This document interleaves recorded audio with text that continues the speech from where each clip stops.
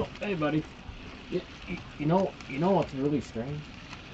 The my cattle locomotive there, the Action Red one. It seems to be like and this has got to be kind of rare for. This has got to be. I just seen that, George.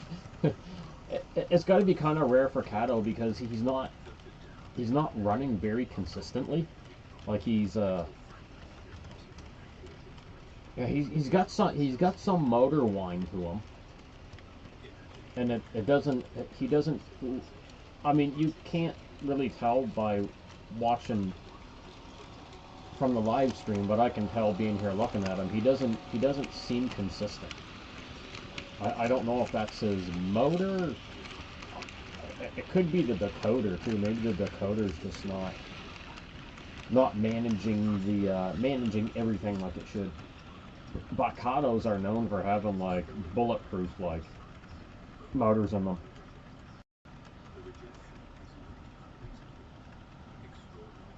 I'll get them going a little bit more. See if you can hear the motor whine.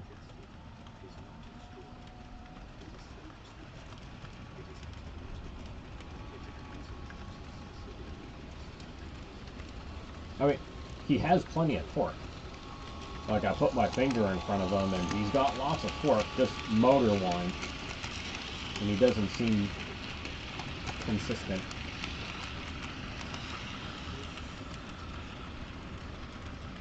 I don't really know if it's an issue. I didn't really talk about it, but the Kato has motor whine. Listen when he goes by.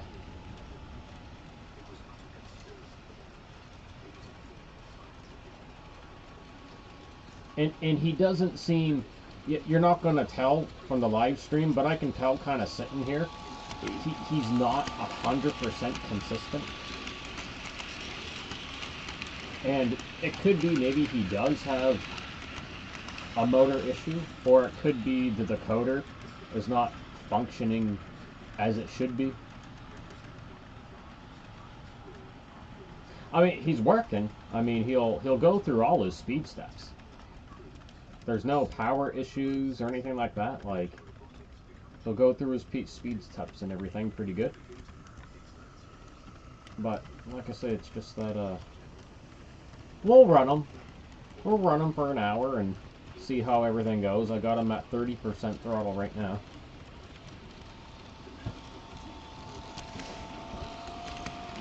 I did, of course, you know, when I got him, he was brand new, never used.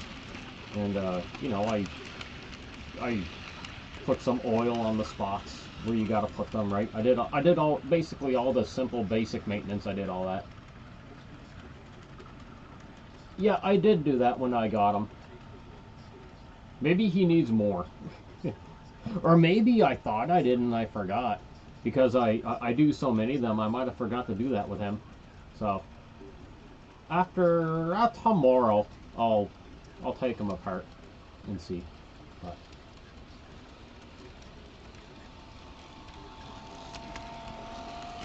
I'll just roll with it for now. I just really wanted really wanted some Action Red this evening. The last stream here, I was gonna run him. I tried to run him on the inside loop, but he won't do the 18-inch radius. It could very well be a bad brush. Could very well be.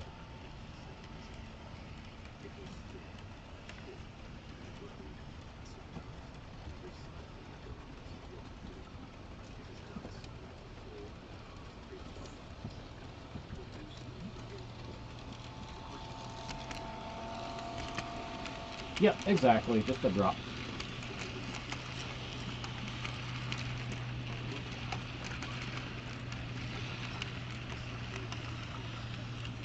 Oh, hey, Jamie. How's it going, my old buddy? How heavy is the snow out your way right now?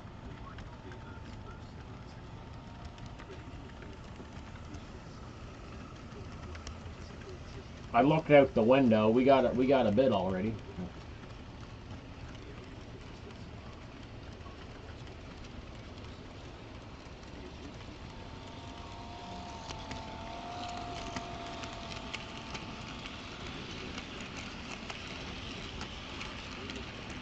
I'm watching random stuff on YouTube. I'm watching a thing about like how possible it could have been for us humans to be like, for example, like as advanced as we are now. Let's say like 50 to 100,000 years ago.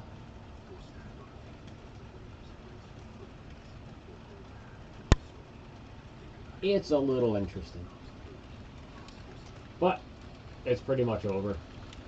So I gotta find myself another rabbit hole to go down. Or Sam's Trains, he unboxed an Athearn Genesis. That could be fun. I like his reviews. He's starting to do North American model trains once a month on his videos.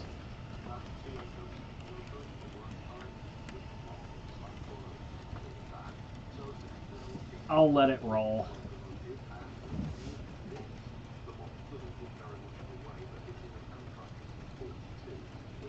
Yeah, it very likely is motor bearing.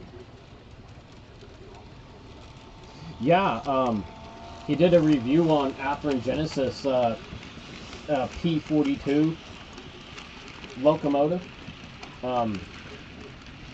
Train World has them crazily discounted, and he had to buy himself one, and he's doing a review on it. Like, I went to Train World and looked at it, and I was like, holy crap.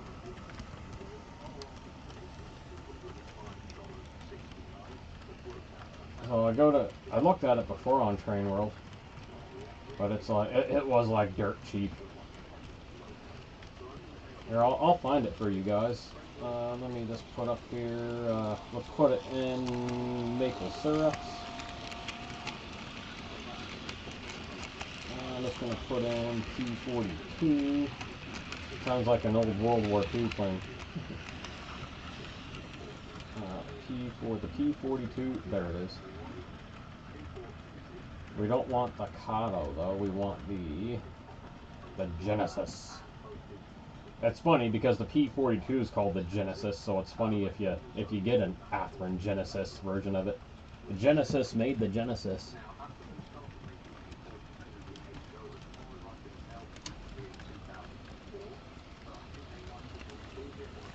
Oh, bro, Jamie, that friggin' rolling in the snow and ball tires, man, brings back all kinds of epic memories. Friggin' David's tires are almost bald. I mean, he got a little bit of something left on there.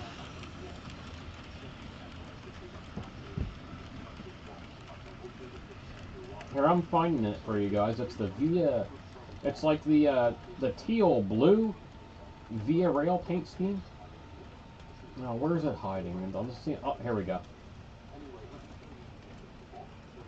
No, wait, that's not it. That's the wrong color.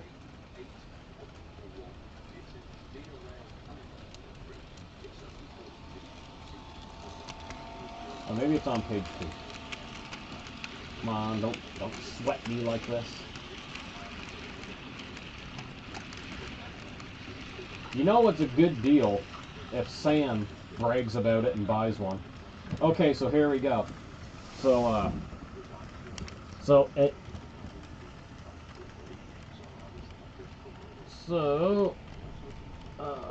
They're maple syrup dollars, if you can see it on my phone. The DCC and sound version of the Athearn Genesis P42 is 205 maple syrups. They've knocked that down so much. They must have an insane overstock. And for anyone that wants DC silent, where is it? 123 maple syrups. If you want a DC, just a DC P42. That is like the cheapest brand new Athearn Genesis I have ever seen at a hobby shop.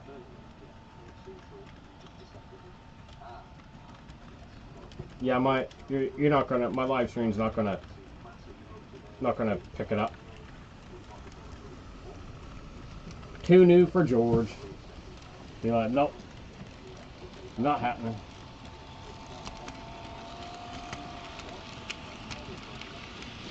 Yeah, I will say that the AC-42 Charger is better looking than the P-42, but in real life, the P-42 is a much better locomotive because the Charger is breaking down left, right, and center and leaving people stranded and all that fun stuff. I know, George. It is super cheap. So if you want to see a better picture of it, George, just go to Train World and just type in P42 in the search until you get like the teal blue, yellow and gray via paint scheme.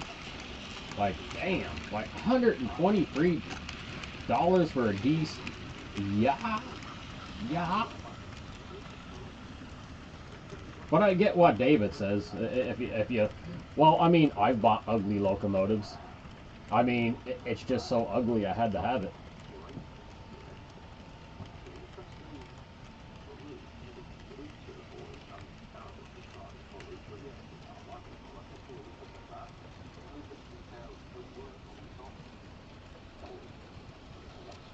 Well, you must be enjoying the you must be enjoying that Genesis 75i.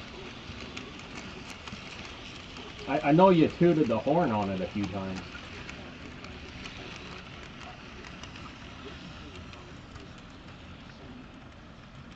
Oh man, Sam is loving it. I'm just watching his review on it.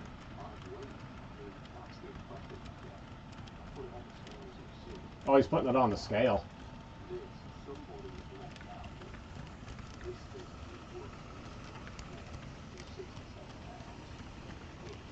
So he ended up only paying 67 pounds for it.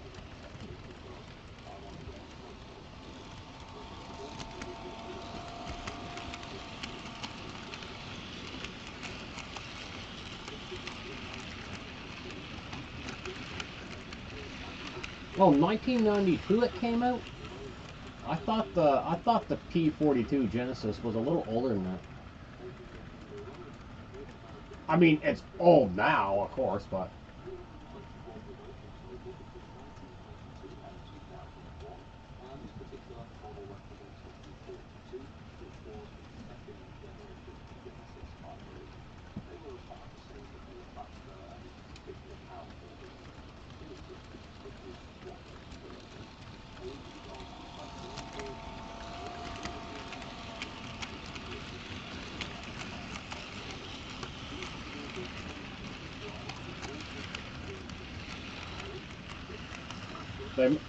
that's all right, man. They must have a crazy overstock that they just can't sell.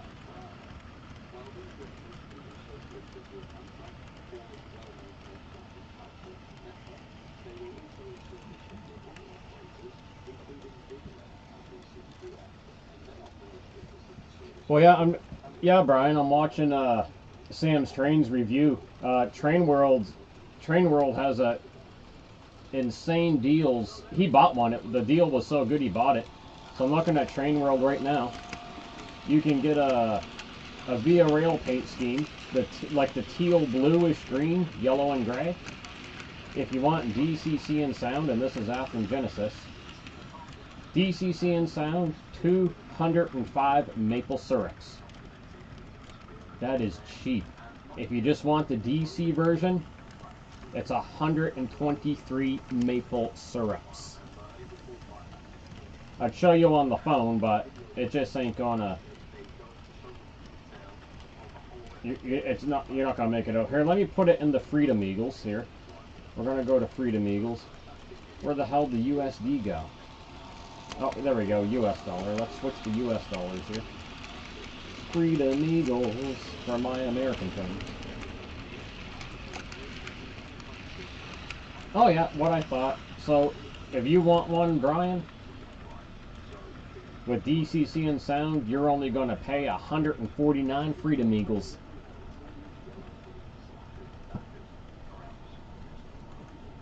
How's it going there, AT?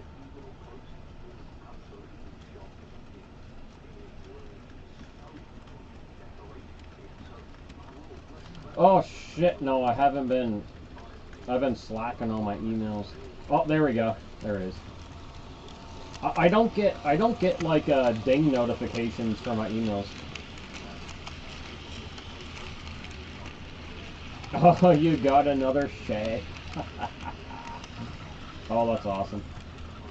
Are you going double head those?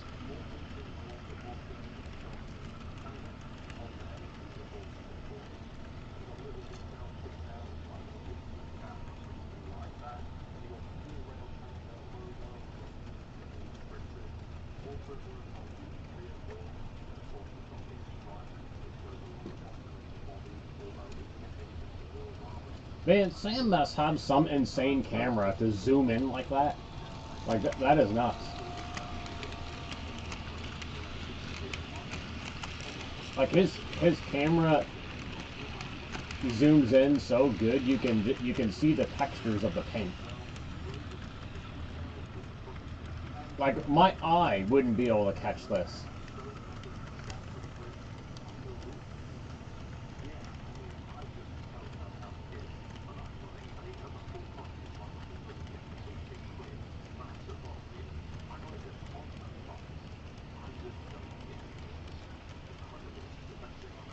He's like I don't get how they can sell it for this cheap. I love it.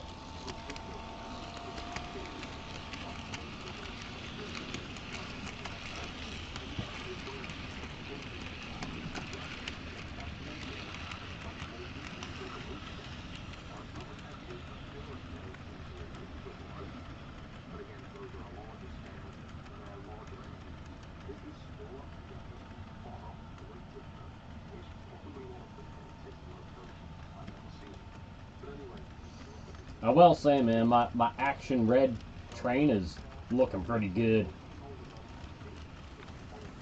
It's like a hot rod.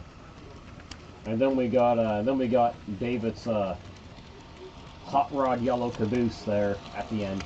It's perfect. I don't think CP Rail even did a red caboose. Not that I know. I mean, maybe they have one.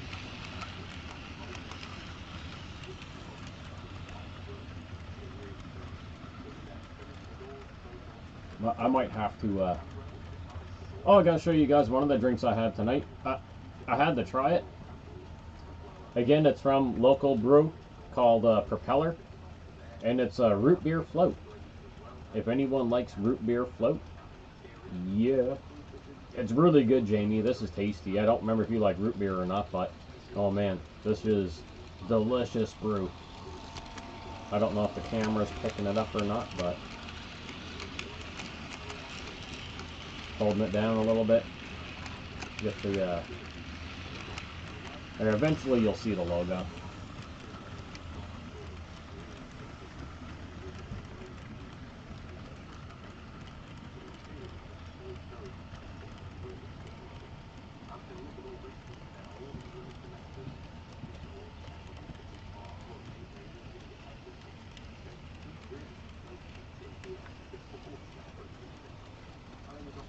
Oh, you did see a red one with the multi-mark. Okay. Maybe find one at the train show. But I gotta say, I love the yellow, the yellow mixed in with the red. I know David wants me to find one at the train show. I think he needs his back really soon.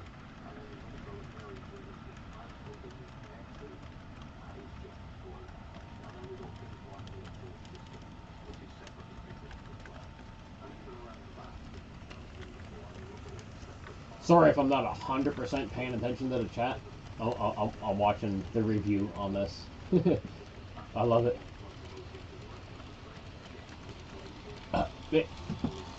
This camera even zooms in on the little micro lettering, and it's legible.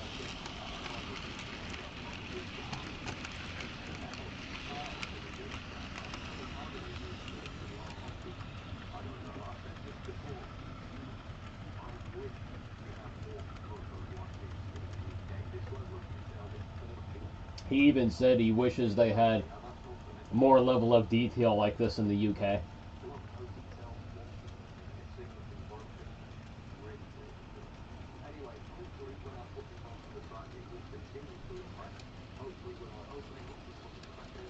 I mean, I imagine compared to other parts of the world, right? Like in North America, we're pretty spoiled, like for the detail quality in our hobby. I mean, if we want to pay for it, we can have like stupid, crazy detail.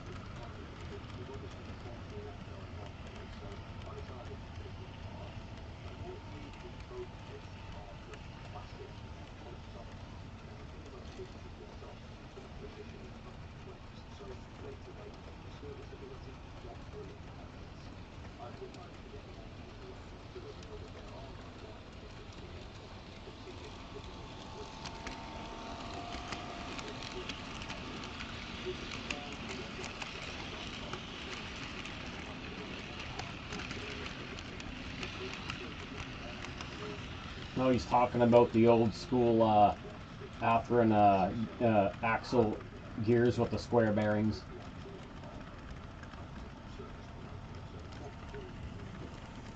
He found it a little frustrating getting the truck covers off, but once you do it a couple times, it's easy.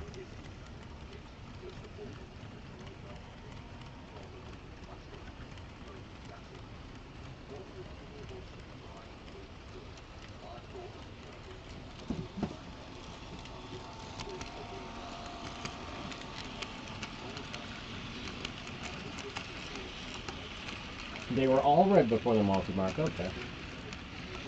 Oh man.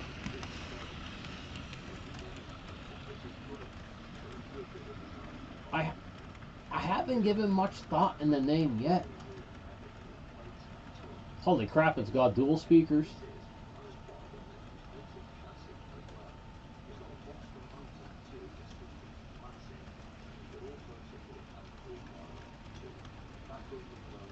He's got the chassis and the body taken apart. Man, the thing's built like a brick shithouse.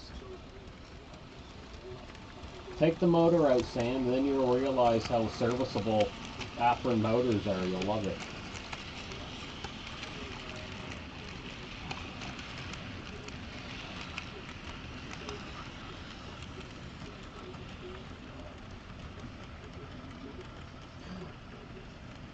Actually, I do like that Northumberland Model Railway because we're all right on the straight. We're on the straight and narrow path. To what? I don't know. I'm on the straight and narrow path to mental retardation, so that's good.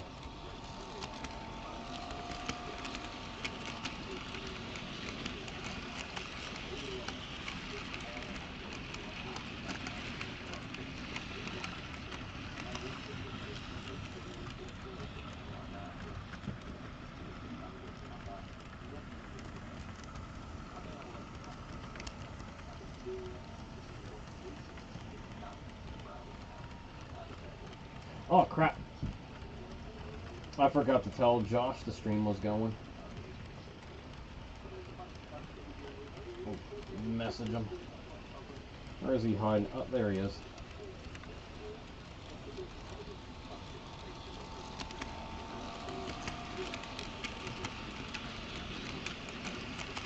There, he knows now. 212. I think 212 knows it's going.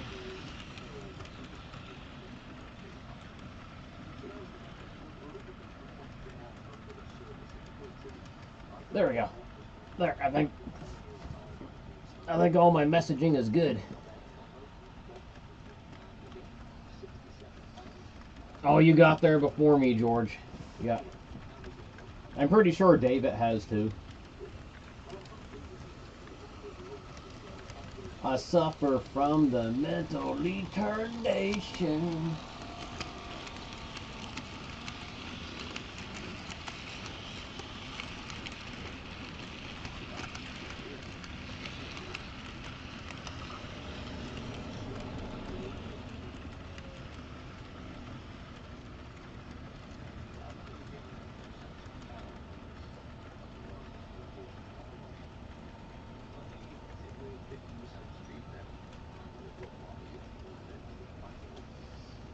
Oh, my phone dinged.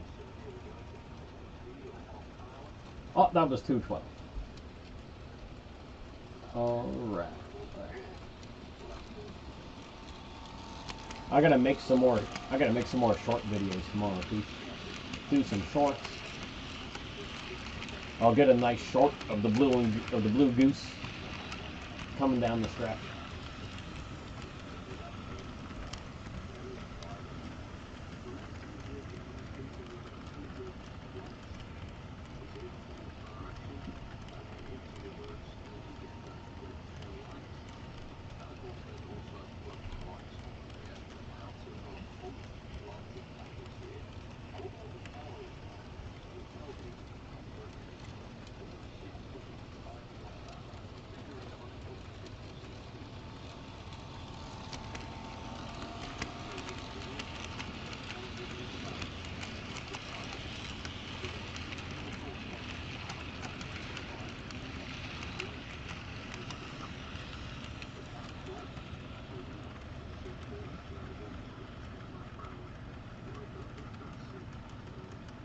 Oh, smoke break for George.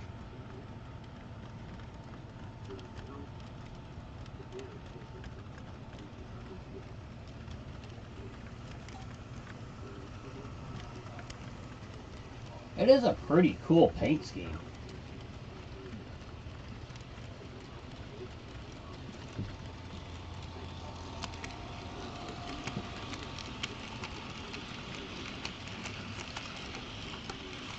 I think I'll put on a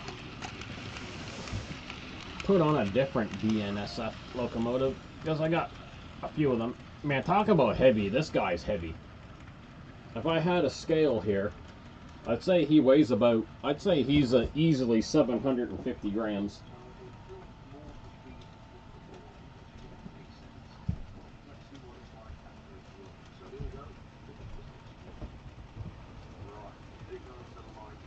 Oh, there's all my BNSF.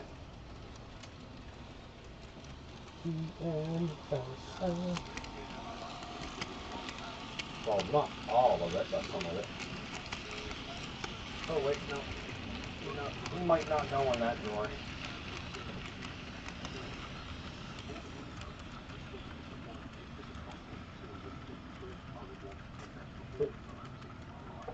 I don't want to break them.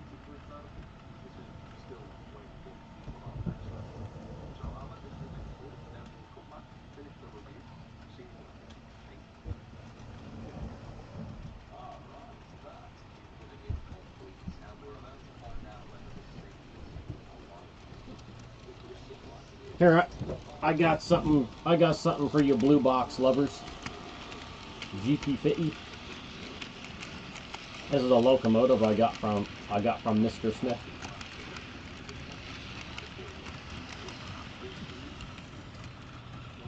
George will definitely appreciate it. He'll probably notice it's a blue box right away. It's like, what? Matthew with a blue box? No way. Well, what number are you, bud? I can't even remember. You are 3125. Oh, excuse me.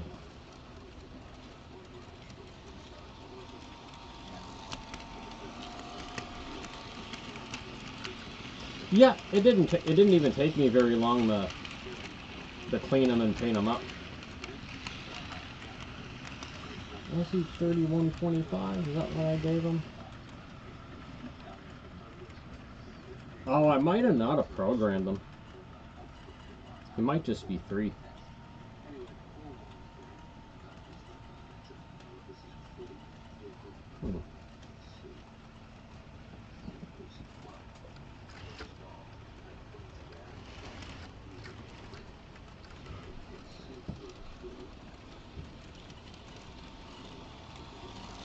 Alright, let me try again.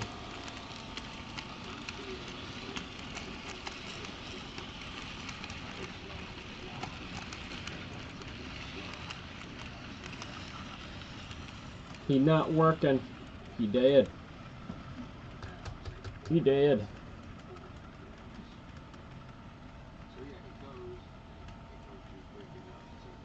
Hey Luna, how's it going today? I'll put them on the program track before I write them off.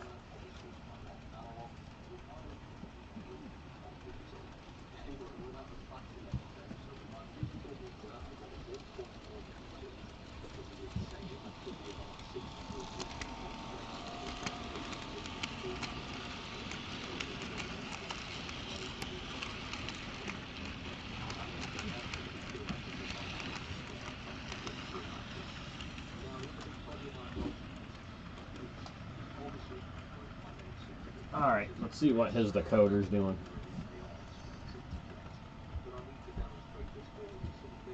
Quick decoder setup. Let's read them.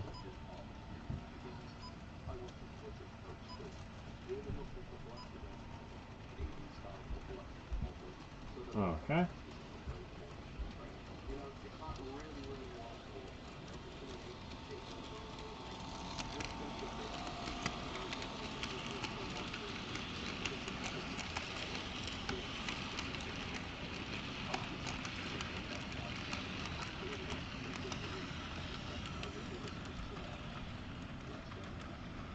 Okay, he read the decoder.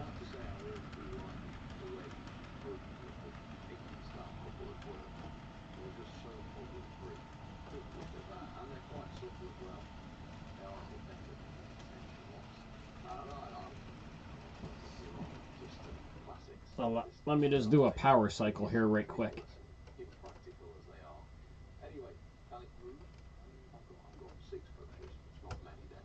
Alright, ye old blue box. Work.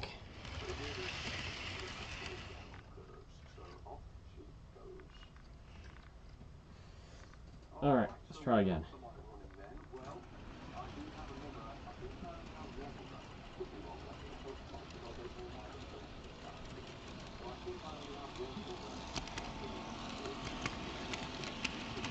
Hey Andrew, how's it going? Trying to get this old Athearn blue box going, but he's completely dead. For the moment.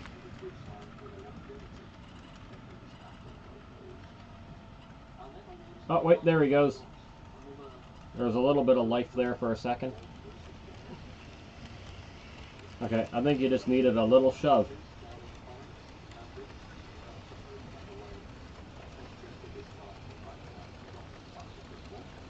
Mr. Smith put a very bright LED in him. It's epic.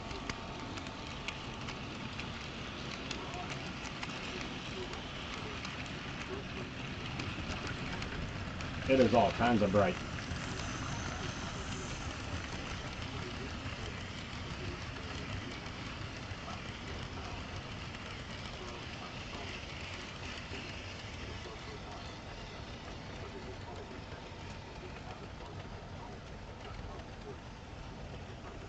Yeah, he just needed a little shove.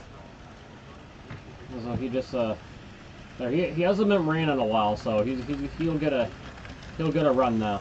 He'll be good once he gets going.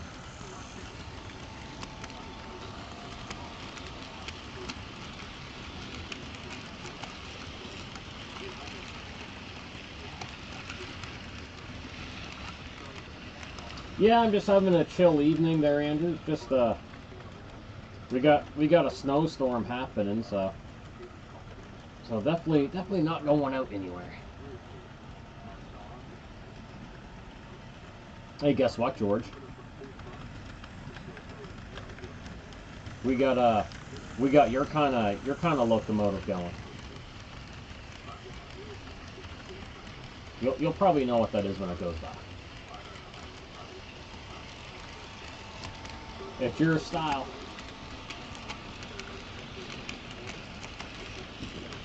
It's your brand name you like. It's a blue box. I got the Burlington Northern GP50 Athearn blue box. The locomotive David gave to me about a year ago. I'll slow him down a little bit. David put a crazy bright light in it. It's awesome.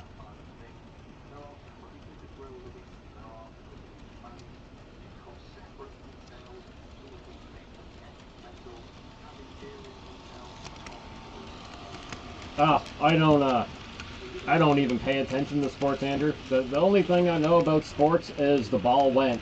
And boy, did I hear the fucking ball go for USA. The ball fucking went, bro. Did it ever go?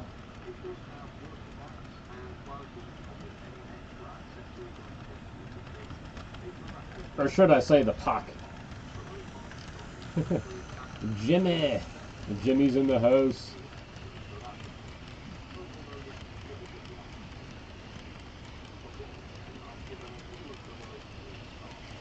But yeah, I mean, me and David and Jim and Jamie, we're all Canadians sitting here, and we don't care about the hockey game. Well, as far as I know, we don't care about the hockey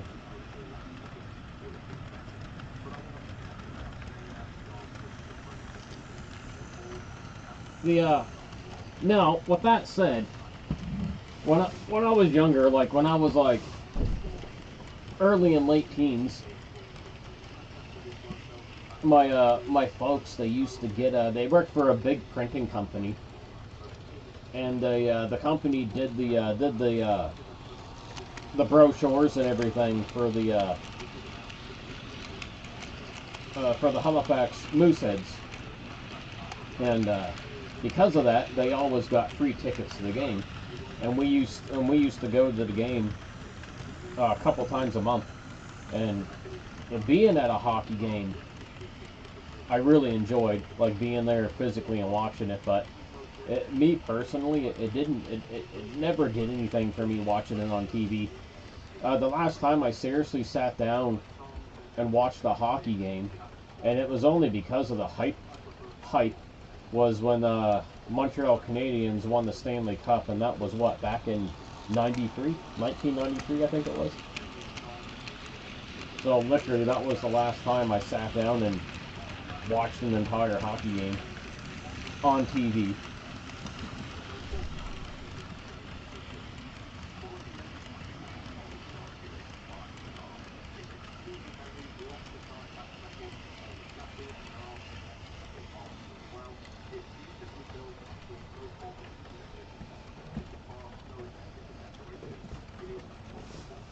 Yeah, a lot of Canadians have, and I don't know why. I'm not like that, but so many Canadians, like,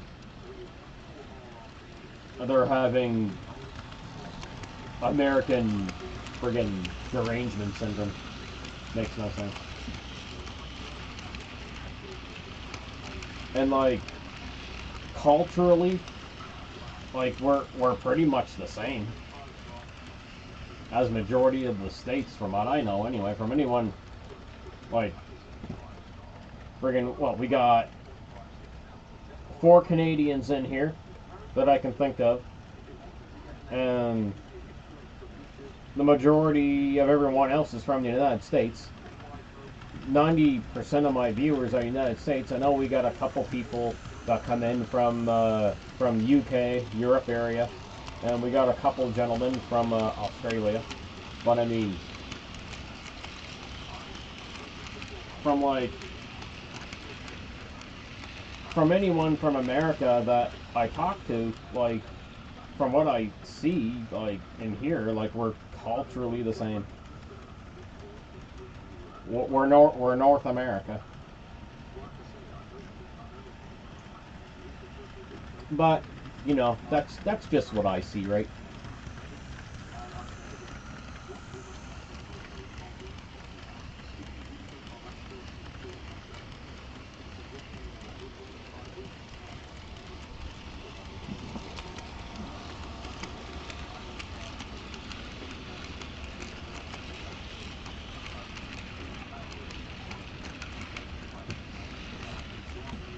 I mean, we probably don't have the players we used to have. I don't know. Like I say, I don't keep up on sports. I have no idea.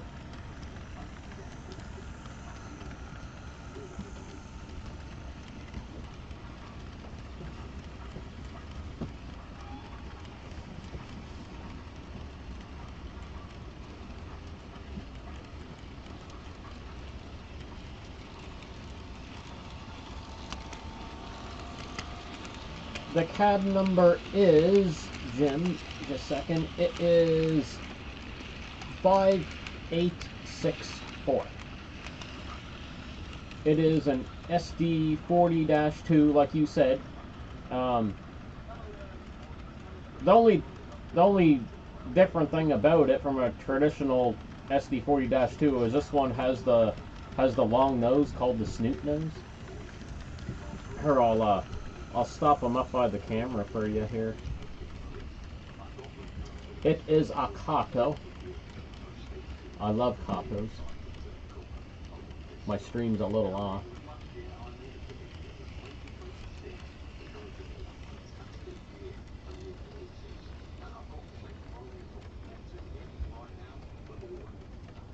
Yeah, you might see the number from there. There, I'll get them going again.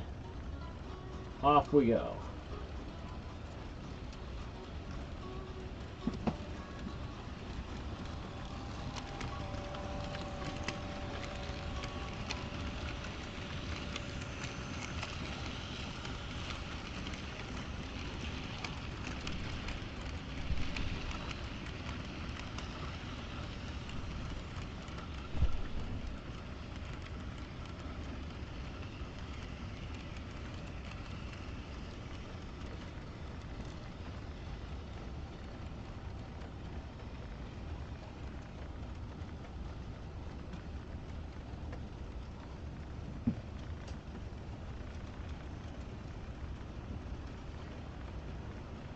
And the GP50 is number 3125.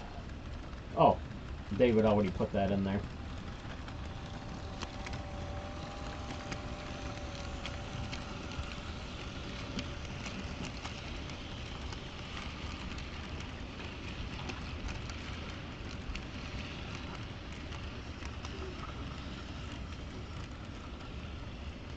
Oh, Mr. Sunshine Baby did a video. There's a lot of crap going on in Mexico right now. So the president's begging Trump for help as the cartels. There could be a little bit of misinformation, but I was watching some stuff, or should I say listening some stuff about it on the drive back to Trailer Town from Lawrence, and maybe what I was watching was wrong. You guys might know more, but from my understanding, the cartels are just shooting up shit, and people be getting killed. I don't know. That's my understanding. I'm gonna see what Mr. Sunshine Baby's saying, but the volume's so low I can't hear it. I'll have to turn it up just a tad.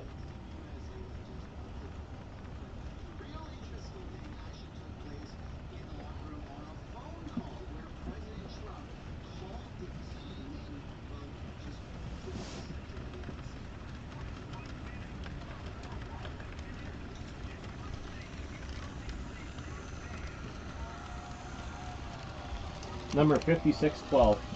I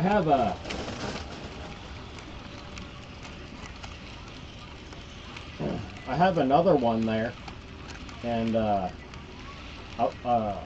Bachmann SD40-2. I actually got it for a gift for my father. I got a gentleman in Halifax who's a professional modeler, and my father's best friend Sandy. He worked for CP Rail. Like, his career was CP Rail. He retired about 10 years ago, but I'll give or take. But when my father would go out to visit him in Alberta, in Calgary, Sandy would take him on the train with him, and one of the locomotives that they just happened to get a lot. And what I wanted to get done, I wanted the model locomotive to look exactly as it did in the photos that my father and Sandy took together with the locomotive and everything. And the road number, so I sent it to the gentleman. His name's Tim. He lives in Halifax. And he did up the locomotive so amazingly. He changed the number to the number of the locomotive that they were on, and did the weathering like exact, like literally to a T to what it looked like in the photos. It was absolutely bonkers the work this guy can do.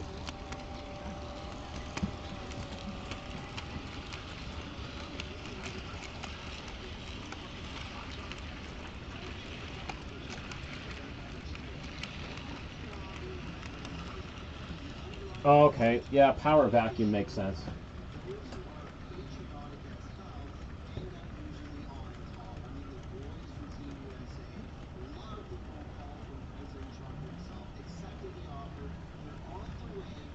I guess it, from what I listened to earlier on the hour drive back to Trailer Town here, is that a lot of Canadians are stranded in Mexico because the Canadian flights won't even go there. Well, I guess they can't because the cartels are shooting up the airport.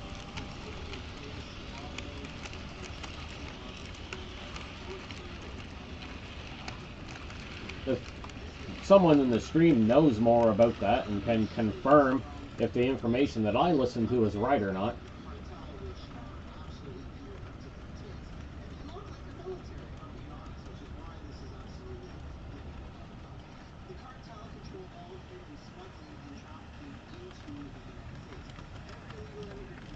But it definitely sounds like scary stuff, man. Hey, Strasburg, how's it going there, buddy? Yeah, Jim, this guy, Tim, he, oh man, he does amazing work. Like, it's phenomenal, mind-blowing. Like I say, he's a professional hobbyist.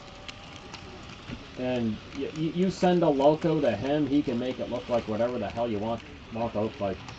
And not just locomotives, like anything, like model cars, model planes, and people send stuff to Tim, like all over Canada. People from the States send stuff to Tim. Tim's the man.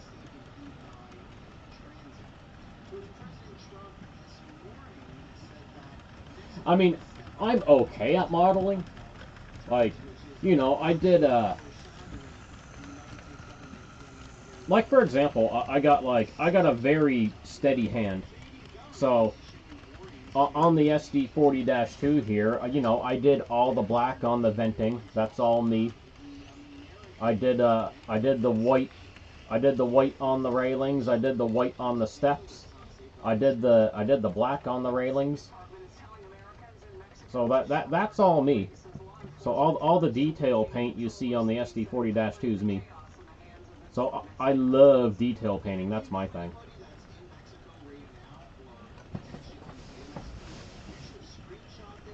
You might not even be able to see it here. I'll just show you. I'll hold them up to the camera as best I can. So yeah, the steps, that's all me. Like I say, I like doing the fine detailing. The black on the venting, that's all me. The black on the railings here, that's all me. White on the steps, all me. Little bit of white up here. It's loads of fun.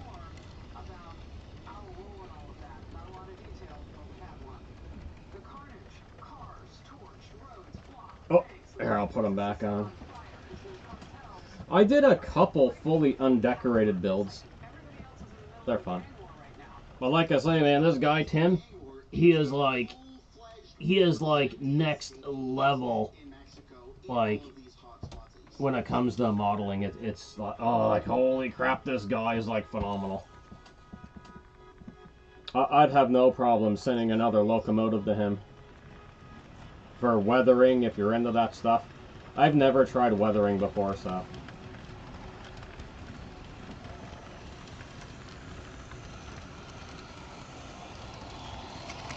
Yeah, George, I imagine you're pretty phenomenal at it.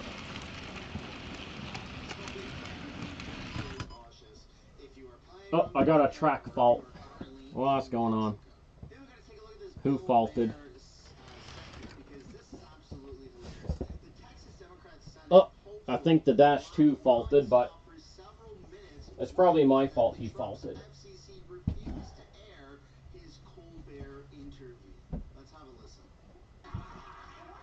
Let's see what I did.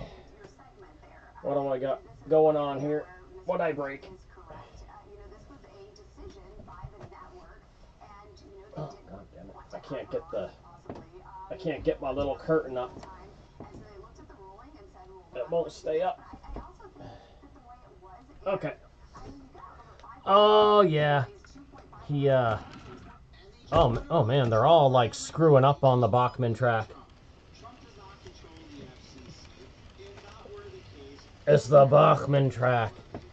Going bonkers.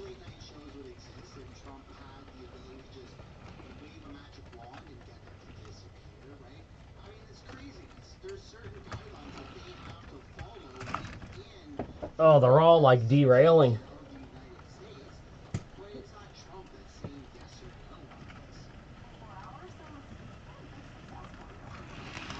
I'm not sure what's going on. What caused that? I'll just fix them up right here. Might as well while I'm here. Yeah, I can't even explain what caused that. It's just, the crossover's not flipped.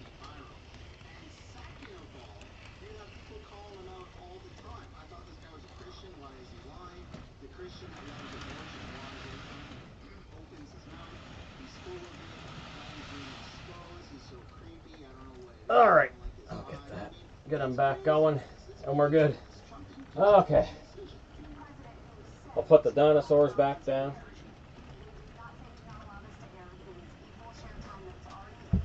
There we go. Alright. Joey's still on the train, so we're good. Now let me cut power for a minute. I may not have gotten the rear truck on correctly, so that it might be my fault.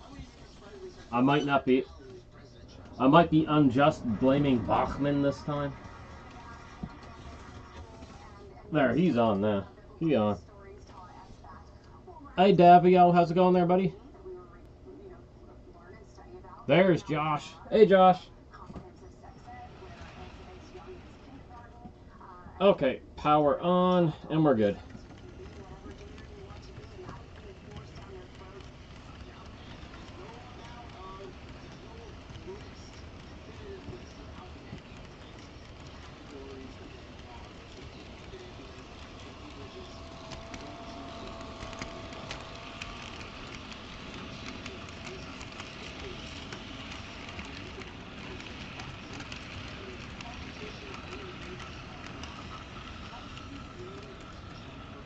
There we go. We're rolling again. I think we're good. I think that derail was my fault.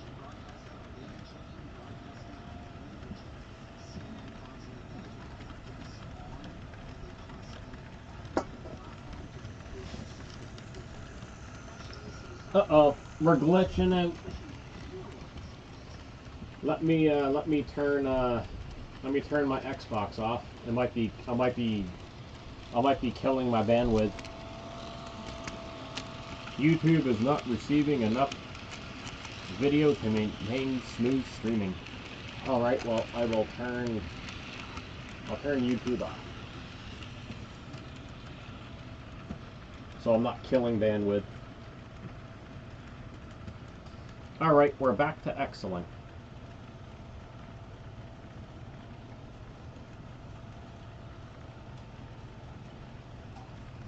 Oh yeah, man, those are all my ore cars.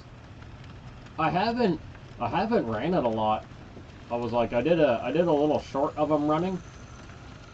That I do believe was on. I think I uploaded that on Friday. It was either Thursday or Friday. And I was like, when I get back here to Trailer Town on Monday, I'm gonna run them on the live. And that locomotive has to be on the outer loop because he doesn't like 18-inch radius. So outer loop for him it is. I just had YouTube going in the background there, Strasbourg, but I shut it off because I was using all my I was starting to use up all my bandwidth.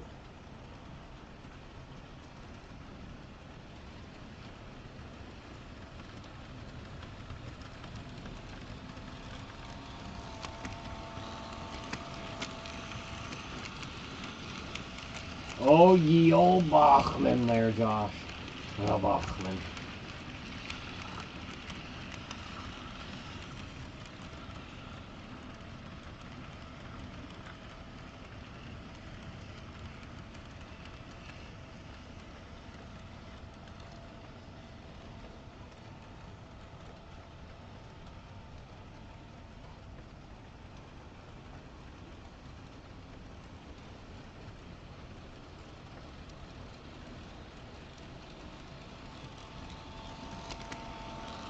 Oh no! Oh, there, we glitched out for a second. It came back.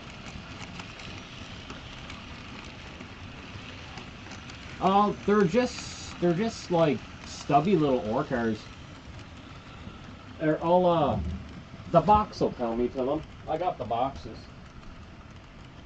They are.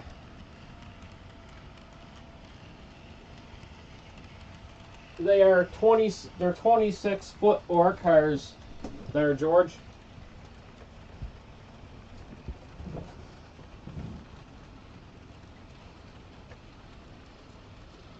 Yeah, just 26 footers.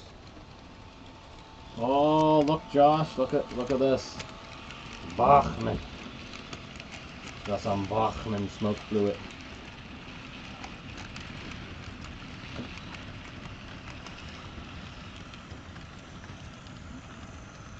Yeah, it's everything was going smooth for the first hour, and now it is. The quality is saying it is poor again.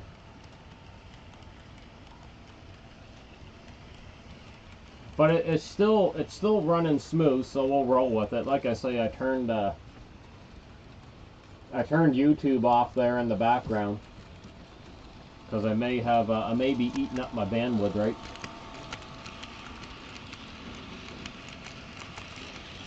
There, and it's back to excellent.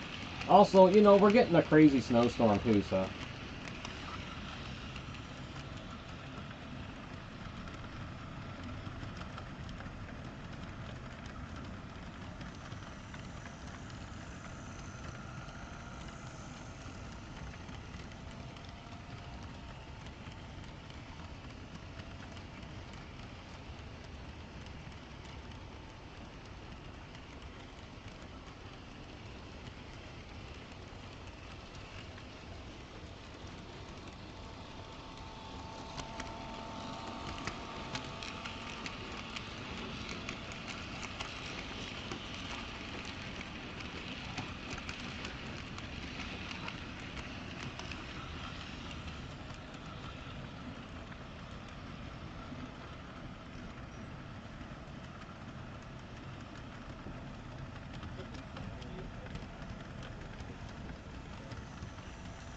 Oh, I got a message. Got a message.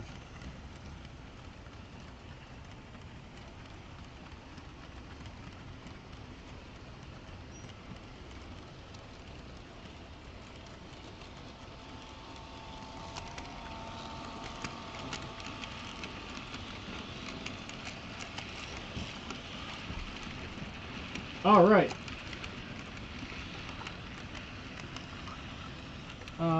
Okay, the red ore cars, the Action Red, they're 26. The black ore cars here are... Oh, hey Lone Wolf, how's it going there, buddy? Okay, hold on a second there, George, I got confused. Okay, I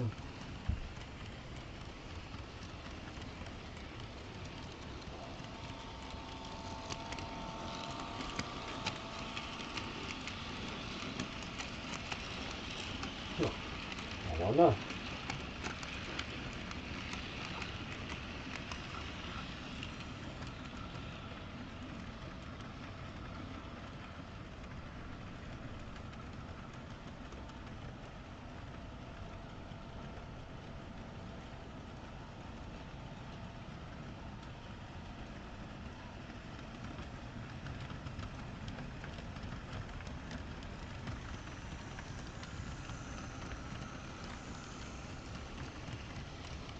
So for the And for the red ones here, it just says they're 26-foot ore cars. The black ones, these black ones here, it just says they're 70 ton. It doesn't say how long they are.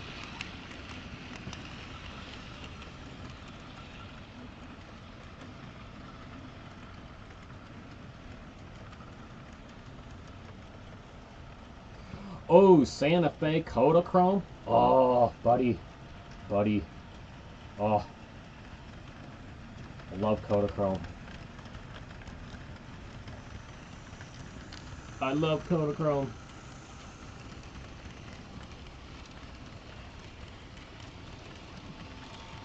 Well, Lone Wolf, you just hold on 1 second. I got something you're really gonna like there, bud. Hold up, since I'm running BNSF. Bear with me a second.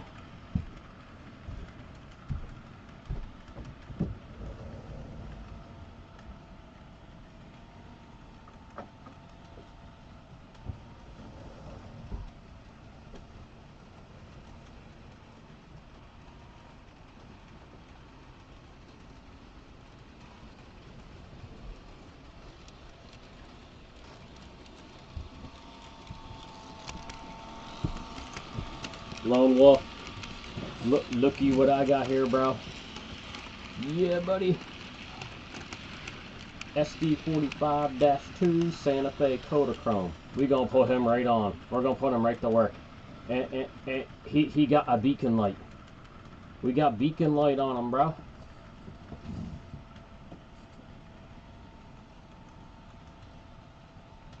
Oh, you got even smaller ore cars. Alright, I'm just gonna cut the power for a minute. We'll put this beautiful Genesis Kodachrome on, because we are rolling BNSF. Uh-oh. Oh god, I hope it comes back.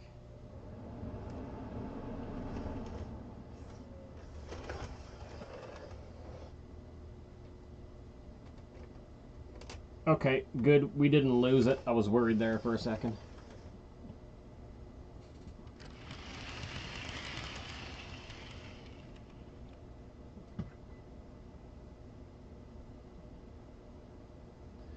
Alright, Mr. Kodachrome is gonna get going. Alright, what number are you?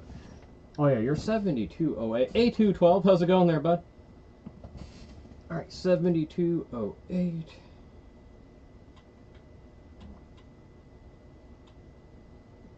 Alright, we're good to go.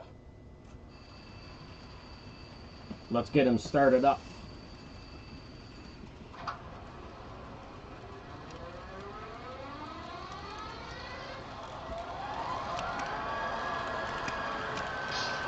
Oh yeah, listen to that beautiful turbo diesel.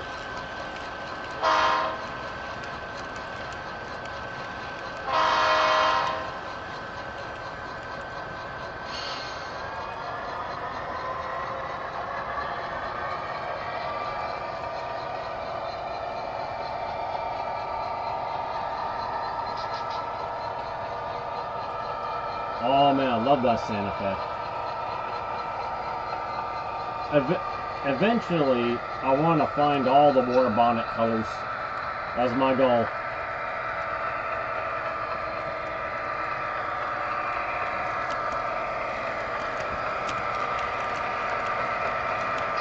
I'm trying to remember the number for his beacon light.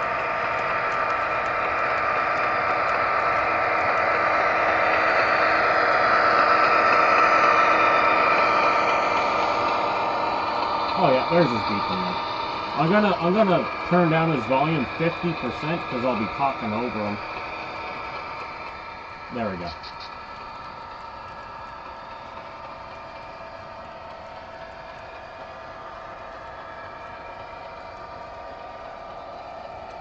$37, $39, and 24 footers. Yeah, I wish I knew what the black ones were, but it just says 70 ton on the box. I might have something else to go by. So, if the coal loads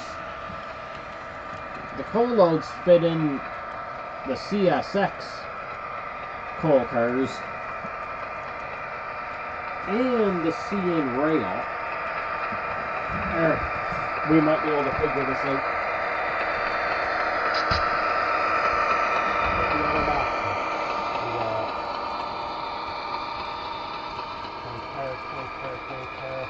Hopper. It doesn't tell me.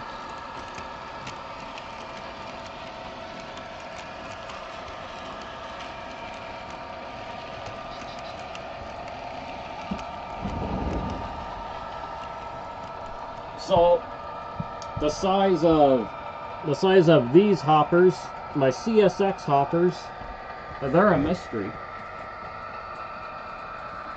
And my Canadian National hoppers are a mystery. So we just don't know.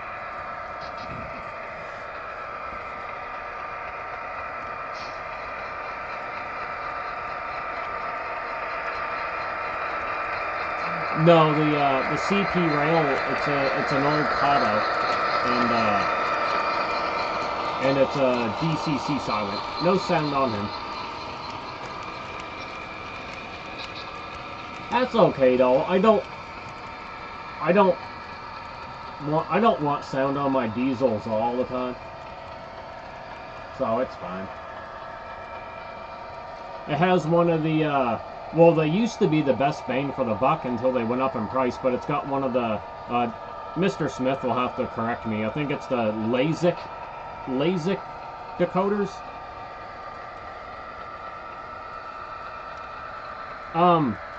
Hell no. All the card numbers are the same.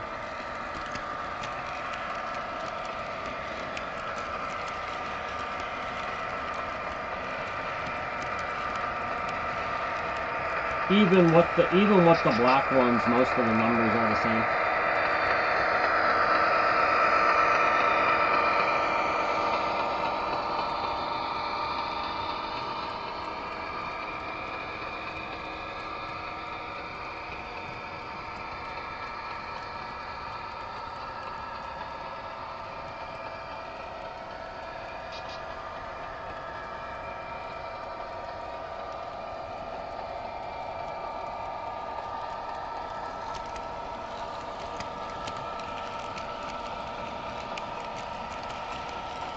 Oh, I forgot what I was going to say again.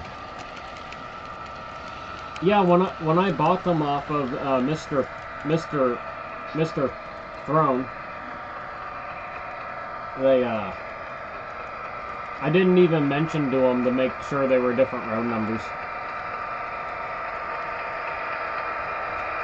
because some of them do have different road numbers and some of them are duplicates. So if I was specific when I bought them off of them, I could have got the road numbers, but I mean, it does not bother me one little bit.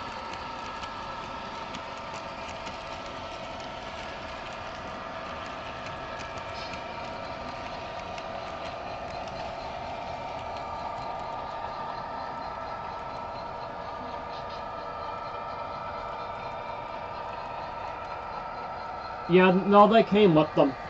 The gentleman there I bought them from, he put the ore loads with them.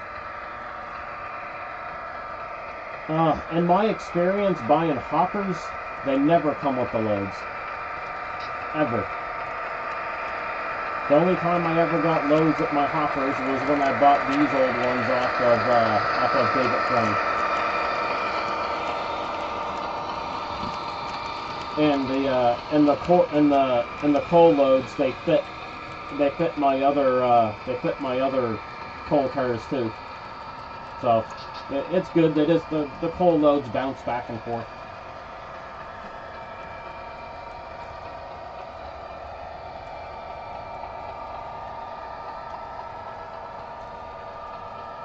Well, I was thinking that, David. I was thinking about 40 feet. I was like, they gotta be around 40 feet. So my NS hoppers, they don't come with coal loads. Like, yeah, so my Burlington Northern, what do they call Vectorns, didn't come with loads. So no, like any of my coal cars that I've gotten from let's say Otter Valley, they don't come with loads. Maybe it's just the super high-end ones, or maybe it was a thing back in the day, I don't know. I couldn't tell you. Oh, I forgot, guys. As per tradition, especially on my Monday evening streams, as per tradition, I got myself some Railway IPA. I'm gonna crack it open.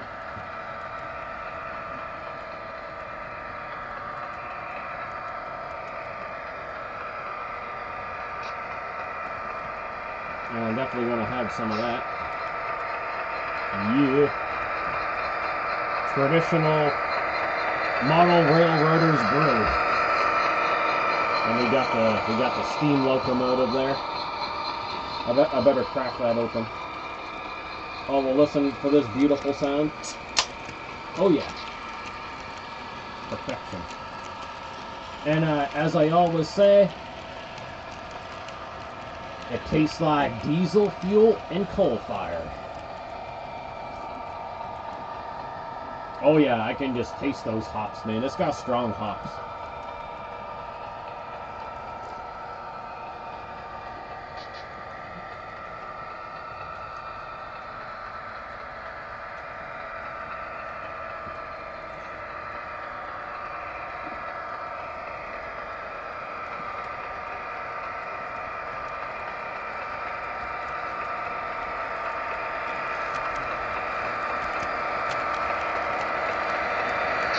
Oh crap.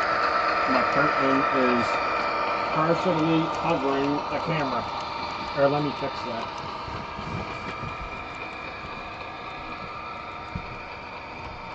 It folded in on itself.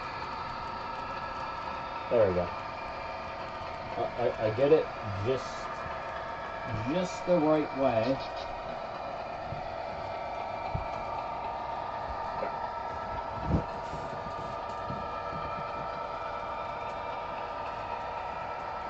Just the right way, and I won't block the camera.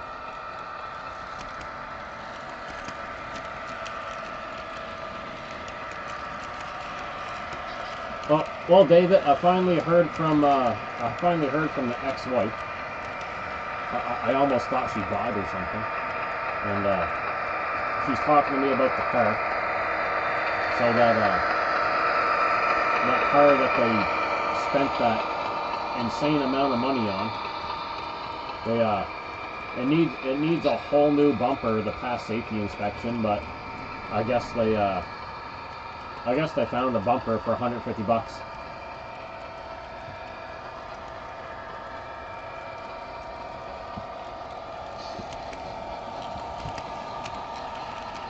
I mean, I'd never in my life would I ever spend $4 grand on a car that's not safety inspected.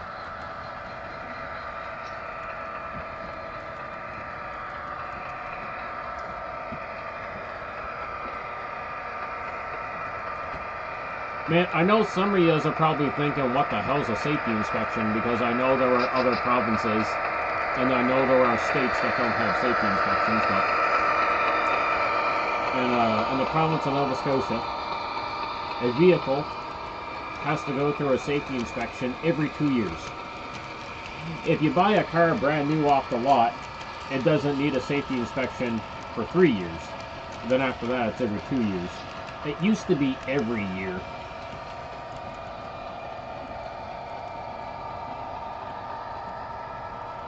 The only vehicles that are exempt from a safety inspection in the province of Nova Scotia are antiques.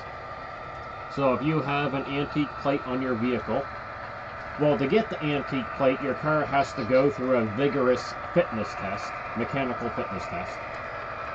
And when you pass that, your vehicle, you can have your antique plate, and then it is exempt from safety inspections as long as you own that antique vehicle. And I can attest to all this because my motorcycle, it has antique plates, and my Cadillac has antique plates. So, yeah, there is a vigorous inspection that they go through.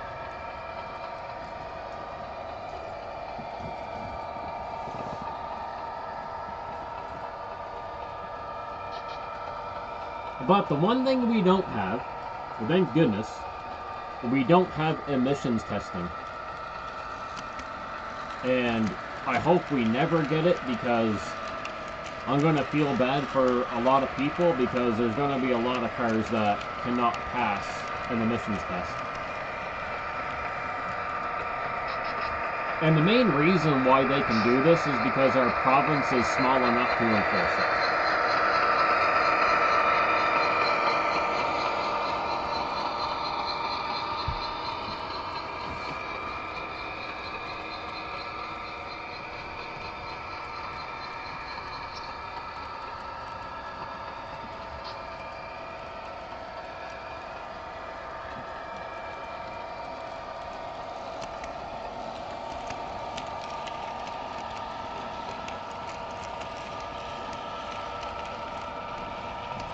Like out in Alberta, there's no safety inspections. Oh wait, I lied. If you move to Alberta, you do have to have one provincial safety inspection. Oh, Jamie, I hope to God not. Like man, there's gonna be like, I think majority of the garages don't even want to have to deal with that. That's just, oh, craziness. Like I hope we never get it, but we probably will, because, you know, we're small enough to enforce it.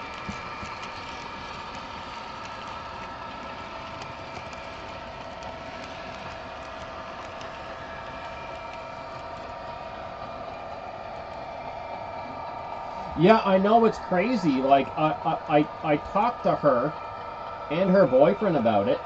I was like, my good buddy David has a 2012 Murano, fully loaded, platinum edition. It's in mint condition. It's got a brand new safety. It's got brand new winter tires, brand new friggin' brakes. And I was like, you know, he has it up for $5,500, but, you know, because, you know, he said he'd sell it to us for $4, right? And no, they didn't want it. And then they went and spent $4,000 on a same brand name, a Nissan, but a car that didn't even have a safety inspection and has a crap ton of things wrong with it. But I mean, in the long run, David, I mean, you got more money in the long run. But I mean, that it was very nice of you to offer that to them, but yeah, they were silly for not taking it. That Murano's nice. Like, that's a nice SUV.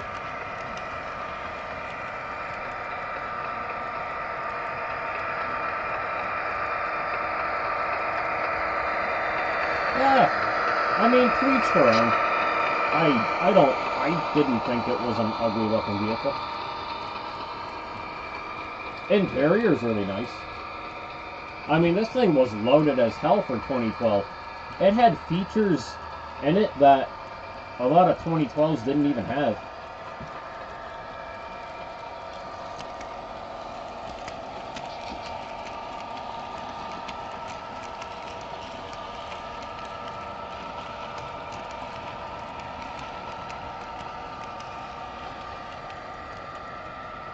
It was peppy too.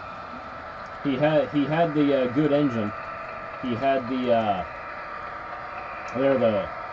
3.5 liter V6 with the 280 horsepower, and it was all wheel drive. It was peppy. I mean, I drove it. It was peppy as hell.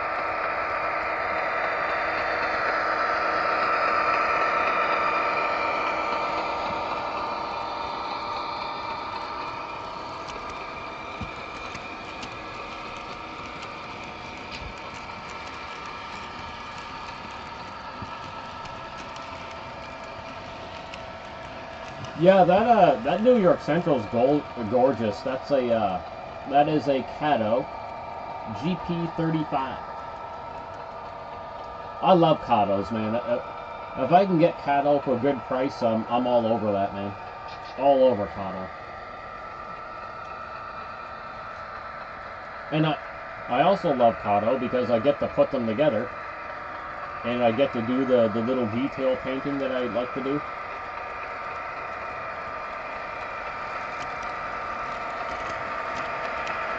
Yeah, that is what Andrea told me too. They're like, we really want something easier on feel, which the Nissan that they got is, but oh my goodness, was the thing rough. Like, I wouldn't have even bought it, but that's just me.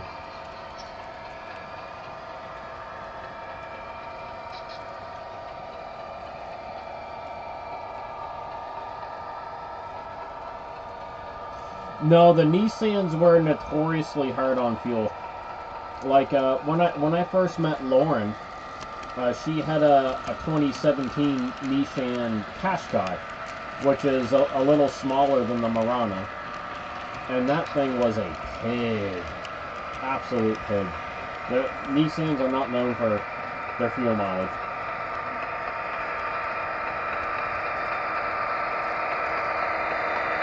And she always wanted a Turbo Civic. That's been her dream car for a while. And I just went up to the local Honda dealership here one day. And this was in 2019. It was around March 2019. And they had a 2018 there on the lot with, goodness gracious, only 20,000 kilometers on it, not much. And I told Lauren about it, and she's like, I wonder what I can get for trade-in. And he's like, we can find out. So she met up with me, and we took the Turbo Civic out for a test drive, and she loved the hell out of it. I was like, Lauren, I was like, put it in sport mode and step on the fuel on this on-ramp here, and oh, she loved it even more after that. And so no, she got her trade-in. They offered her a trade-in value. Her Murano, like it was bought and paid for. Like she's really good with money. Paid cash for her cars, right? She saves all her pennies. But she got trade-in value for the Murano, $17,000, and then the Civic was like $20,000. So she just like paid the difference. Oh no, it might have been 21, but she paid the difference. But no, the Civic is phenomenal on fuel.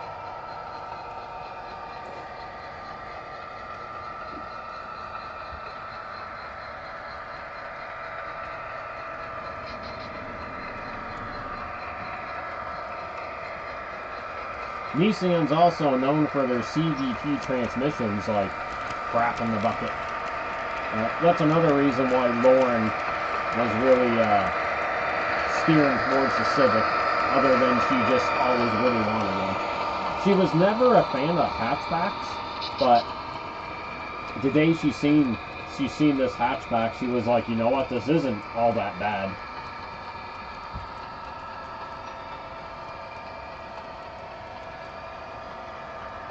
Oh yeah, dude, I've Lone Wolf, I've made some handrails from scratch too. It definitely, and little grab rails. Little grab irons. I made little grab irons from scratch too. It definitely, just don't end up beating your head off the wall or something.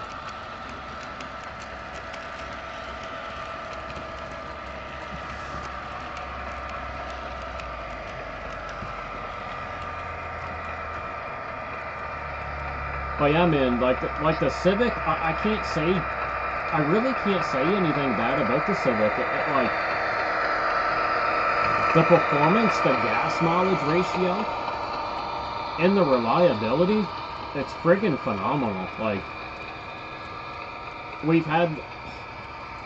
I've had the Corolla since brand new. She almost had the Civic since brand new. It was like, really close to brand new when she got it. And both those cars, you know, knock on wood, I'll do now. They have never broke down, never left us stranded. They've always passed safety up to this point, and they're both 2018s. I can't say anything bad about the Corolla or the Civic. And you remember me back in the day, Jamie. You remember I used to hate Civics. Like, I freaking hated them. But I don't hate them anymore.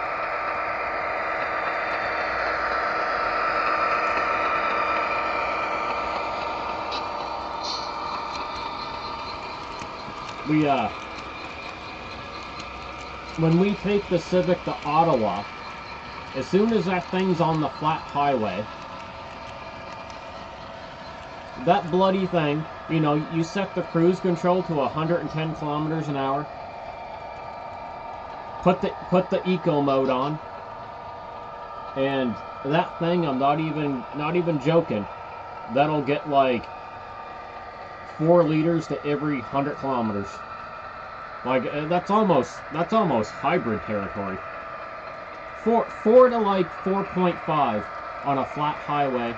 You know, once you get out of hilly Nova Scotia and you're on the flat highway, friggin' absolutely phenomenal fuel, that thing. The best I ever got the Corolla, and this is really good, I've gotten the Corolla down to 5.2. Going back and forth from Stellarton to East Andy Kanish, which is a 200-kilometer round trip.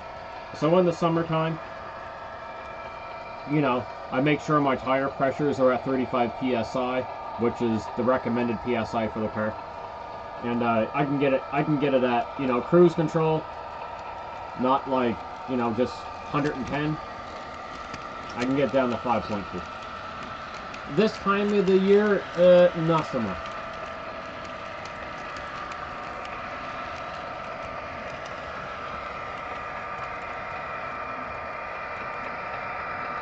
Now the Cadillac, for what it is, really nice highway mileage. I don't remember what it is for every 100 kilometers, but it, what the hell, Lauren calculated it at one time. God, I can't remember. I know it can get 32 miles a gallon on the highway, so that is... She did the math one day. What is that? 32 mpg to... Yeah, okay, yeah. Yeah, about... So the Cadillac on the highway can get 7.3 to every 100 kilometers, which is 32 miles per gallon. That's, you know, cruise control, 110. You know, not like fucking ripping down the highway or anything.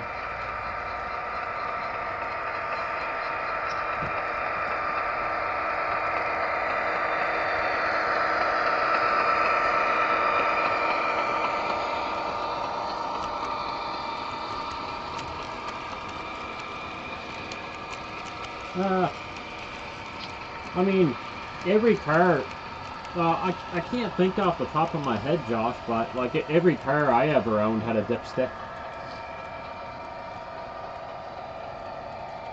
Even my manual transmissions had a dipstick.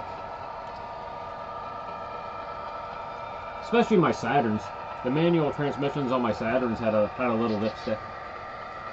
I don't know if my Corolla has a dipstick for the manual transmission. I honestly never looked. I'm sure it's got a little something similar.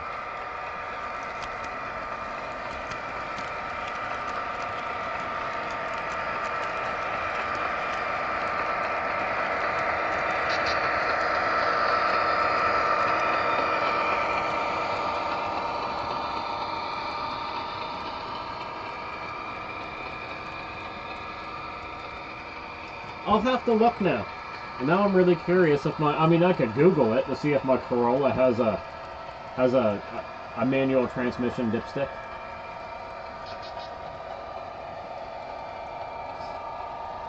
But man, what's really great about the old land yachts that me and Clinton drive is you know, a big reason why the front end parts on these cars last forever is because you can grease them. They have little grease nipples. Modern cars now, I don't know when they stopped doing it, but they don't have grease nipples. Like you can't regularly grease the front end on them. I mean, you could with some great difficulty, but not like the old land yachts. So, you know, when the you know, the old land yachts, when you take them in, you know, when you take them in for an oil change, you get the front end greased too, because they got little grease nipples for the front end. So that's for your, like, that's for your upper and lower ball joints and stuff like that, right?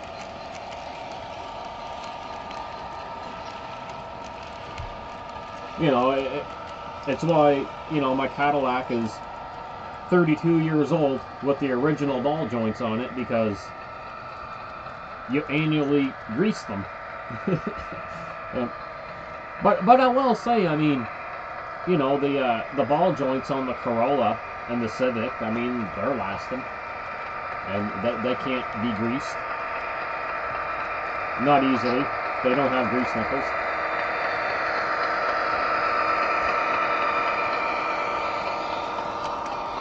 You'd have to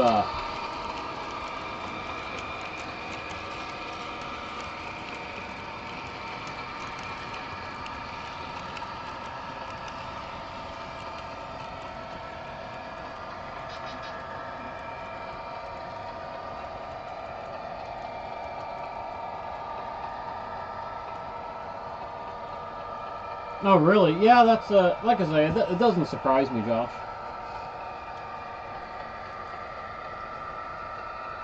Now, all my big Chevys I own there, Brian, they all had grease nipples.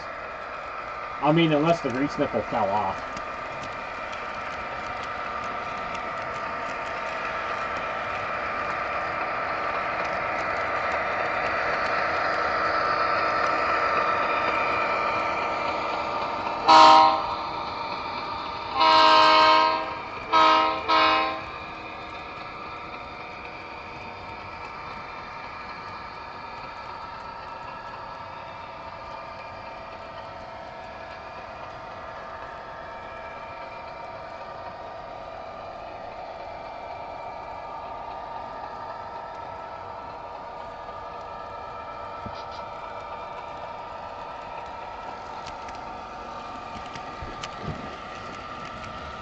Well, I might have to do a quick about the transmission dipsticks. I might have to do a quick Google search.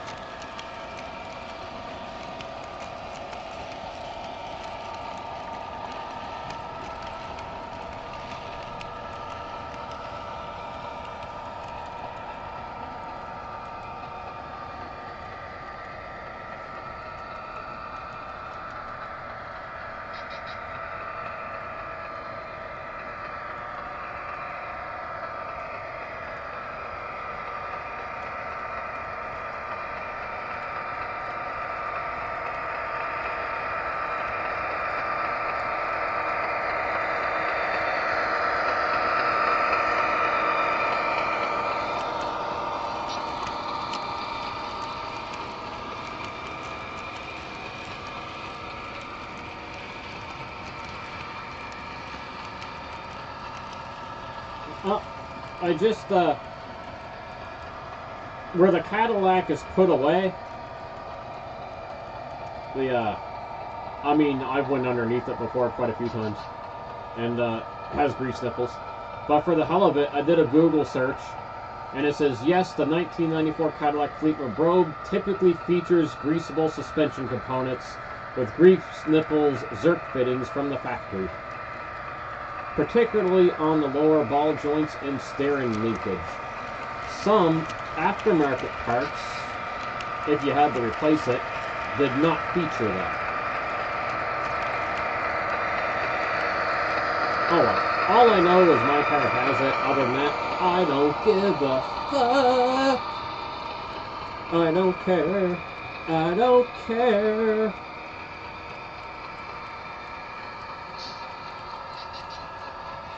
It works. It ain't broken. I'm happy.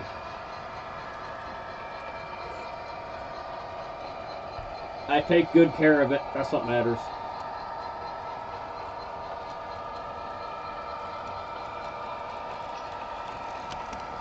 Alright, now the Corolla. Oh, I better check the chat.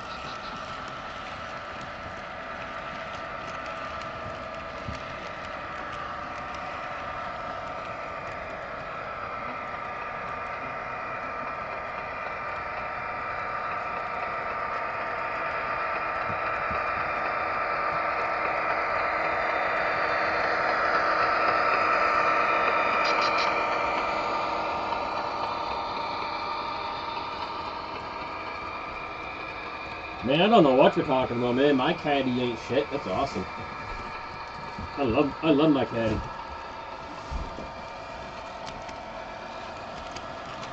But I just booted my tripod with my foot. Alright, let's see.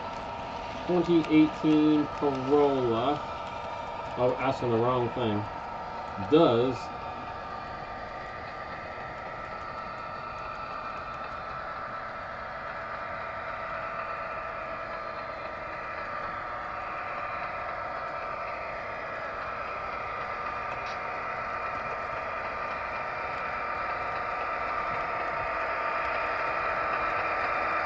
the 2018 Corolla does not have a transmission dipstick. Well, that's with the CVT. Oh, or the manual, which lacks a traditional dipstick for user level checks.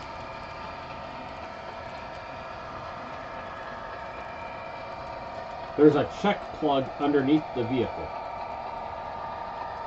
Fun, fun, fun, fun. Yeah, Josh, my Corolla ain't got no transmission dipstick.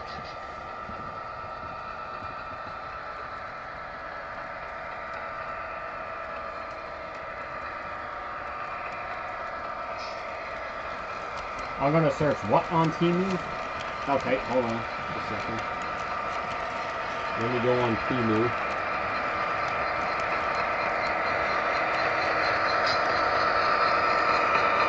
Am I going to get a virus on my phone? Am I going to get an STD?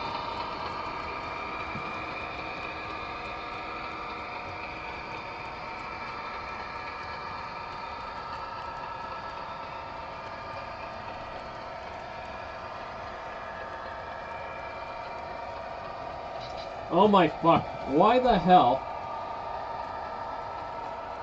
I'm getting some stupid pop-up. I mean, Temu's already given me viruses. Holy crap. Why, David? One of the things that pop up, limited time deal, I can order fake titties and fake pussy and stick it on my body. That's the first thing I friggin' see when I open up Temu. Fake pussy and fake titties. Yay, I can go buy myself some fake titties and fake pussy. I'm gonna get right on that.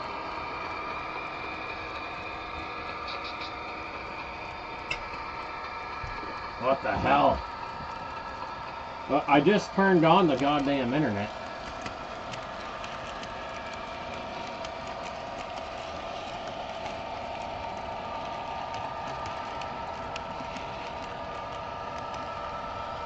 Okay. Alright, David, what am I looking up?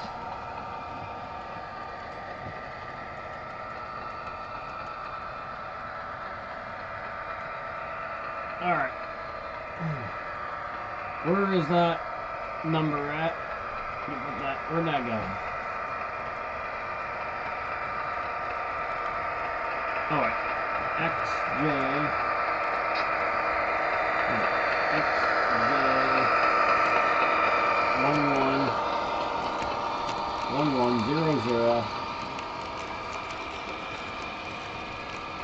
6858 6858 search. I'm getting no results. Did I do it right? XJ 110068. Oh, frig. I put 69. Derp. Derp, derp, derp, derp, derp.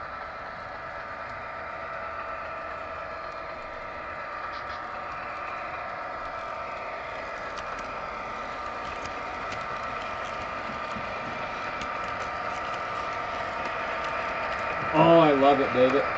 It's a sign that says you can't buy happiness, but you can buy model trains. And that's kind of the same thing. Sweet.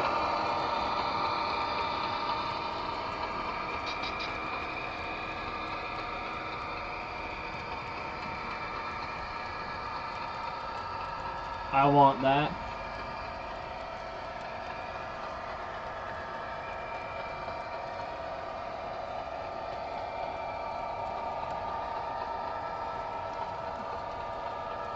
Like you say, this is what happens when you go to Bombay butts on your cell phone. Yeah, I'm gonna order them fake titties right up. I'm gonna get those right now. Why not get myself a fake the JJ too while I'm at it? 55% off. Yep. Sure.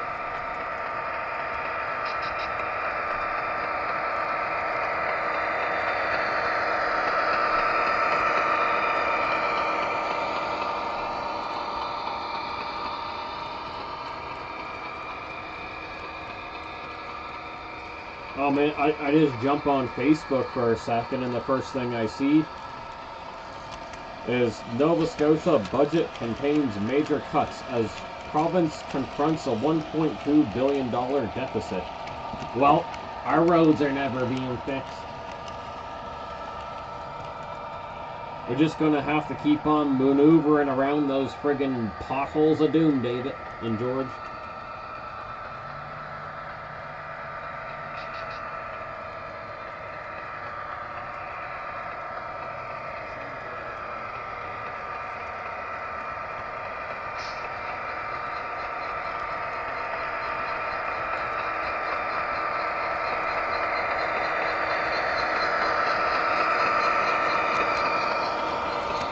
Craziness, man. I want some chips and dip, like right now.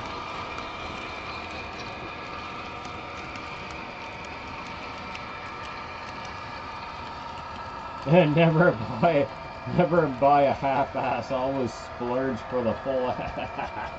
Oh, I love it.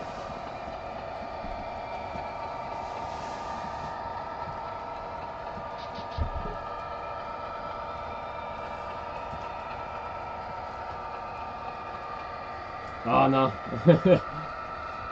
Get the whole package deal.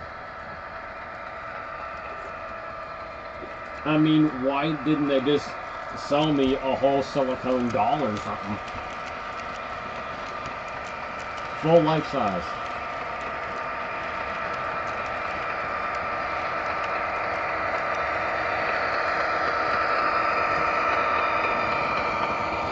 Oh yeah, they've taken over the world. Alright, I want some chickies.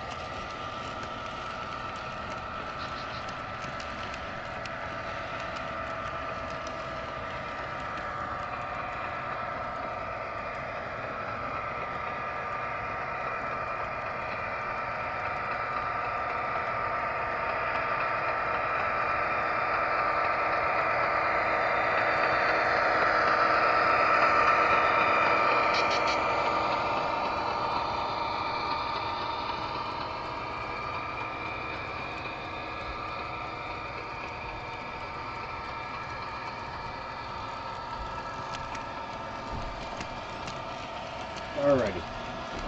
I got some chips. I got some dip. I got some beer. I got model trains and a live stream. Good to go.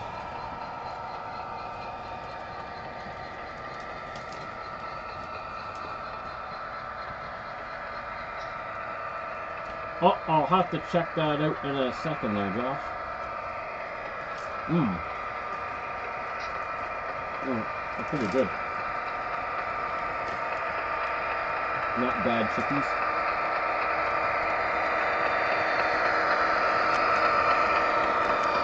Oh my goodness, David, when I went to Sobeys, they were all sold out of ketchup chips. I'm gone.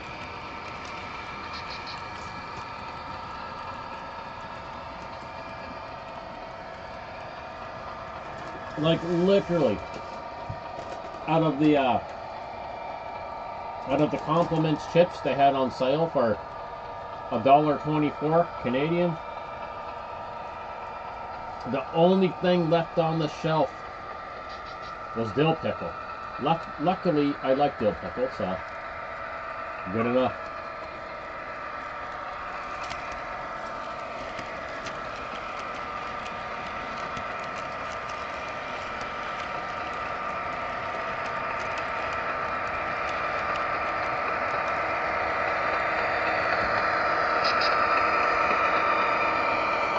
Oh, hello, Ed Railways. How's your day or evening going so far? It's evening for me. Actually, probably evening now for quite a few of us.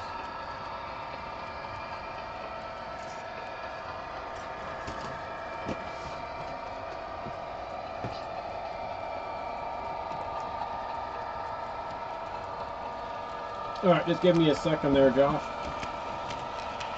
We'll check out that photo.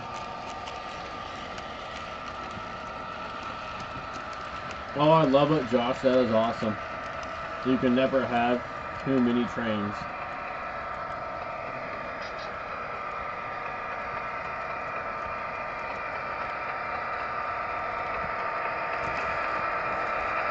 Nope. Never had too many. Well, holy crap, I've already sold a lot of them.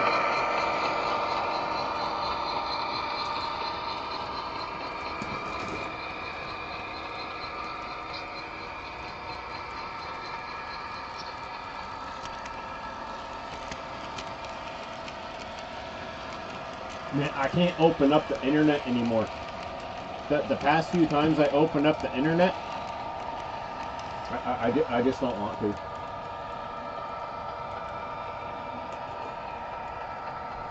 I'm just going to let it be. I'm only going to check messages.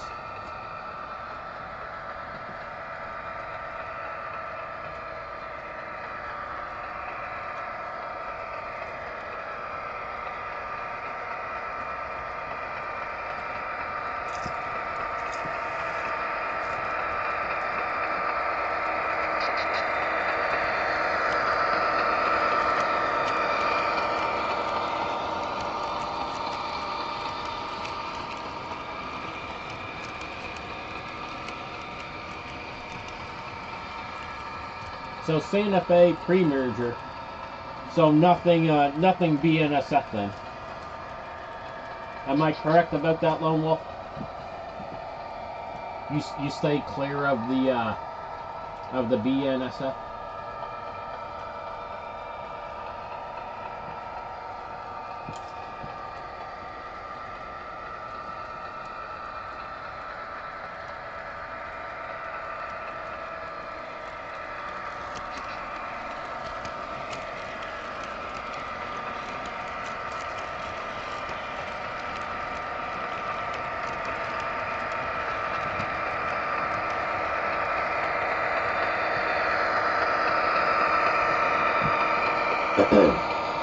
Yeah, there was a time during COVID there. I don't know if it's so much anymore, but if you stood up for police or had any kind of patriotism for your country, you get banned from Facebook.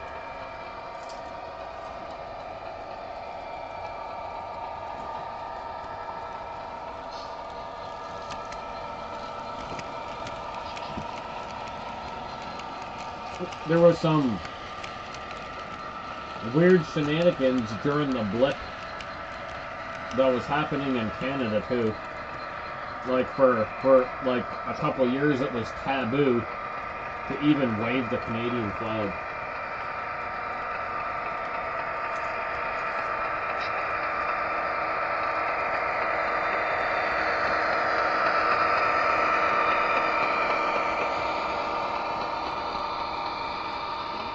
I'm just like sitting back and I'm like, what the heck is happening? Is this the collapse of society? Is this how it starts?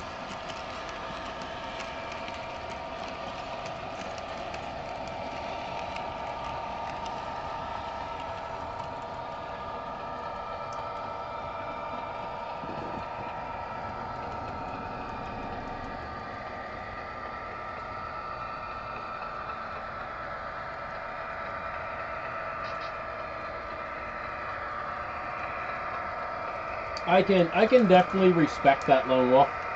I've talked to a few people that definitely don't want to model the BNSF movie.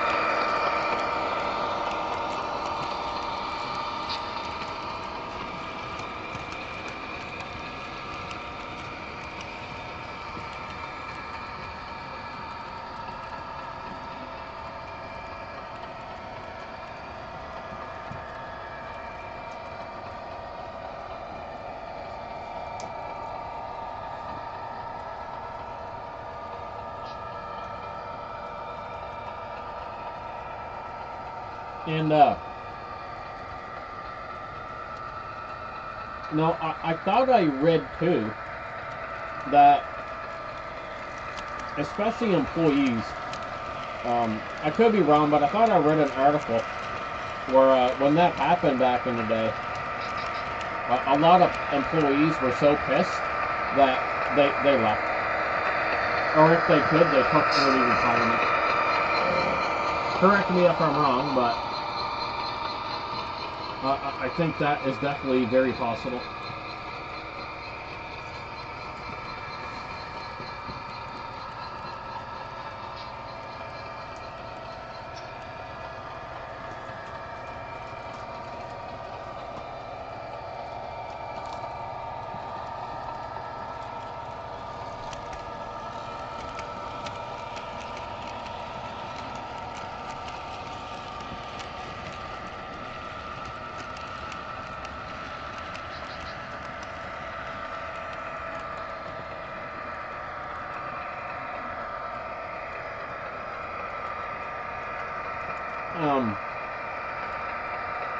Yeah, Lone Wolf. I can't even remember what year that happened. Now, oh, you're a little younger than me. I'm 42. But I mentioned them earlier. My father's best friend Sandy.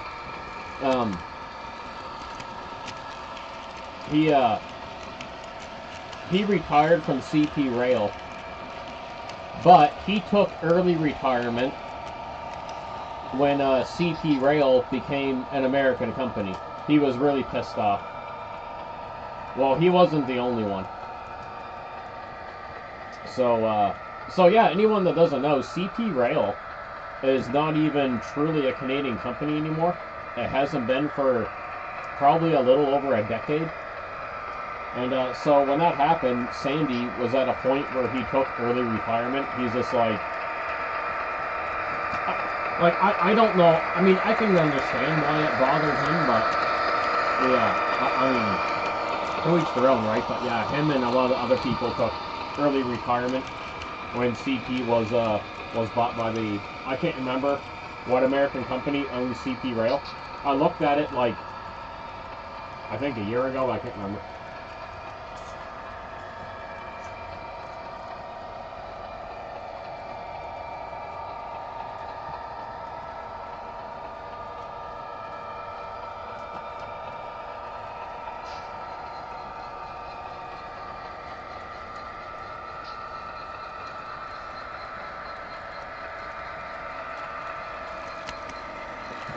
It was 1996? Okay. I figured it was the mid-90s, but I couldn't remember exactly.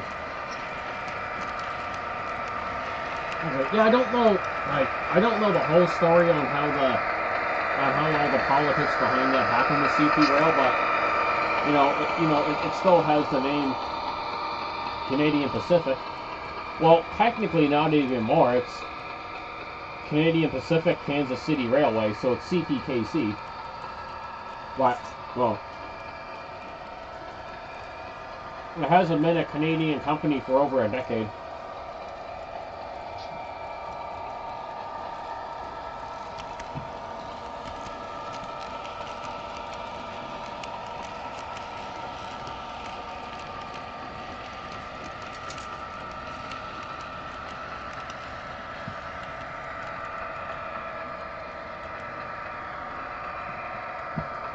But I mean, I don't understand the politics behind like the mergers and everything like that.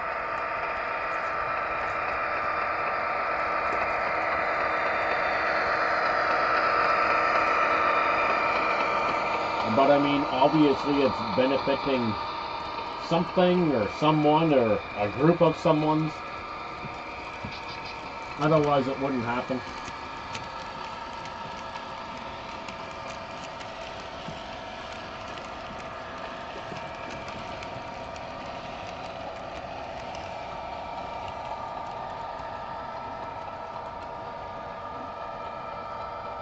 Hello, Dougler. How's the day treating you so far?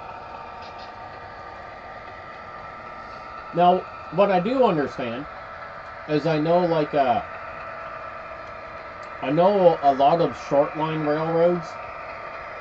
They have their struggles, and then bigger railroad companies, bigger road names will pick them up. Like our little one here. Cape Breton in central Nova Scotia. It got bought by Genesee and Wyoming back in 2015. So Genesee and Wyoming own Cape Breton, central Nova Scotia.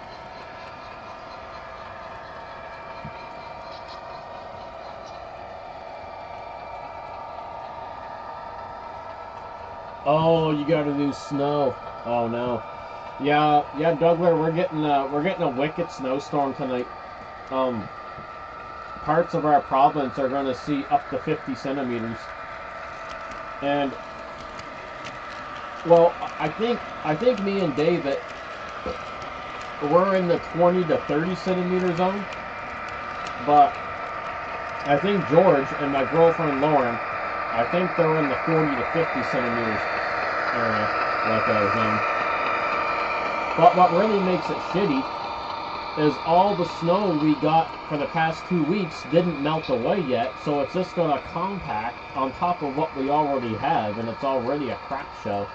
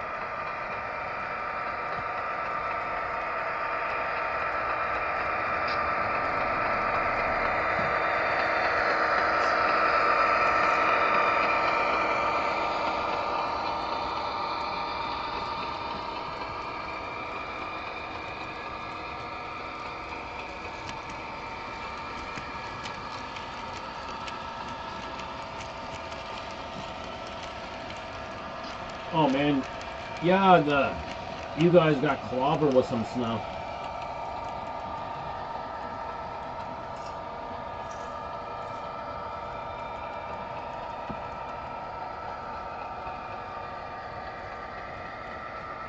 Well, when I woke up in the morning, the first thing I do is to check and see if school's canceled. It was canceled. And I'm pretty sure school for my daughter will be canceled tomorrow too. I'm just not looking forward to shoveling because my friggin' back is so bad. Yay, injuries. So it's like, you know, I still gotta do it. It's really painful. It gets really painful to shovel the car out, but I mean, I still have to shovel the car out because that's life.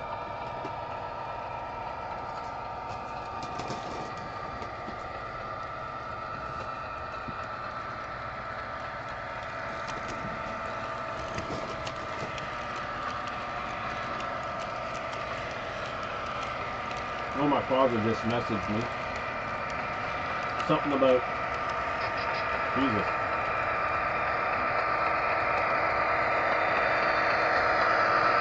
Oh wow. So David and George, I just heard from my father Tony. He's in Amherst. And the snow's already up to his knees so far. He's already pre-shoveling.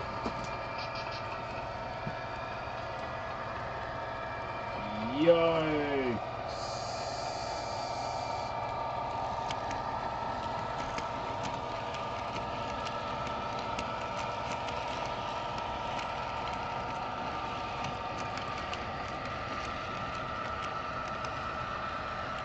I didn't think Amherst was going to get hammered with it.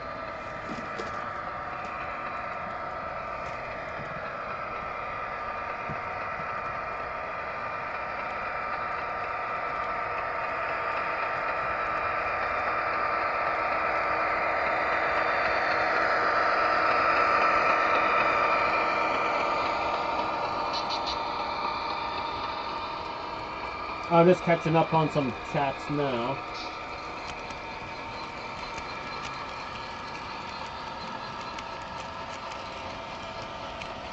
I'm just reading your message now there, Andrew.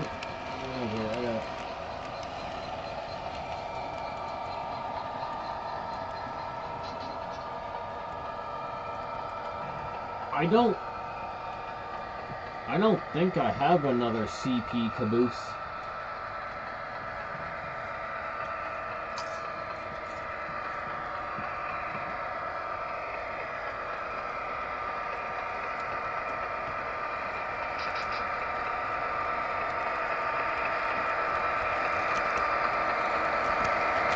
No, just the one caboose.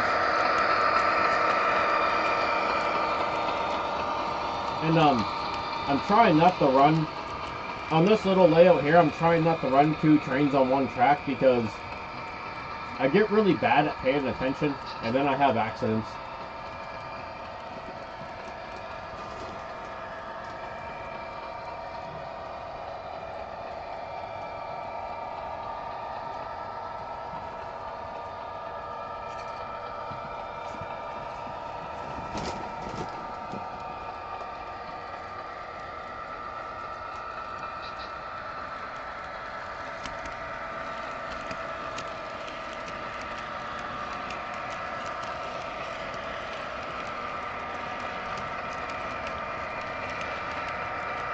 Oh man, yeah.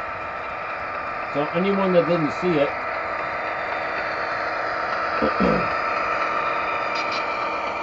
so I don't think it's what Douglas was talking about, but so the live stream on the sun deck on Saturday, we had a pretty bad accident.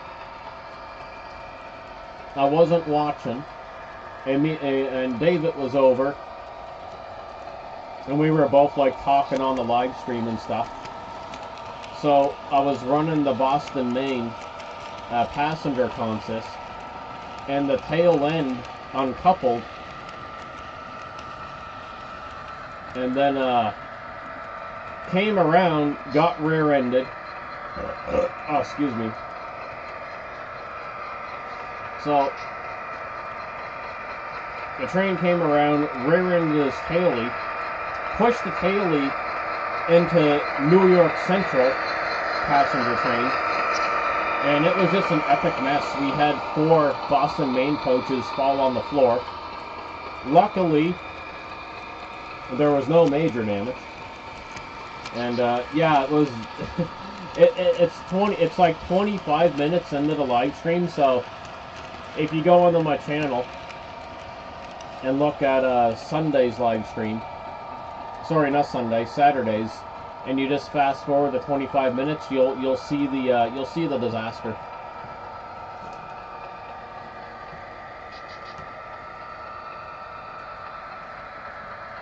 Yeah, Dougler, just like it was. We were doing. We started in the morning. It was Saturday, and like I say, this fast forward 25 minutes into it, and that's probably the best point to start.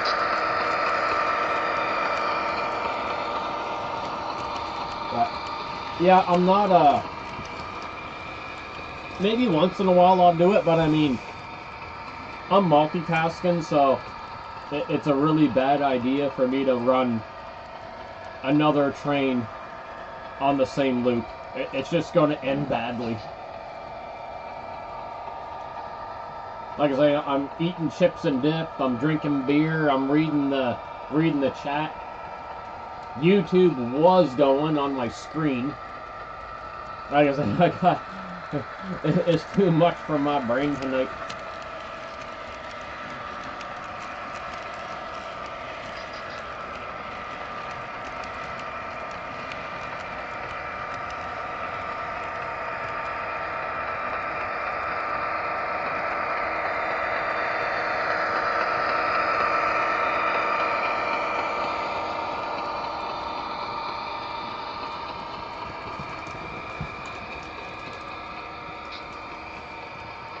But, you know, when I went back and looked at the accident, and I couldn't help but, like, start laughing. I mean, I wouldn't have laughed if it was a locomotive. I would have cried, but...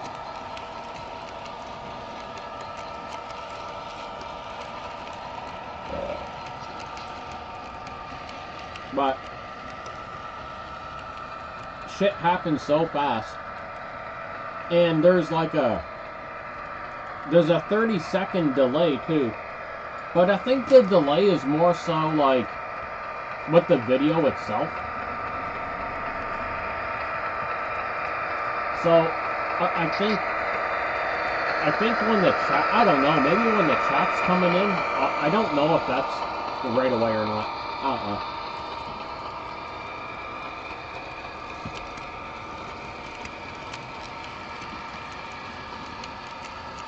Holy crap, I almost got this dip tapped on.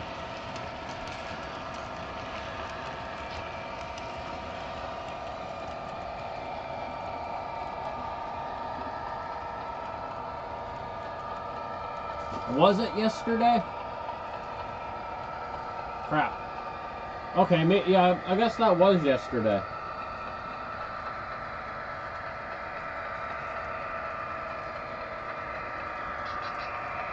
I don't know why I thought it was Saturday.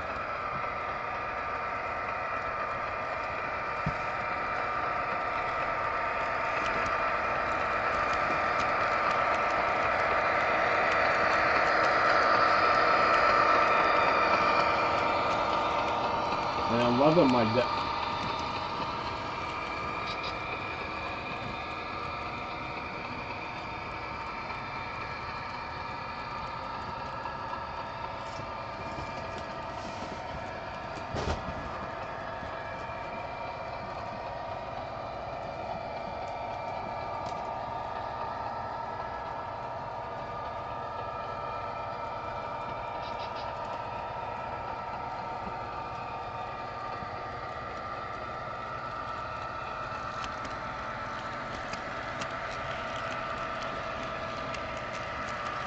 I mean, I could definitely, I'd have to wash my hands first, but I mean,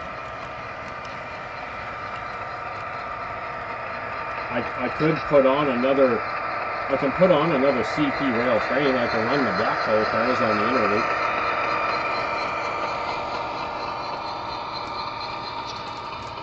But You know, what that said, I like to have, like, you know, I like to have an American train going, too.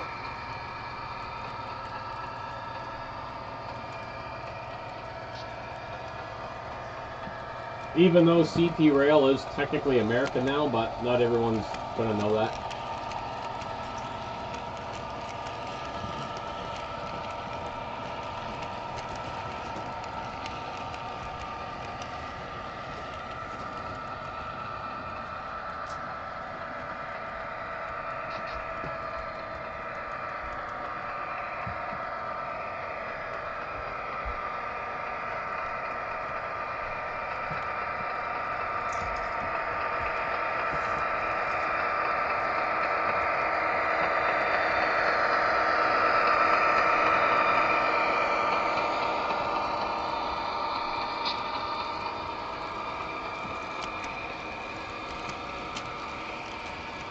It's all good.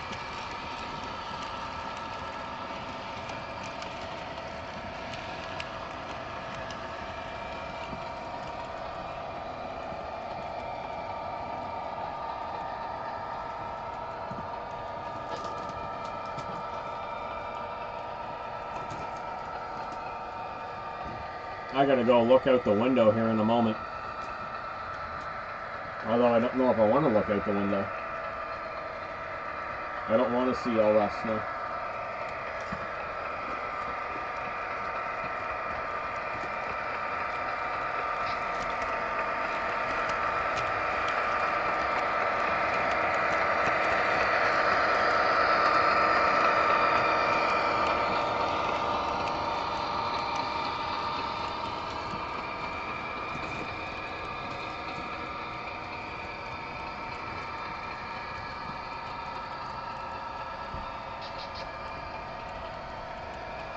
Alright, I'm gonna go see what the snow situation is.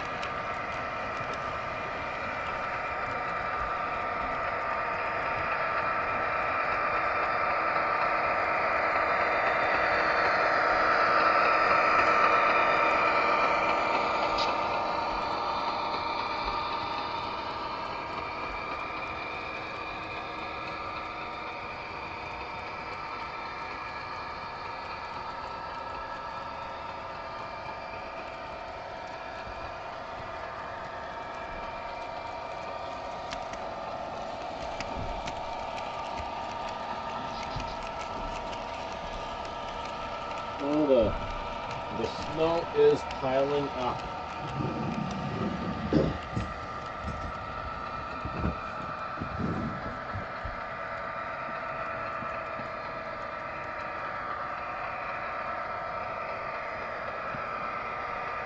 I don't think it has any intentions of letting off.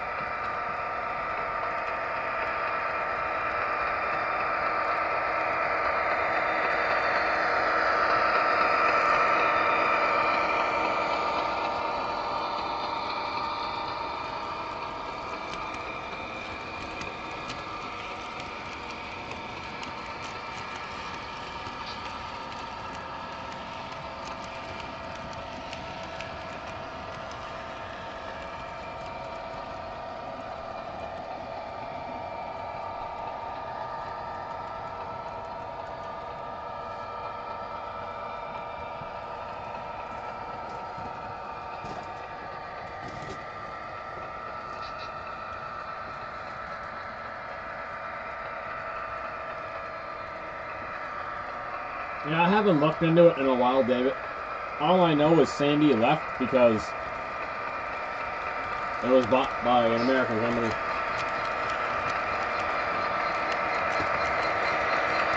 That's what he said. But I mean, it was over 10 years ago. So, the merger with CPKC like I say, I don't really understand how all this works. So that makes it like a joint, like American and Canadian company. But I don't know. From the company's point of view, I don't really think they care whose soil they're stepping on.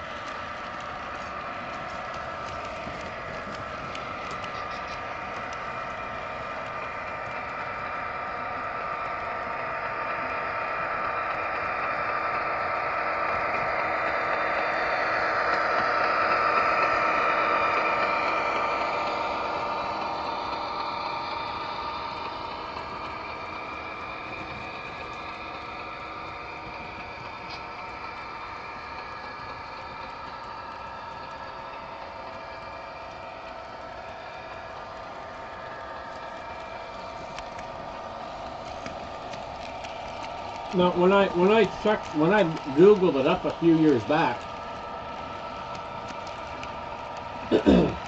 I think it could be a different CEO now.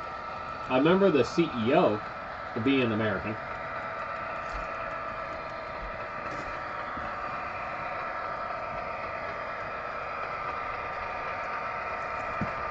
Man, Pennsylvania Railroad had some like really epic looking locomotives.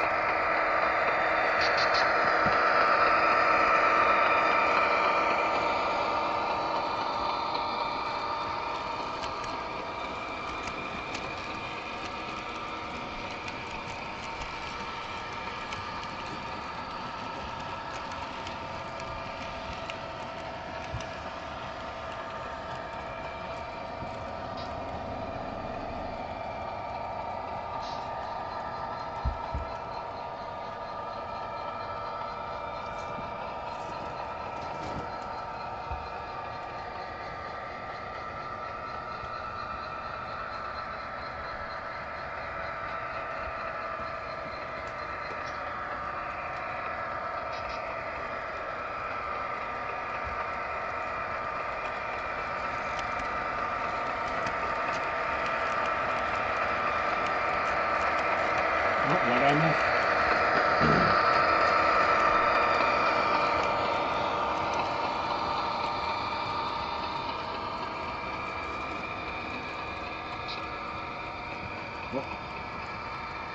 Well, we made a shotgun shell and a wire cable.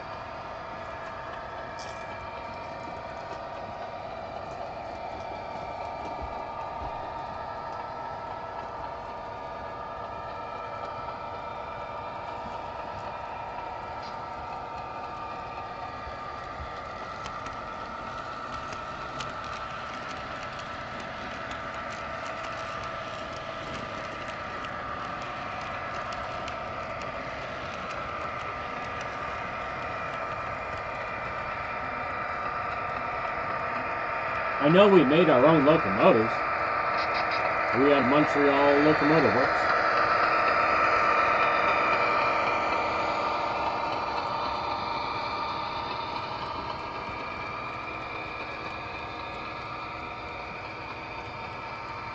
And as far as I know, we built our own.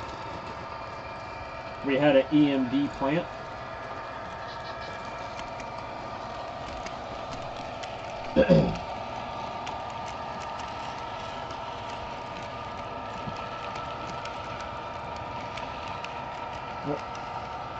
What's going on, David?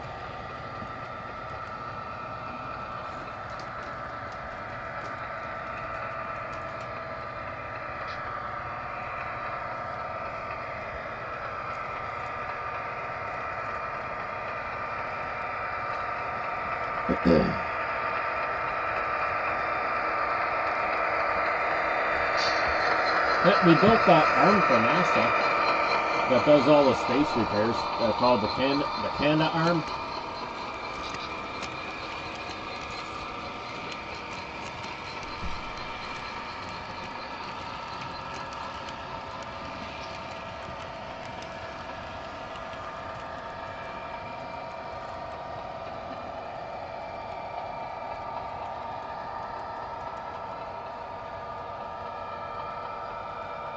Oh, you gotta head out there, Lone Wolf? Alright, man. You take care.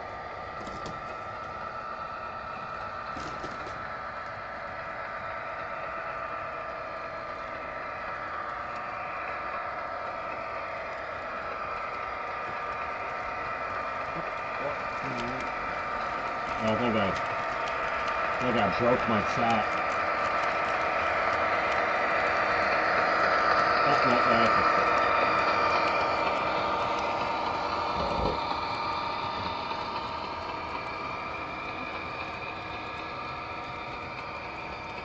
Oh, I never knew that, Douglas. I never knew we built SD40-2s. Like, I knew of Montreal Locomotive Works. I know we built the Draper papers, so that'd be the SD50 and so no, the SD40F, SD50F, SD60F, but there's probably like way more.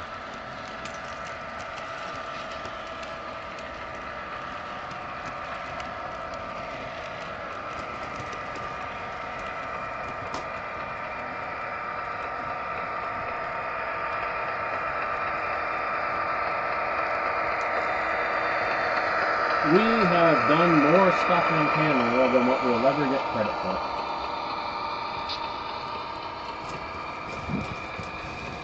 Well, that I do know.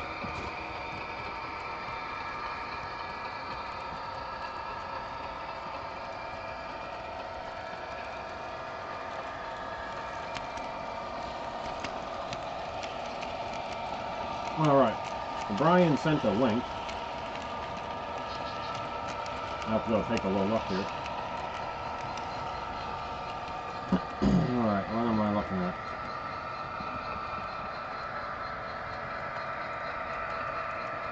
Oh, what?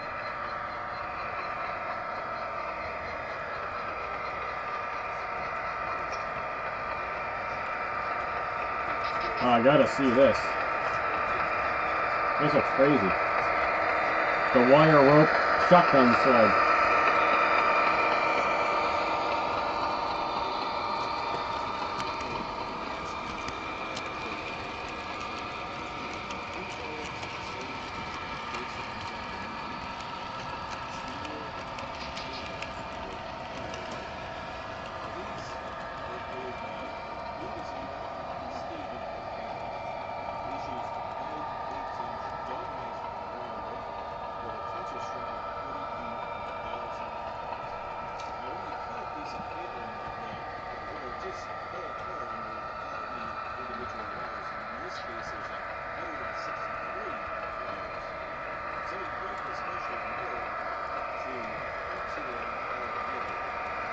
I'm watching this video now.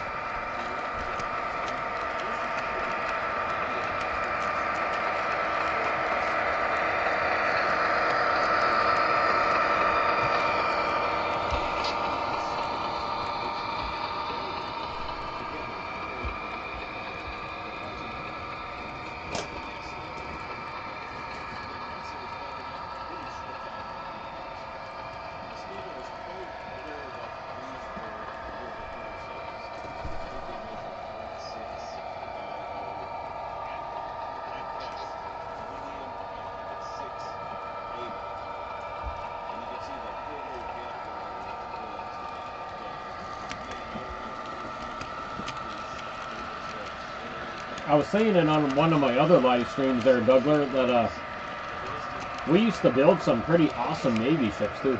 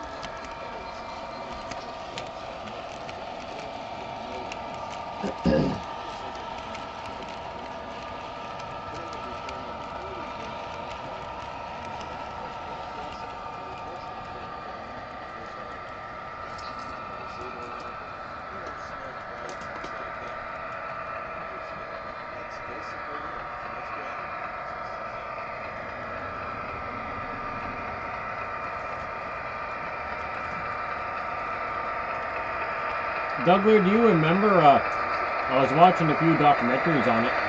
Do you remember our hydrofoil technology? Holy crap. We got one of the museums. We had the fastest hydrofoil in the world.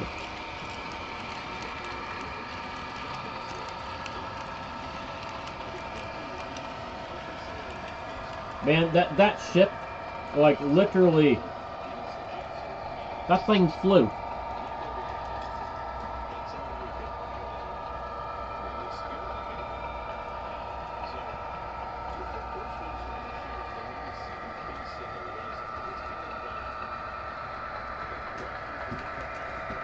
What ended up causing it, David, when I looked at the video,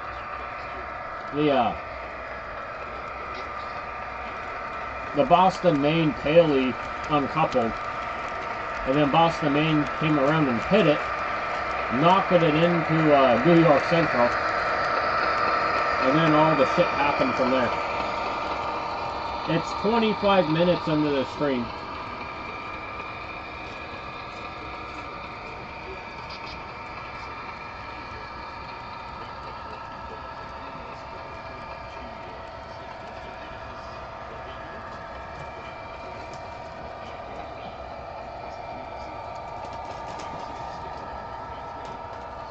I think, you know, I was thinking about it, Douglas. If we do get the,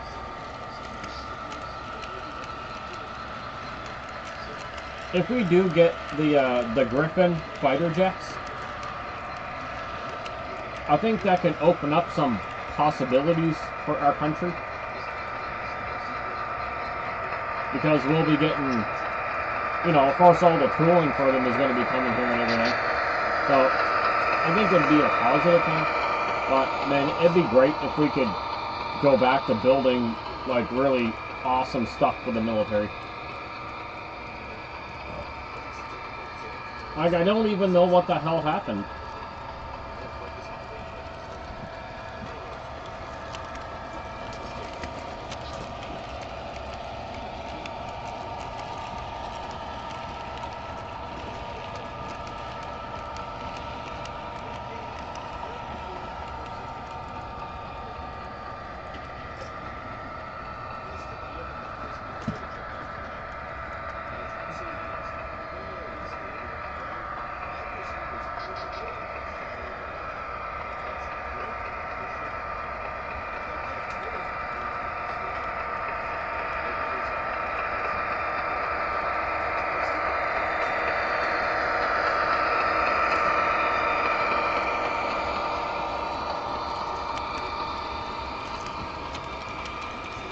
Well, we once had a great military 212. It's something like you would really have to look up, but after the Second World War, we had the world's third largest navy. Canada could have been a superpower, but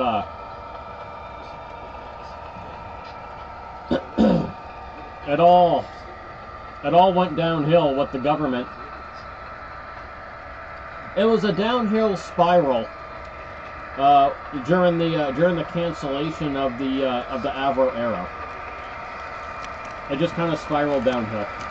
But we were innovating. We were building awesome aircraft. We had really amazing Navy ships way ahead of their time in the 50s. Like, we were doing some pretty awesome stuff in the 50s. You really got to sit down and watch a documentary, because I'm no expert. And then our government at the time said, fuck it. We just want the United States to have our back. Is how I understand it. Which I don't think was the right way to go about it. Canada needs to be able to defend itself and not have to rely on another country. I always felt that way, but...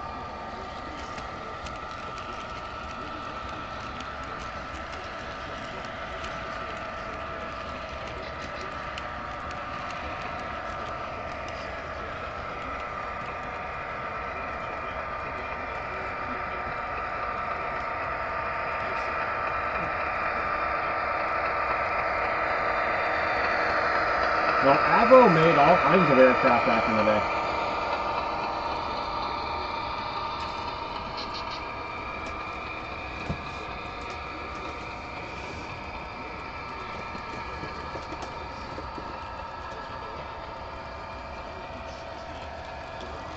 Like,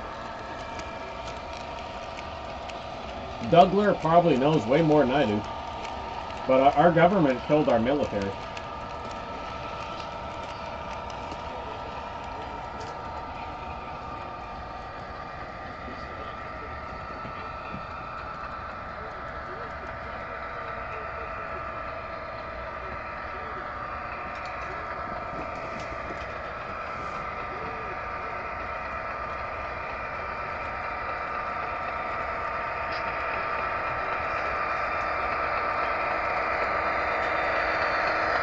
I 100% get what you're saying, 212, but I don't think I don't feel it's right for the United States to have to police the world. Like, Canada should be able to, you know, take care of itself militarily.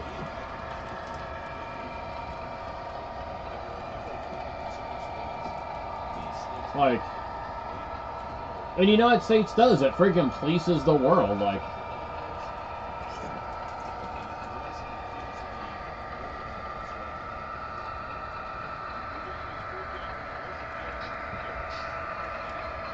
Remember when all the shit was going down in the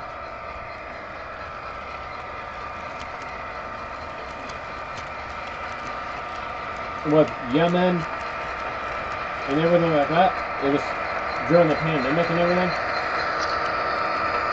And the Balbel, if I pronounce it right, the Bab Bandez.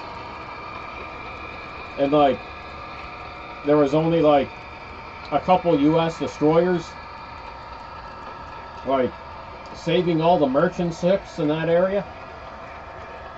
You had the USS Kearney, and there was a couple other destroyers, and it got to the point where it's like, you know, Britain, get your fucking asses in here. France, get your fucking asses in here and help out. Like, what the hell?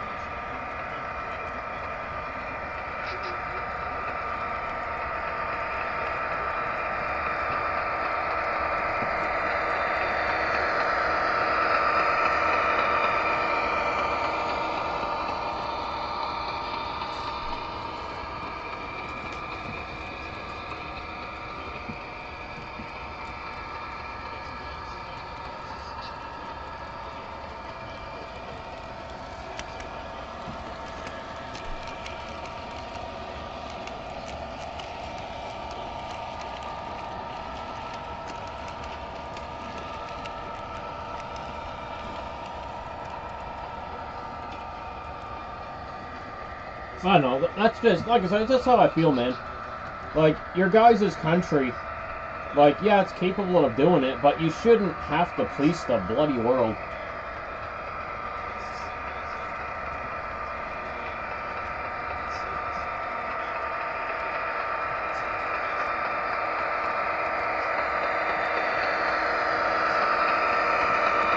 Like, after World War II, Canada had the capability to be a superpower, and our government's like, nope.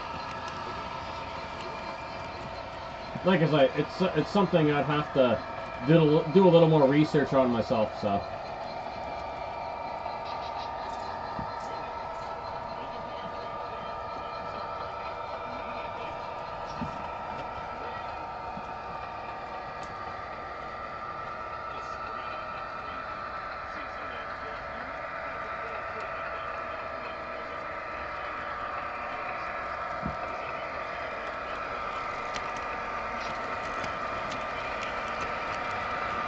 It wouldn't even work like that 212. Canada's too big to be one big state. It would be several different.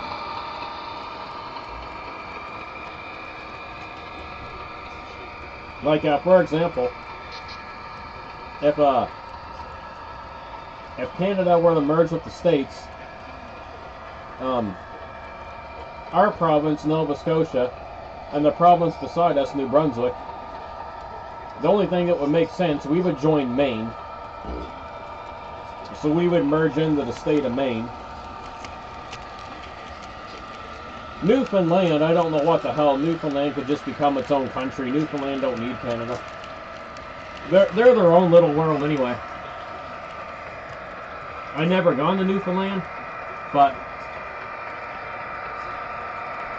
I do know if you go there, it's not like the rest of Canada.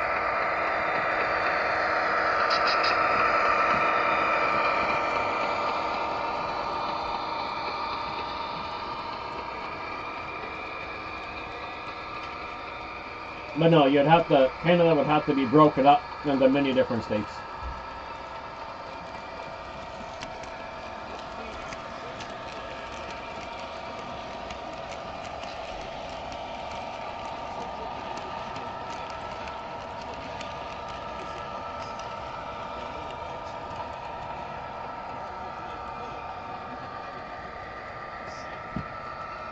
Well, I'll tell you one thing, 212, I definitely didn't vote for that guy.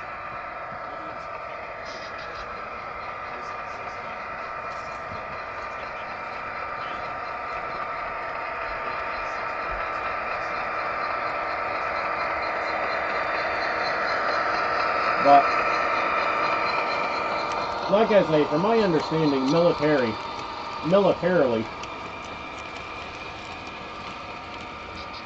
Canada's downfall militarily, I think, started happening in the late 60s, early 70s.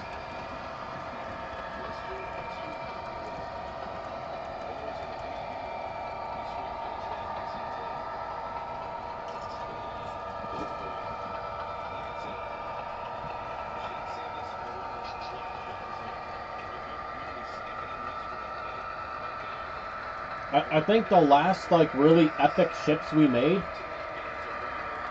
Douglas, correct me if I'm wrong, was it the Halifax class? Or was that, like, the last, like, really true kick-ass, like, Navy ship we made? And it's still in service, of course.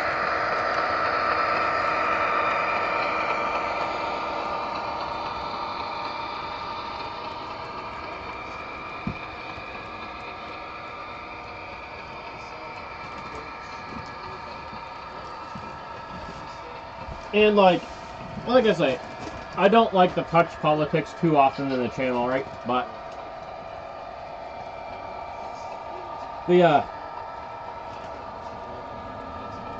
I always feel there's a huge difference between the politicians and the people.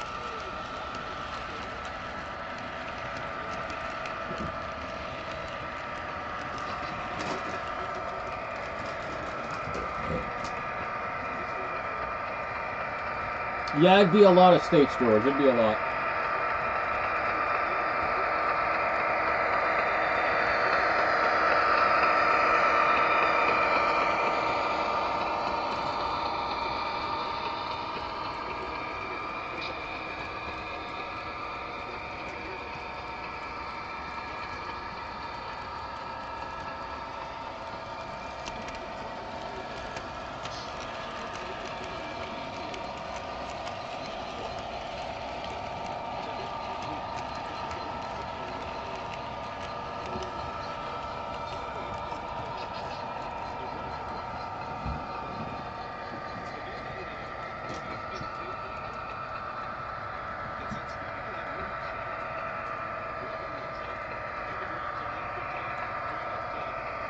I didn't know till recently, but even the United States Navy is having a rough time pushing out new ships,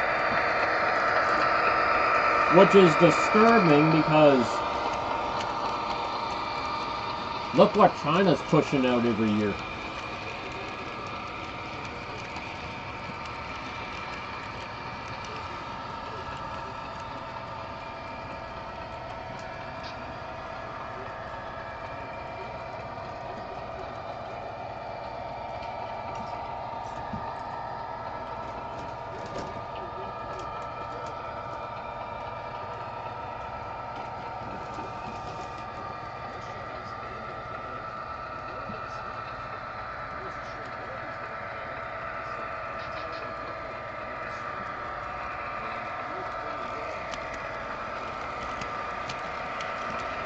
So like I say, I'm no expert, of course, but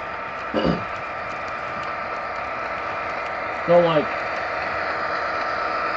if I had any kind of slayer power politically, militarily, I'd be having a meeting with Donald Trump, and I'd be saying to Donald Trump, okay, you guys have like over 300 Navy ships in reserve fleet. Of course, this would have to work out to benefit the United States. This would have to work into a beneficial agreement with the United States as well. So, why not let Canada command a chunk of these Navy ships that are in reserve fleet, because the United States has so friggin' many of them? That would bolster power. Yes, they're old, whatever, but, you know, they still have teeth. They can still bite. That would bolster power for North America as a whole. Now, mind ya, I don't know shit about fuck about this shit, but in my brain, it makes a little bit of sense. It was 12 Halifax class? Okay. Yeah, George knows a lot about the Navy.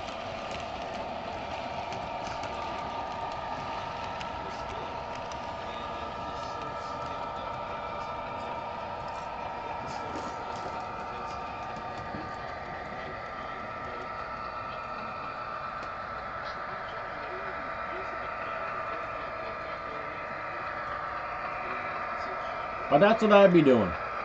To bolster the defense capabilities of North America as a whole. I'd be like, Mr. Trump, you got over 300 ships in reserve fleet. Let's do something about that.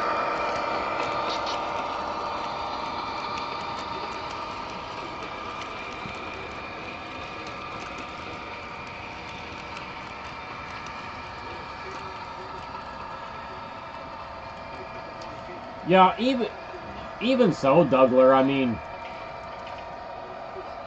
I don't think we could ever be like, maybe back in the day, but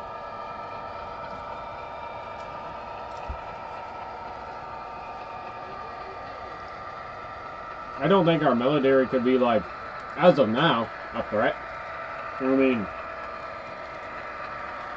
as a regular person, I would never want to hurt the United States.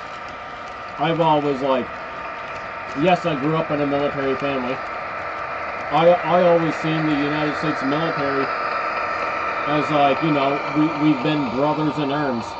World War I, World War II, other wars, like we shed blood together. We're brothers.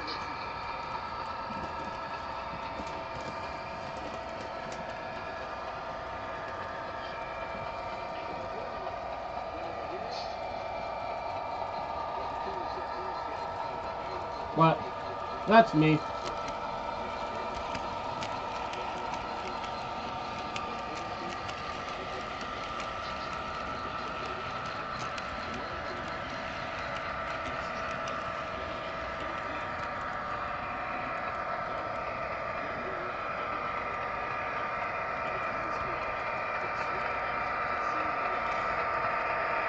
Yeah, but Brian, I'm also thinking of, if you listen to me earlier, I mentioned China being a major threat, right? So I'm talking about bolstering the defense capability of North America as a whole.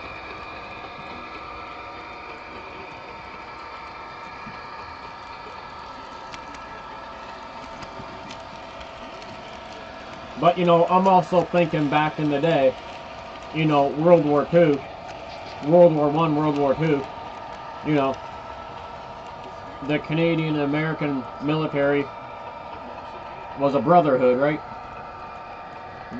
We bled together, we died together, we fought together, we did everything together. Frig.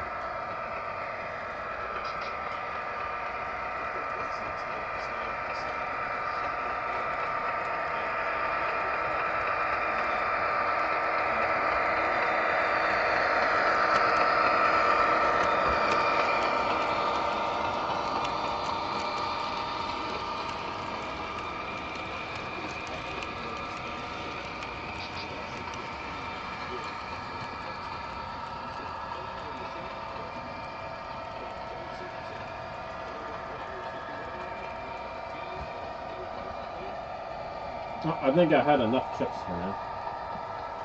I'll put these away. So I have some for tomorrow. Oh, my hands are all sticky. I gotta wash them. Sticky, icky from chips.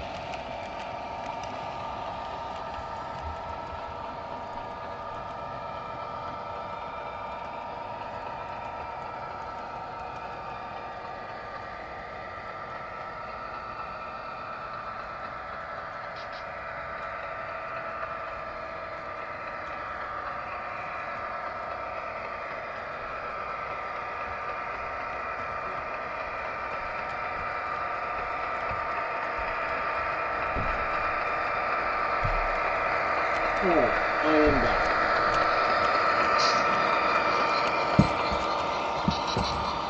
Alright, let me see what I missed, because I was gone for a few minutes.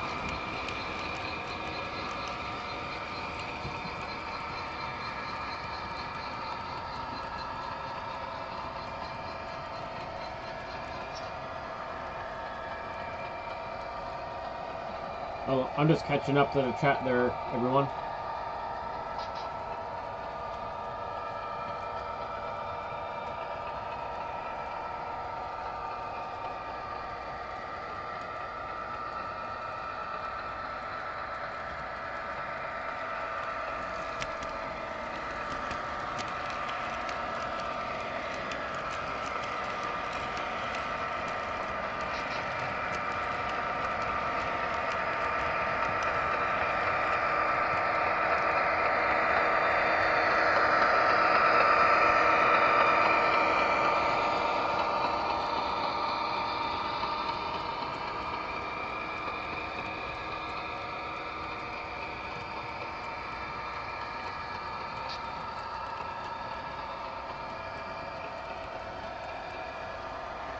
Okay, I'm just catching up there, 212.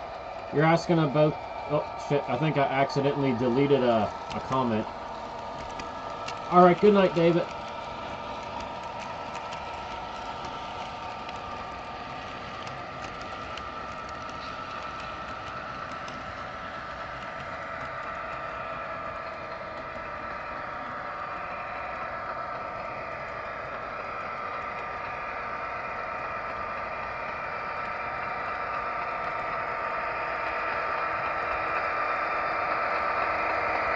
Oh, touchscreen is a pain in the butt sometimes.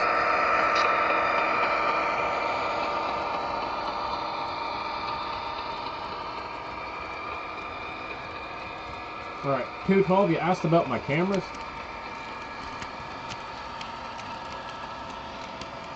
Oh, they're just like cheapy Amazon cameras.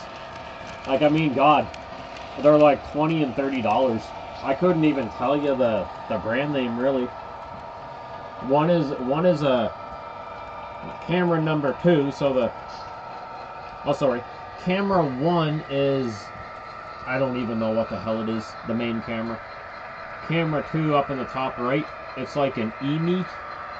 And camera 3, the little one in the top left, that's called a Logi. They're cheap, dude. Like, eventually I'll invest in some better cameras, but... I mean, they do alright for now. I don't like camera 3 because it's got a really narrow field of view. I don't like that.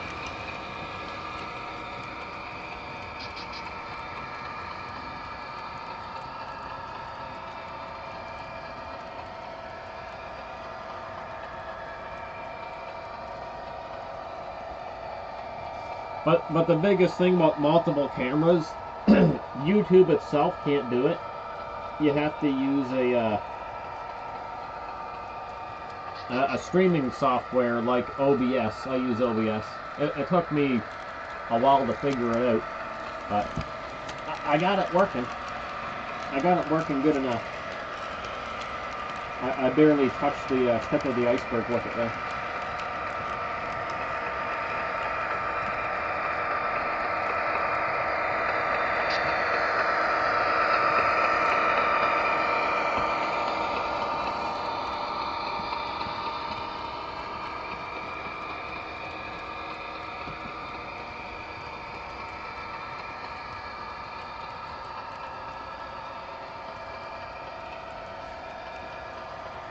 Yeah, so like I said, they're just cheapy cameras.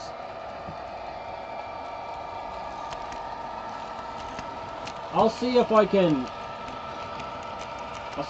link one of them in the chat. I'll try.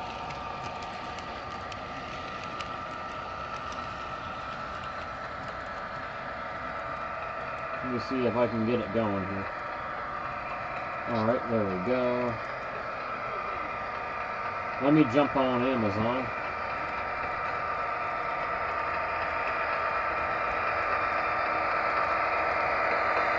Alright, I'm going to go into my previous purchases. Oh shit! I might be looking way back here.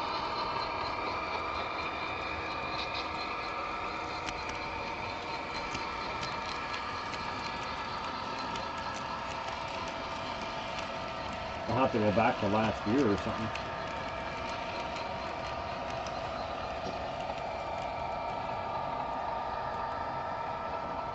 Let's go back to.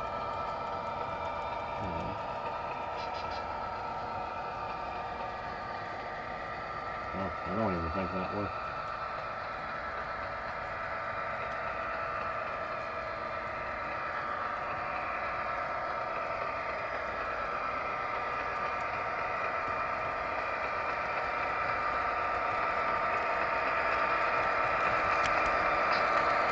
Click the apply button and see what happens.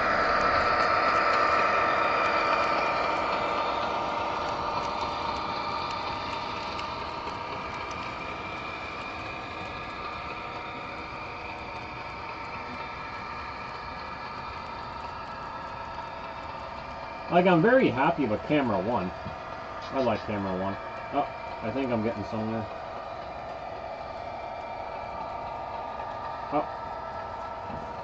Oh, here it is. I'm gonna try to link it in the description. Oh, it's not even available anymore, but oh well, it'll give an idea.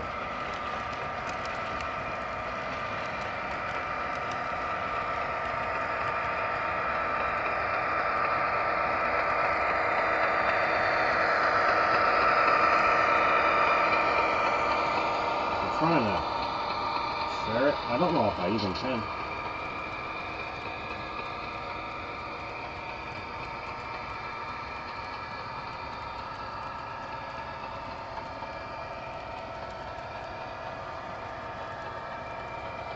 Yeah, it's not available anymore anyway. But, like I say, I didn't spend much more than $20 to $30 on cameras, like each.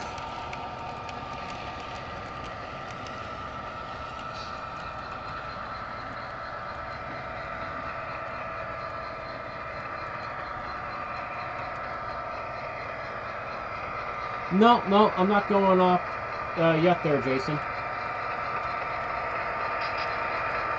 Not yet.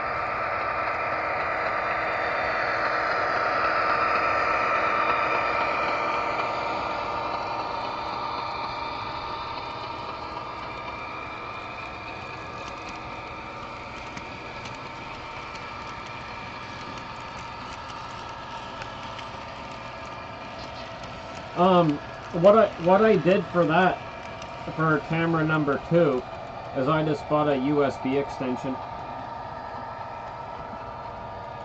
So I just bought a USB extension cable, hooked it up to the webcam, and I got it rigged up underneath the layout, and I got a USB hub docking station.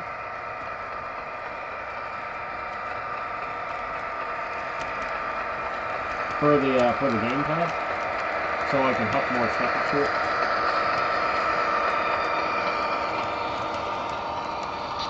I meant to say good evening. That's epic.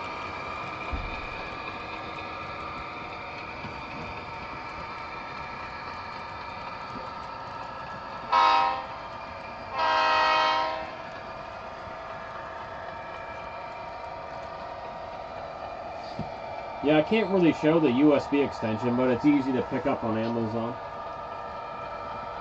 So basically, you're just gonna need some like USB extension cables, and just you know, run the cabling as neatly as you can, and then you're good to go.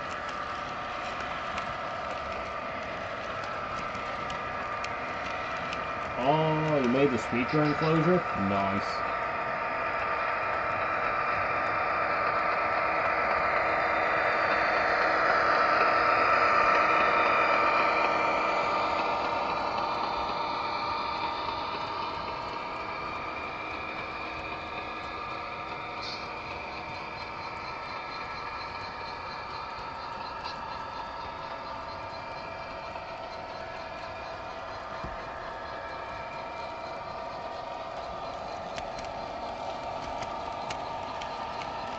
But I am going to get another camera soon because camera 3, the top left camera, I don't like it.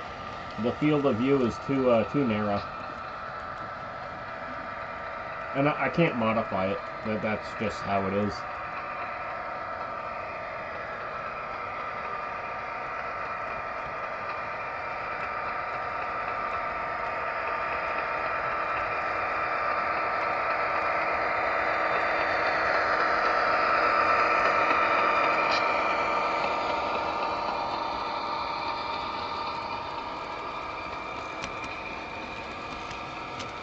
Yeah, yeah, webcams, like I say, I mean, you can spend, I mean, a lot of money if you want, but it's probably not overly necessary. So long as I can get, 60 FPS at 1080p, it's great. And my main camera can do it. Well, OBS says it's getting 60 FPS at 1080p, so... I mean, I'm going to assume OBS is correct.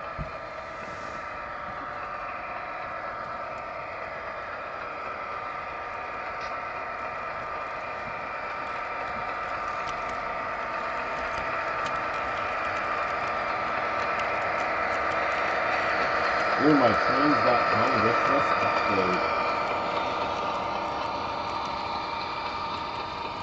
What super dropped in price? Anything? Nope.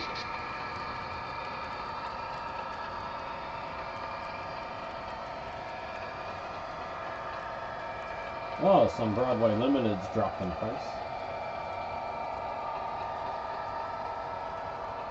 Oh, Bachman dropped in price.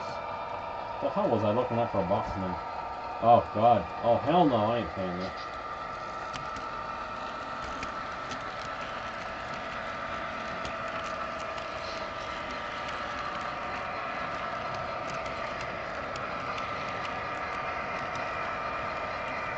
Nothing interesting.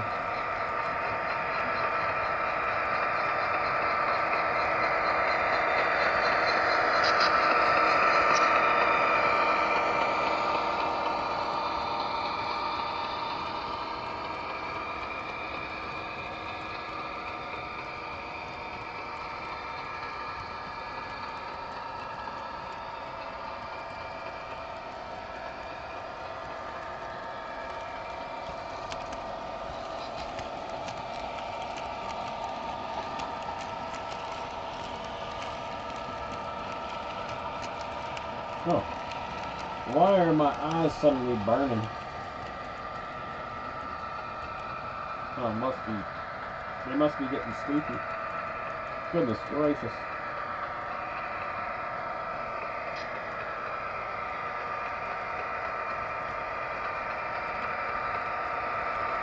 Sleepy eyes. Alright, what am I missing the chat?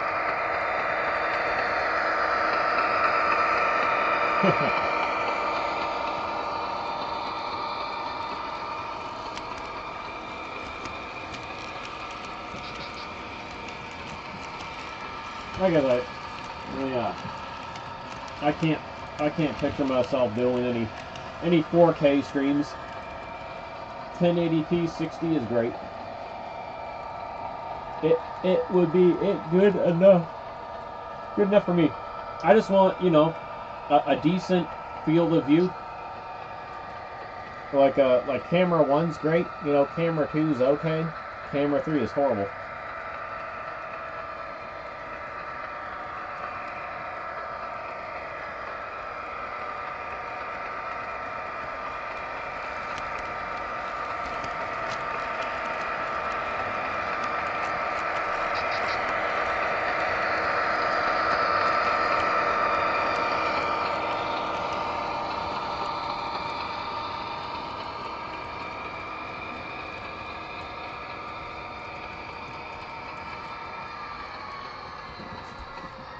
Alright, I think I'll switch up the BNSF a little bit. He ran the last stream here too.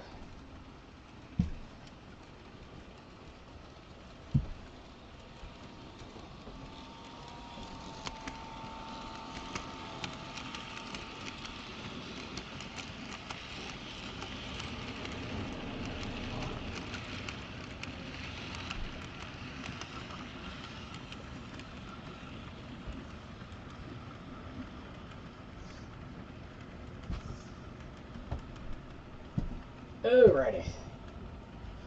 We'll put a different train on.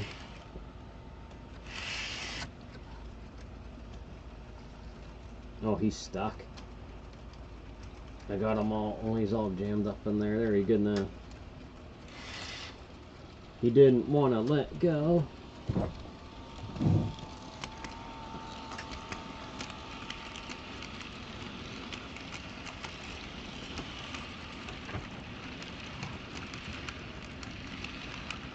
There we are.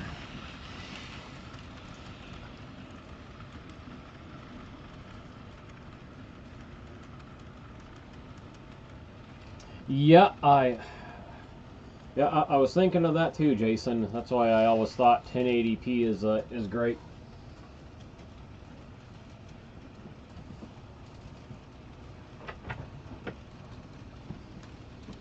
Like even when I'm gaming, like my monitor here, it's a 1080p monitor. I hook my Xbox up to it. That's fine. My gaming PC's at Lauren's place, and my gaming monitor there, it's 1440p. I don't 4K game. Yeah, I mean my computer's capable of it, but I don't. I mean, unless I hook it up to the TV, but that I don't really do that a whole lot.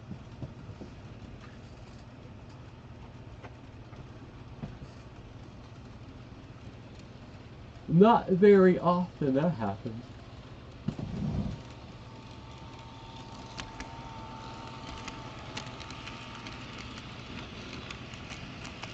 Yeah, the next thing I gotta upgrade on my PC is my processor, but like I say, I'm happy with how it runs. I got my 1440p monitor. I got it's a nice monitor. It's not bad. I like it.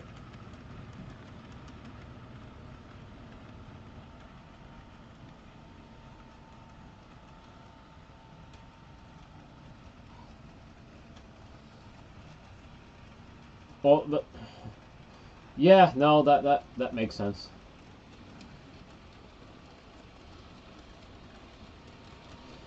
So now I'm just deciding what I want to run.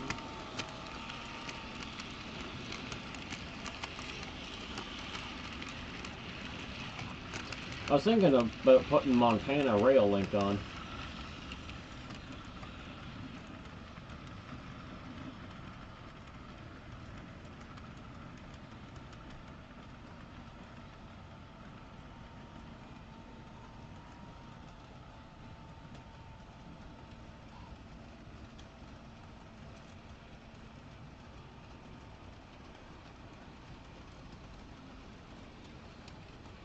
Yeah, I can't get a 9800 X3D. I'm still running AM4. I don't have the funds to do that kind of upgrade.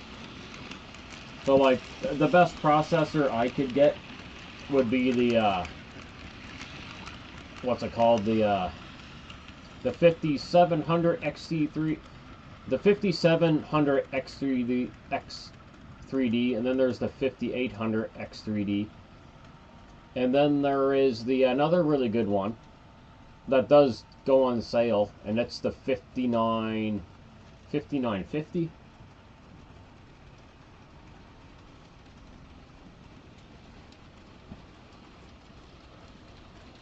Yes, thank you, Jason. 5800 X3D. My GPU, sometimes I forget the name of that too. I got the, actually got it on sale. So I just had to snatch it up. I got the 7900 XTX. I'm pretty sure that's what it's called. By a company called Merc 310. It's called the Merc 310. Yeah, that's right. 7900 XTX. I was just listening to what my buddy said to do. He's like, get this card, get this processor, and just forget about it. And well, I got the card, and I couldn't get the processor, so.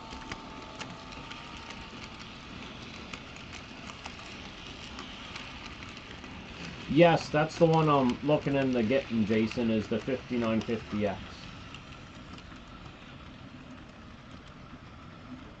All right, Josh, you have yourself a good sleep there, buddy.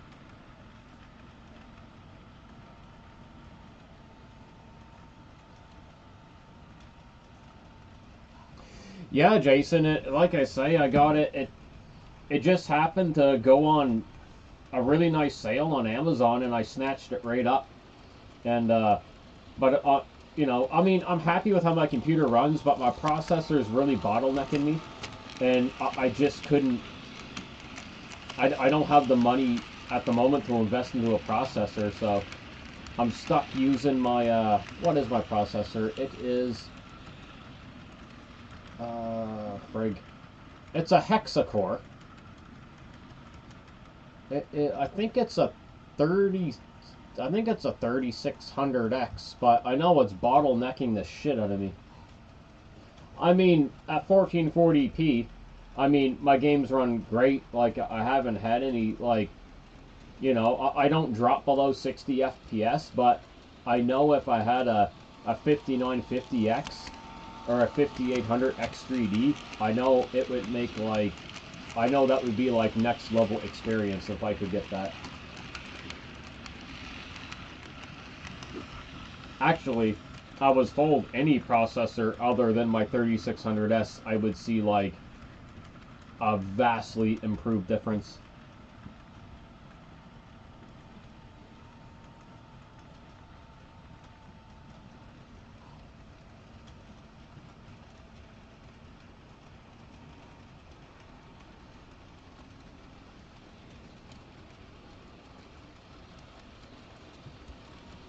All right, Josh, you have a good night. Here, I'll type it in the chat in case you don't see it. Or hear me, sorry.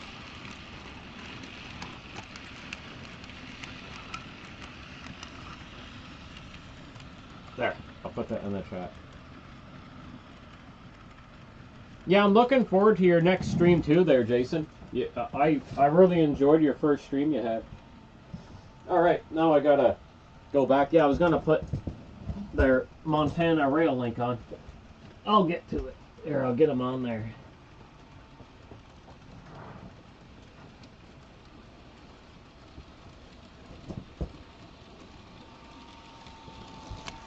I'll start with the caboose.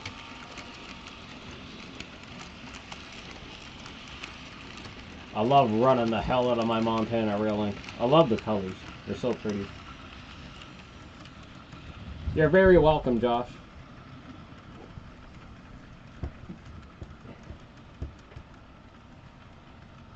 But, you know, when it came to my computer, I kind of liked my girlfriend's logic. She's like, "Are you happy with it?" I was like, "Yeah." Then she's like, "Well, don't worry about it." She's like, "If you're happy with it, it's working the way you want it to work, then don't spend any more money on it."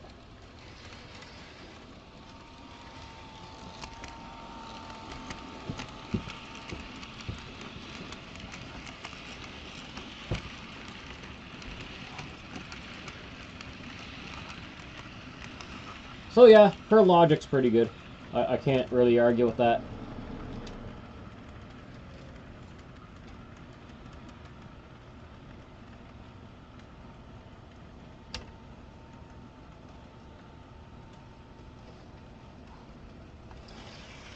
No, I don't have SATA drive anymore. All my drives are NVMe now. And yes, that made a difference. NVMe drives are awesome. I have my primary NVMe that I have Windows 11 on. It's a 1 terabyte, and my secondary is a 2 terabyte. So yeah, all my hard drives are good to go now. Like I say, I'm happy with the performance, but I just know the 3600X is like aging now. And but like I say, like Lauren said, she's like, if you're happy about it, you know, if you're happy with your computer, which I am, she's like, don't spend any more money on it. You don't need to.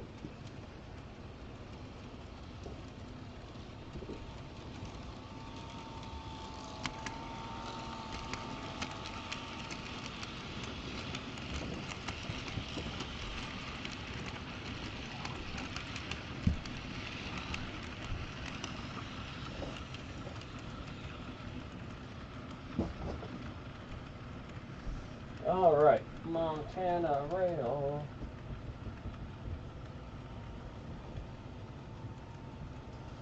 Alright, I'm gonna dig him out of here. There he is.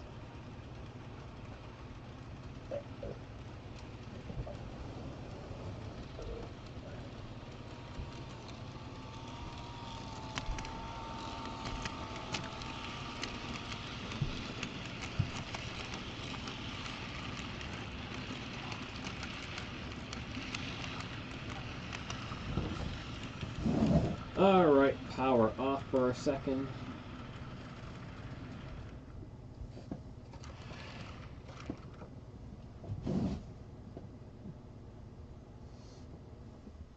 I noticed on a couple YouTube channels, I completely get it. Half tempted to do it myself, because sometimes I have to clean fingerprints. But I noticed there's a couple guys in the hobby, they wear gloves when they're handling their locomotives and rolling stock and everything. I completely get it. I was like, damn, I should do that because, you know, my locomotives and rolling stock get handled a lot. And I get, like, you know, fingerprints all friggin' over everything. But yeah, legit, I've seen some of the guys there in the hobby, they wear gloves. I was like, damn. Alright, 4308.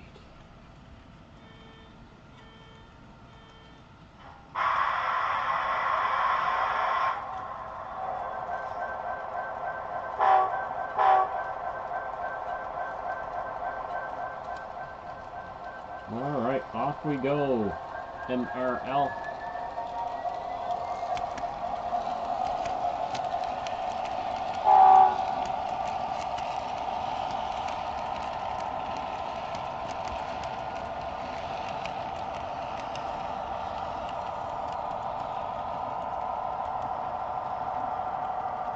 I love my MRL.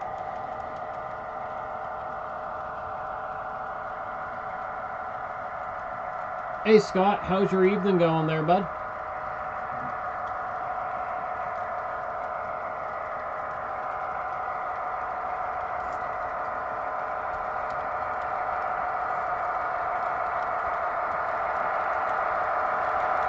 I just switched up trains. I took off BNSF and I was like, I want to run some Montana Rail Link now. One of my favorite trains for sure. Oh man, I stared right at the ditch lights when I turned them on. I swear, some of the locomotives are so bright, like they'll burn your retinas right out. All the little LEDs in them.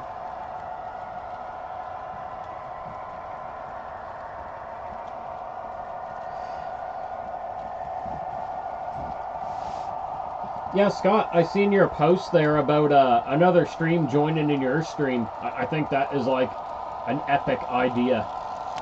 I'd definitely be down to do it if I could figure out. I mean, I struggle with software. If I could figure out how the software works, but then we're at the mercy of my internet too, which can be a little shoddy at times.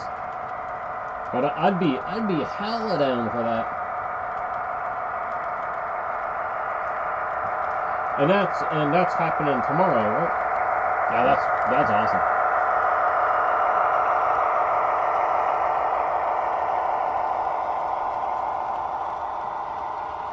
And I'm excited for Jason to do another stream again. That's going to be really cool.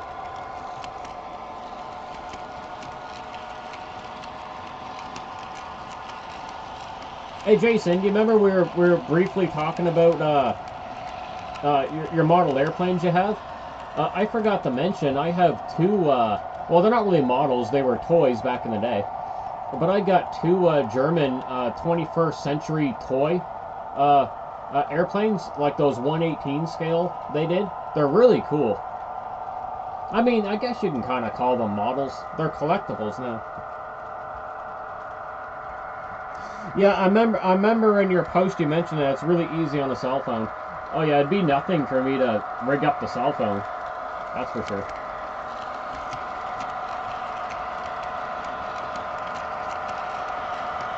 But it's a really fun idea.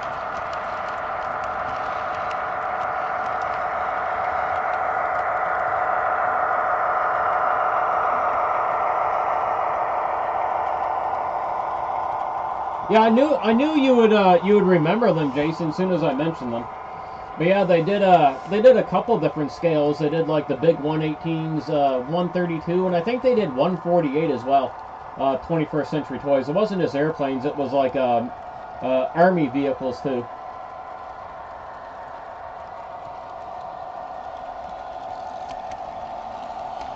I got I think I only have two. I got a BF 109 E series, and I got a FW 190. But I forget what version of the 190 it is. I can't remember. I don't have the boxes anymore. They're long gone.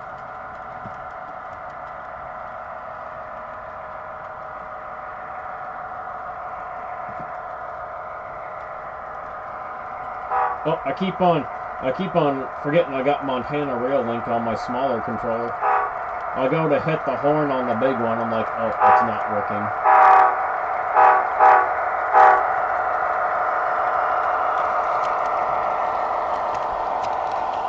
Oh, Scott, I had quite the accident there on Saturday on the sun deck layout. My buddy David Smith was over, and we were just like, you know, chatting in the stream and everything, and we weren't really paying attention. So one of my Boston Maine, my Boston Maine tail coach uncoupled, and then Boston Maine came around, smashed into it, and then pushed that tail coach into New York Central, and then New York Central started plowing through everything, knocking four of my Boston Maine coaches on the floor. Luckily there was no significant damage. Two pieces broke off my coaches, but I was able to super glue them back on, and you can barely notice. But I mean, it could have been a lot worse.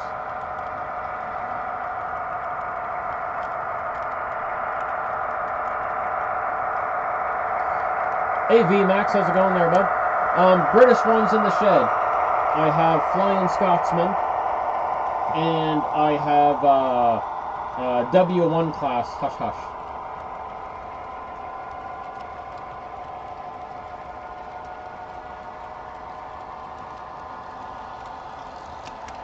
But they are chilling there.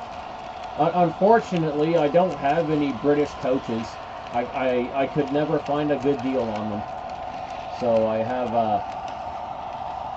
so at my girlfriend's place I have some undecorated coaches that I'll hook the British locomotives up to. I don't have them here though, unfortunately. I used to bring them back and forth a lot, but it gets to be a huge hassle just bringing things back and forth. So what I'll likely do is if I find a good deal on some more undecorated North American coaches, I'll buy them, and then I'll use them for the British locomotives to pull. Yeah, they are Hornby. It's their new ones too. They both have the water steam generators. Oh, here I can't let them sit there and you look at them and not run one. I'll hook the Scotsman there up to CP rail.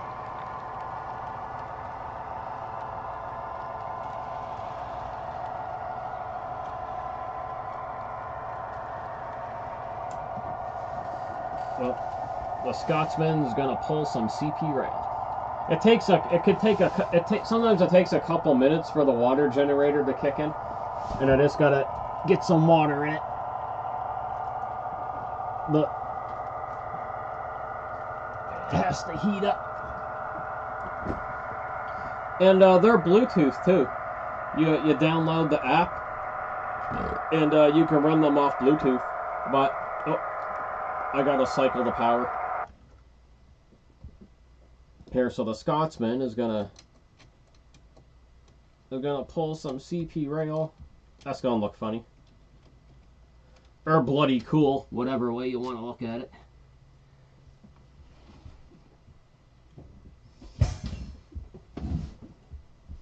Alright, let me turn that back on. And you are 601.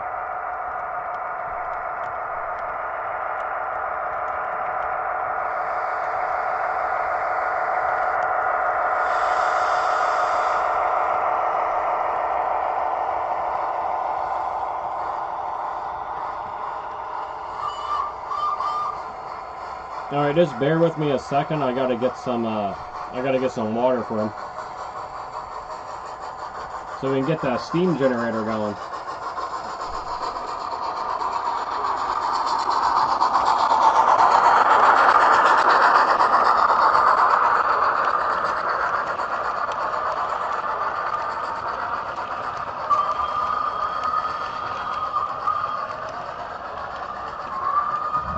Alright. I'll grab some water and I'll be right back and we'll get that steam generator going.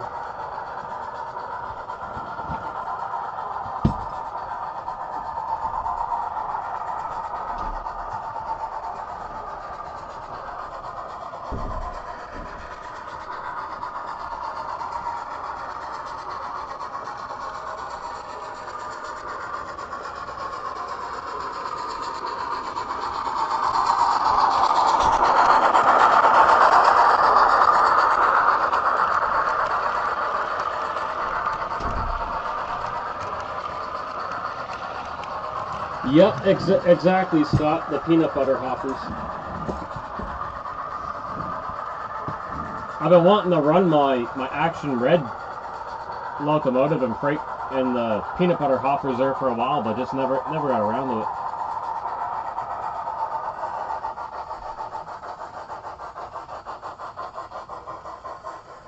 Alright, now I just gotta find my little syringe. Oh, there it is. Alright, I'll get... He has a little plug sitting on top here I gotta pull out. And Hornby, the instruction manual says to put 3 to 5 mils of water in them. Like I say, it is a little bit tricky. It's not as like... It's a little wonky compared to oil smoke units. Like it can be... The water can be really temperamental. And a lot of people are like, what the heck, mixing water with electricity is just bad, but... Like I say, it's a little funky to get going, but once it goes, it's bloody cool.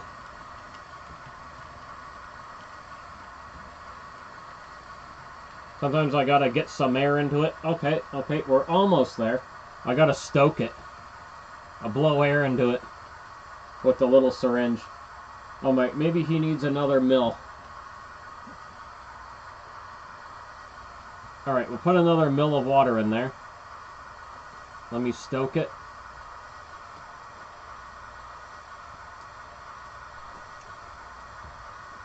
I almost had it going.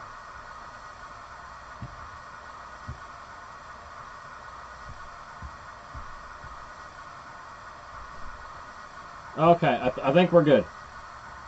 I think we got some smoke going. I'll put the plug back in.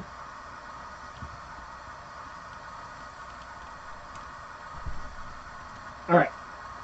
So let's see if we can get that good initial chuff going. No, that's a little... Didn't turn out that good. It's not working as it should. I'll let it do a couple laps and see what happens. Then I'll mess around with it.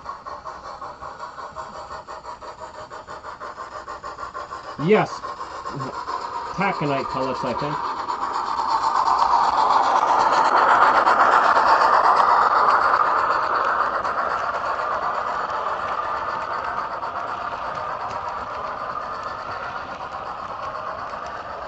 Oh, it's all good, George, man. We all get busy, my friend. It be life.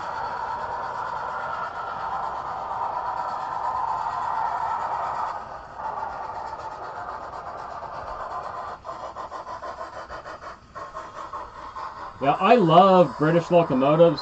I wish I could have like a lot more of them.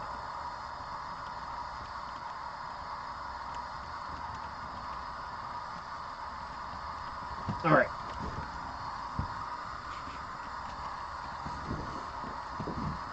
don't let mine be an example of the reliability of these steam generators.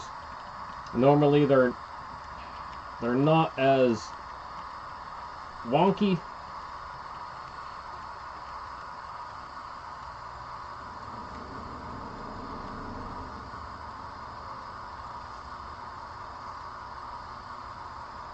Come on, smoke. Smoke, bud. Even if it doesn't smoke, it's still awesome. Alright, if I put another little bit in them, that'll be 5.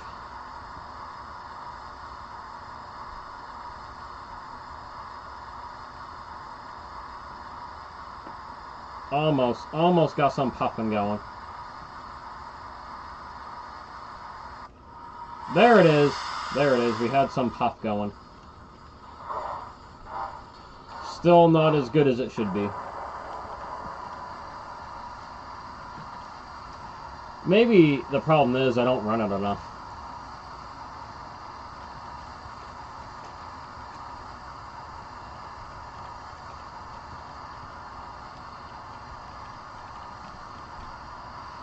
Alright, we'll get some laps.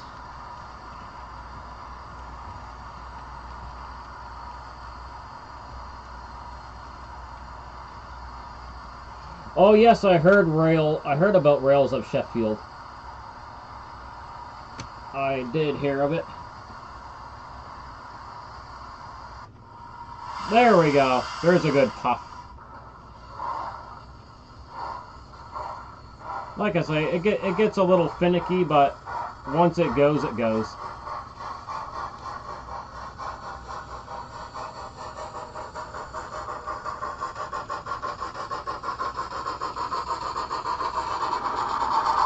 There, hopefully you've seen that good puff of smoke there, V-Max.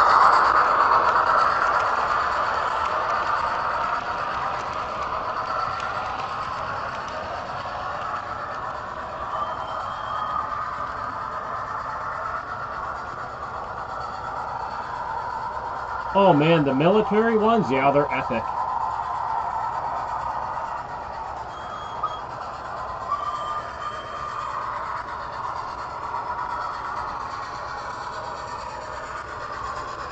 We'll go 50% power there.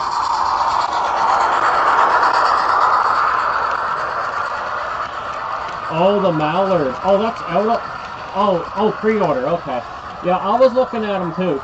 But what I like to do with Hornby is I won't pre-order it. I'll wait until they offer me like a discount in my email. So about twice a year, they'll offer me a 30% discount, and then that's when I'll go get what I want.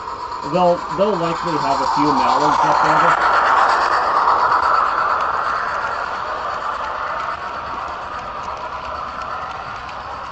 So that's the trick I learned with Hornby. I wait until they offer me a 30% discount, and then I'll go and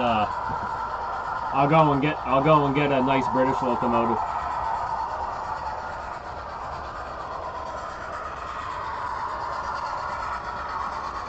Yeah, I know, Strasbourg. Unfortunately, I don't have British freight because, like,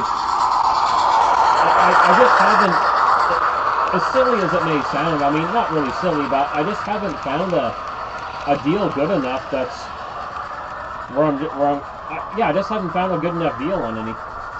But what I did do, they're at my girlfriend's place. I did buy some undecorated passenger coaches, and they look really nice with the British locomotives. I got some dark maroon, like unlettered coaches, and they're alright in themselves.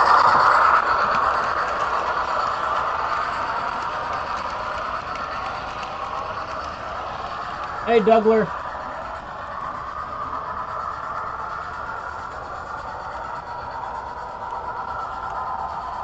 But yeah, he does, he does look a little interesting pulling those Action red ore pairs.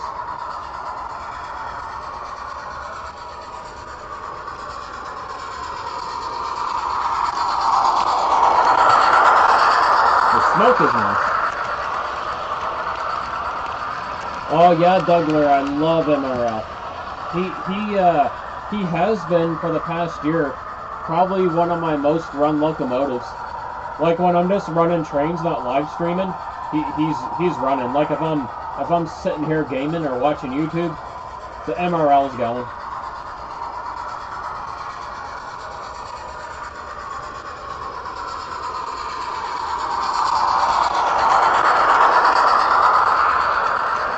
Oh, did I mention the Scotsman and my and the gray Hush Hush sitting there?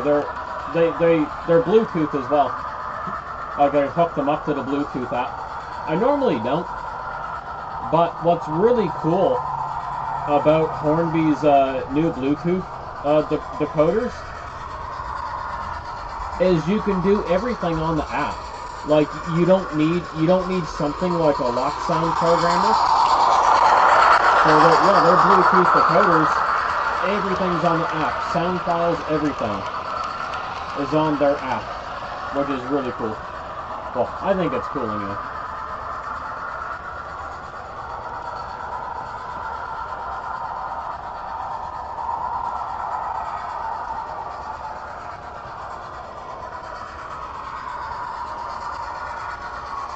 Oh, I hear you, Dougler. I love being green. As you know, I was just running Burlington. Well, BNSF technically, but I got my Burlington Green E9. That's at my girlfriend's. I got coaches for it, and I got my SD60 Triclops here. Actually, Dougler, if you remind me this upcoming weekend. If you catch my live stream, I'll try my best to remember, but I'll run my Burlington Northern E9. It's a repeat of. Thing sounds crazy awesome. And I got 4 Burlington Northern AHM passenger coaches. I want to get the other 4, but like I say, haven't found a good enough deal. Oh, what Jason spend money on? I gotta put a little bit of money away for the train show coming up in March 21st.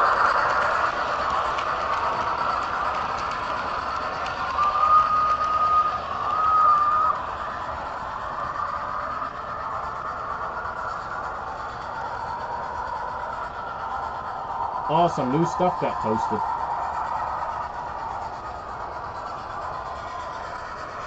Yeah, I got the Scotsman skipping along there pretty good. And he's got amazing sound. Like, I think he sounds so good.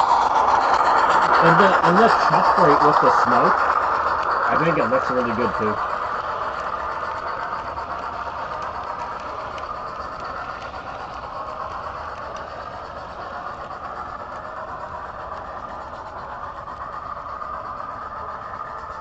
Oh, they got a CP rail caboose? Oh, that's epic.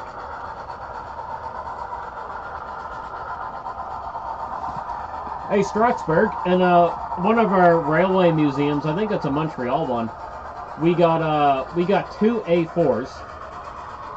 We have Dominion of Canada, and we have Dwight D.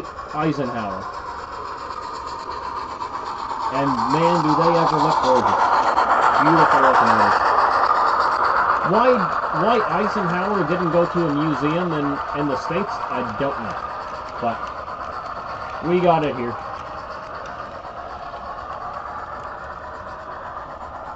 I mean, it makes sense why we have Dominion of Canada. I think those are the only 2 A4s we have. Oh yeah, Dougler, you'll love it. He's oh man, the horn he has, it's like literally hardcore friggin' foghorn. Like he's got literally like a foghorn on him. The horn is pretty epic.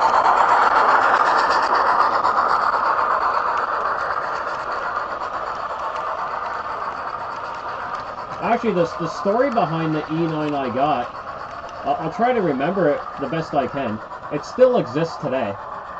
So, it ended up in Canada for a while.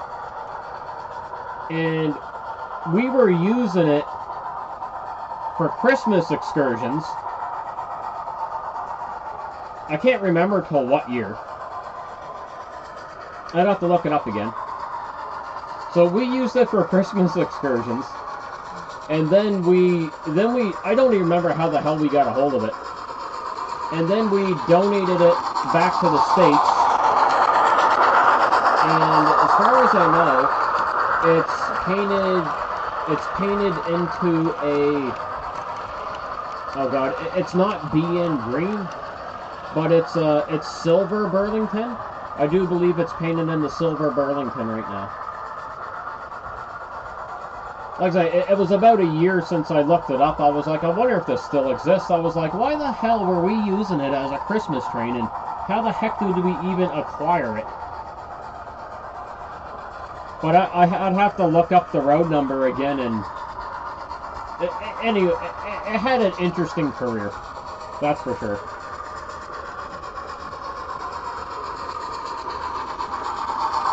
So, I went from, like, after the BN paint scheme, I went into another paint scheme, and then us Canadians got a hold of it, and we were using it as a Christmas excursion, and then it went back to the States into a museum.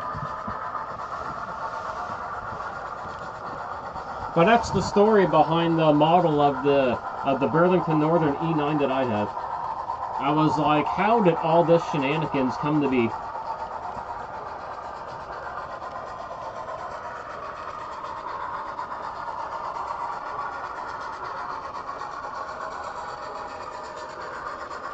Oh, those were all David Smiths. Those were Mr. Smiths. I did have one, but I sold it, and I regret it. Like I said, I have some regrets over locomotives I sold. But no, David Smith has 3 SD60Fs, and we tried to run all 3 of them together, but they were having coupler issues, so we were only able to run 2 of them together. We'll do it again.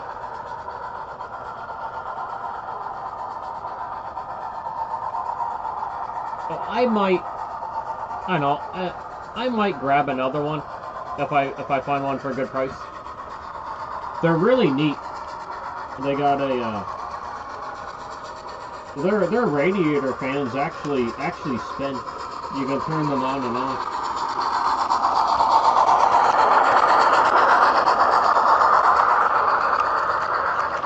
It's pretty wild, actually.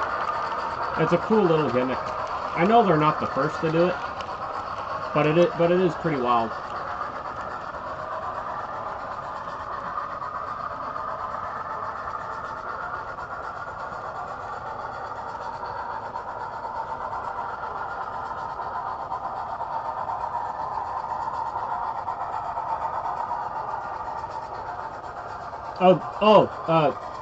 Scott, did you ever see my drink of choice when running model trains? I don't know if you ever seen it before. I can't remember. Railroad IPA by a local brewing company here in Nova Scotia, a Annapolis brewing company. It tastes like diesel fuel and coal fire. Well, I'll hold it up to the camera there a little bit. It's got a nice logo of an old school steam locomotive.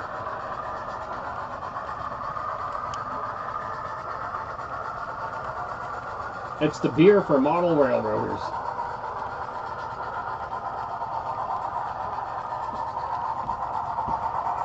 So it's my Monday evening tradition to have one of these drinks.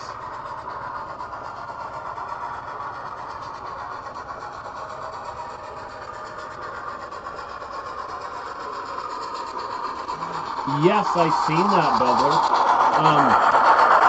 Otter Valley Railroad, they have the Aurora Miniature SD50F on sale for a good price. Fully loaded, DCC and sound, $2.99 Canadian. So $299 maple syrups. Not bad, not bad. But I did see that. I may be drooling a little bit over the 1616.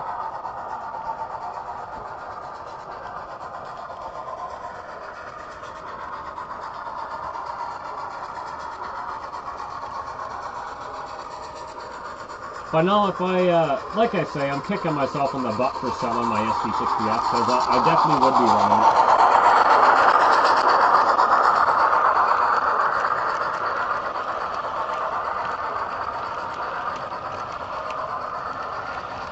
But I mean, like, as of right now, like, I got more than enough to run. Just alternate through locomotives.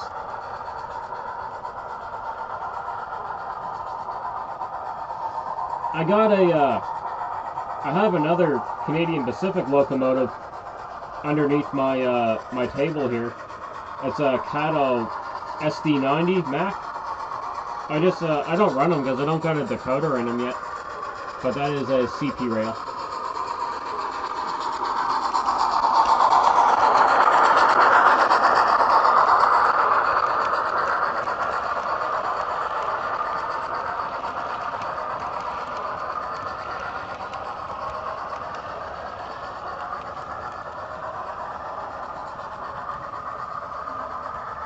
Oh yeah, that's right, the SD50AF.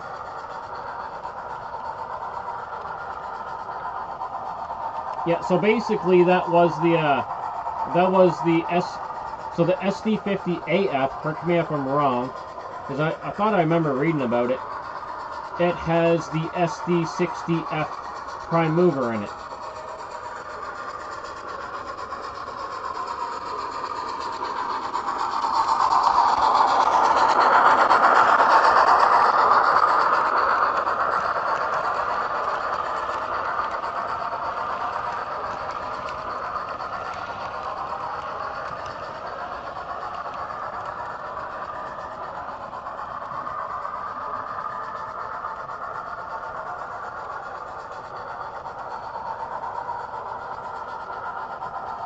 Oh, FBF3.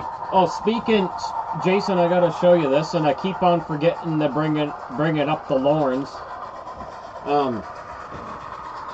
I gotta show you this, because it's New York Central.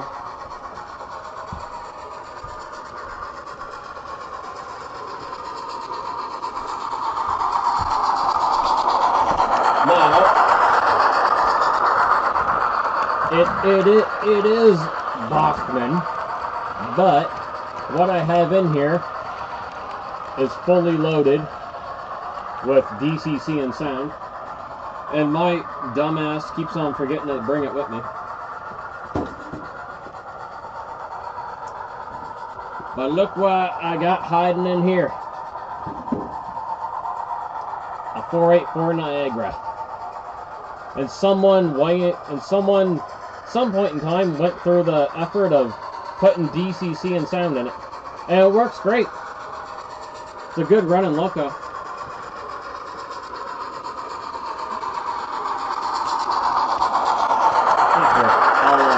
I'll hold him. There we go.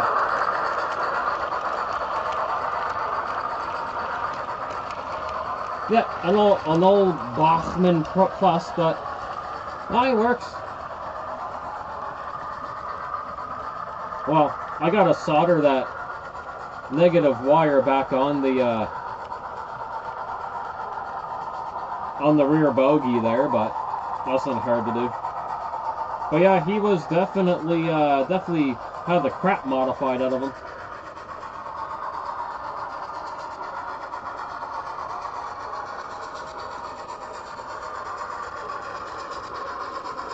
Yeah, I got him dirt cheap from trains.com, and it was a surprise because the item description didn't say anything about it having DCC and sound.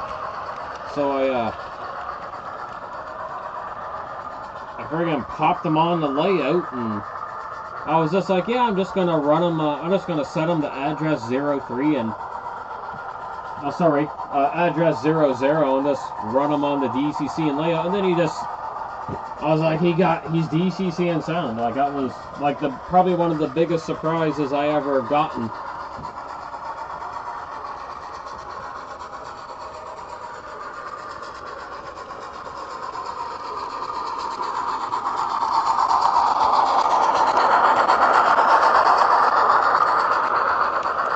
Hey, squirrel. That there is whatever the Flying Scotsman is.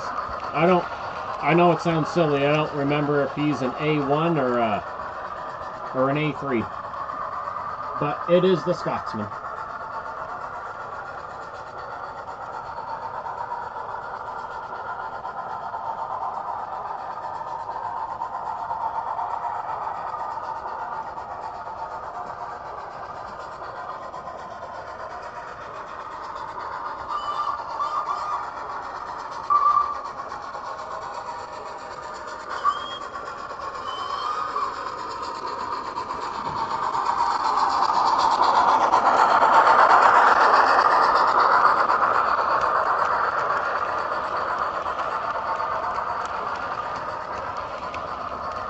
But I'll put the Niagara back under the layout.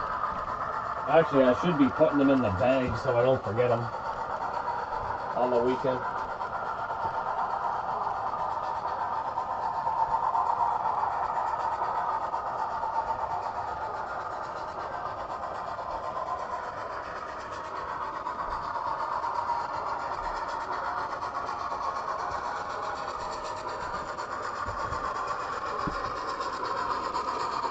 He doesn't run very good on DCC, but I have Tornado.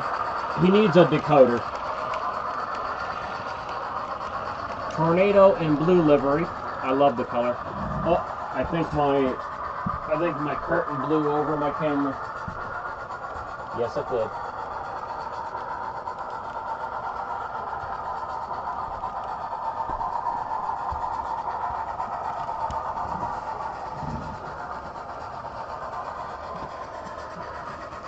So Tornado here, he is a Bachmann, and he's 21 pin ready. He's gorgeous, man. I'm trying to get him in the camera as best I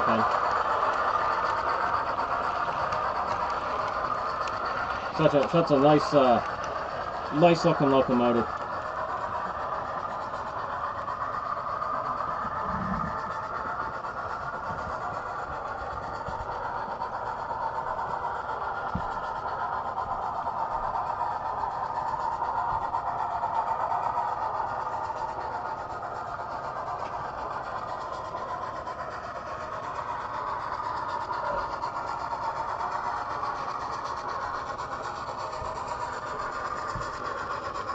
Won't his box tell me what he is?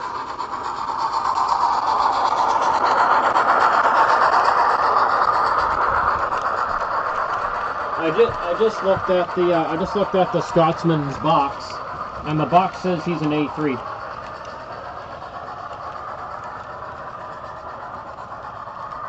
So Flying Scotsman is an A3, and I just walked by the curtain and blew it in front of the camera again. Alright, you get right there. All I gotta do is walk by it.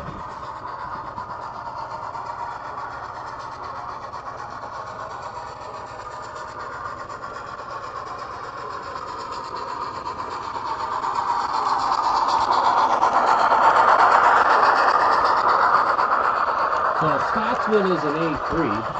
What is Tornado?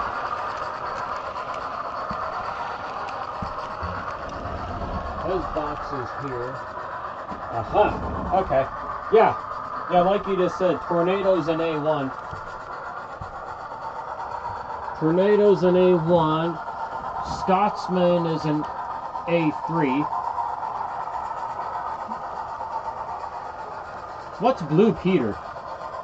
I have Blue Peter, but I don't remember what he is.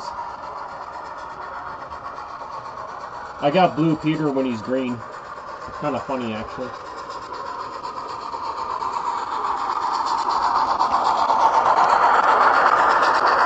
Oh yeah, Josh, that's Tornado. That's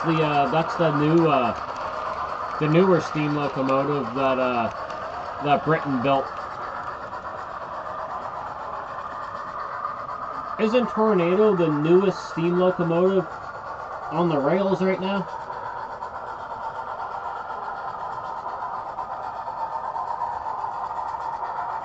Yeah, it definitely sparked my interest, Squirrel. I'm very curious about that too.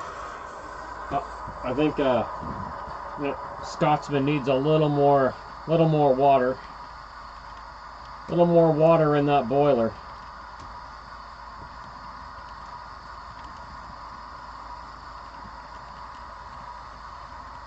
So we keep that steam going.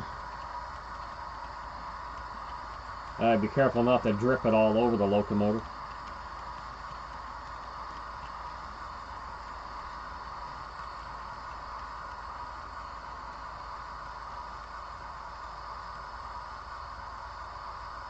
Alright, should be good there.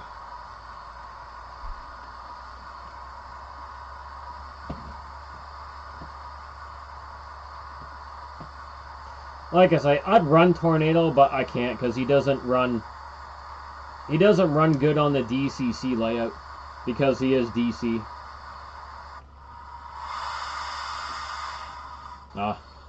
He's not steaming.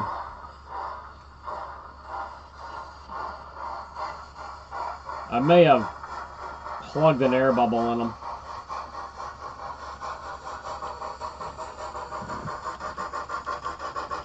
I'll give him a lap, see what happens.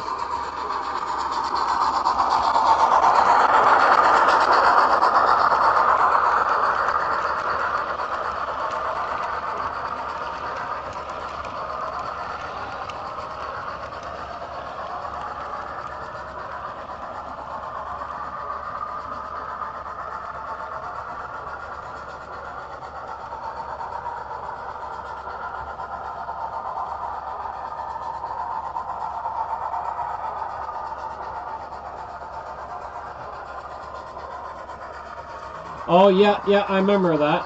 I remember they're building the P2.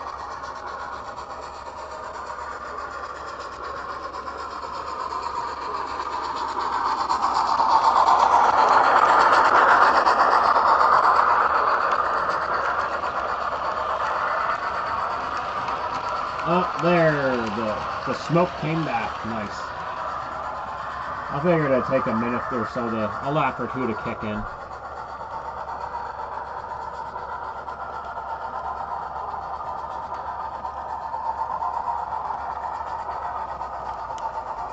Started as an A1. Okay. And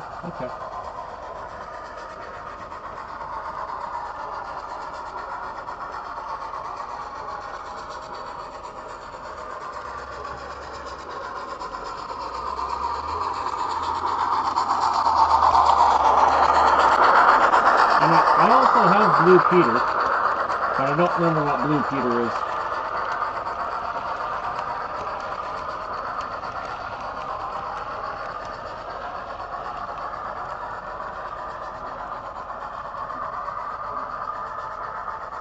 So I imagine there's models of the Flying Scotsman all throughout its evolution.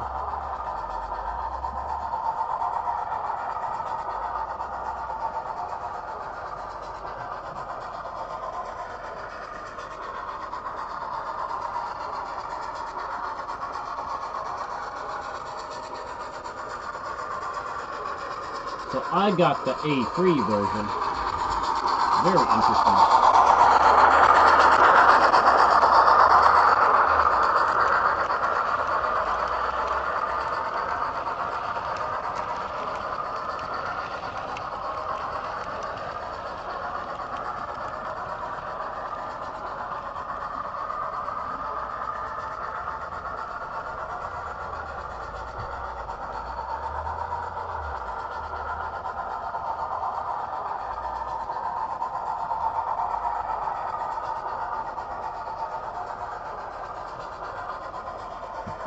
Now I'm curious. I'll just have to look.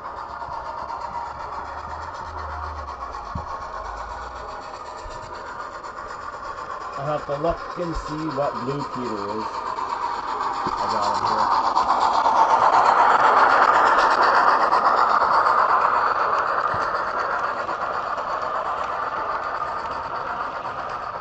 He is, oh, he's an A2. Okay.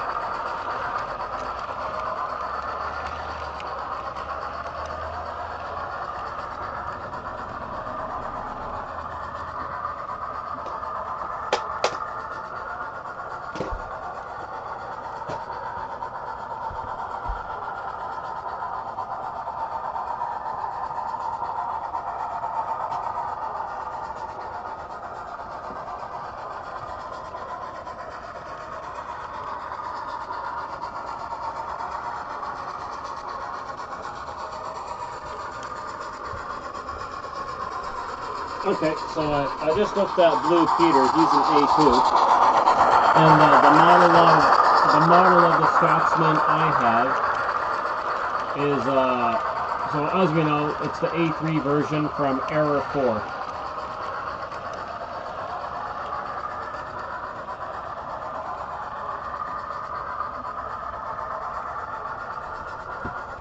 So I don't know what Era 4 is.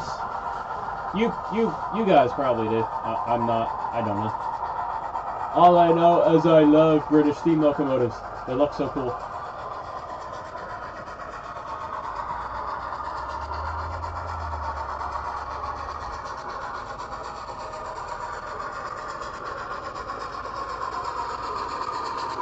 I mean, I could easily Google it. I mean, I got my phone right here and I'm not even using it.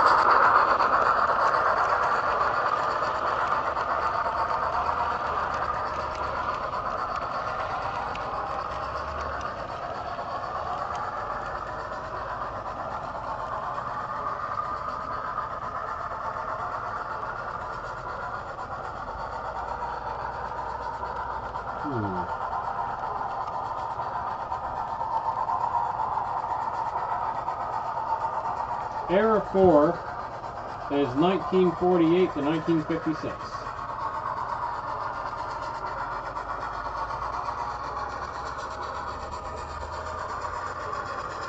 So it was post-war period.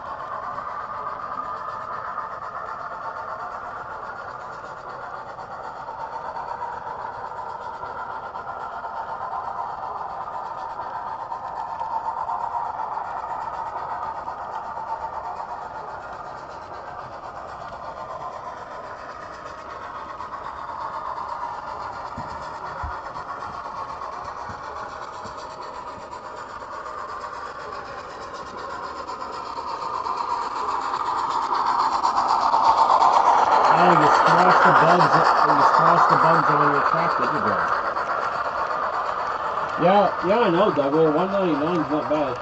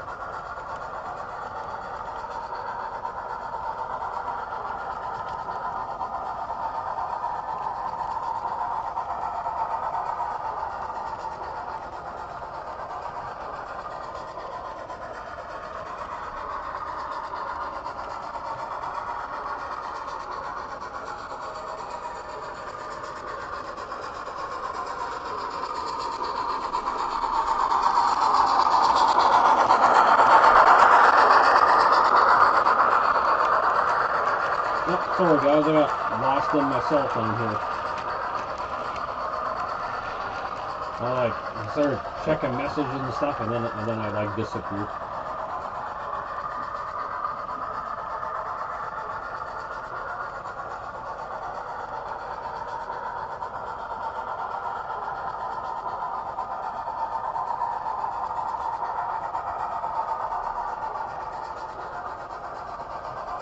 I got lost.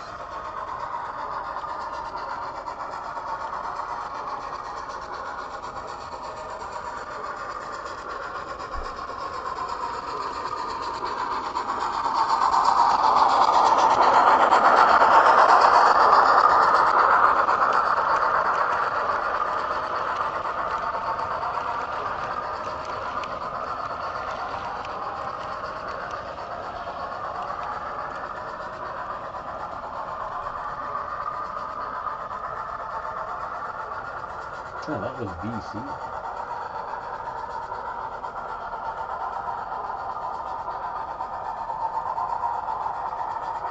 I thought it was onshore.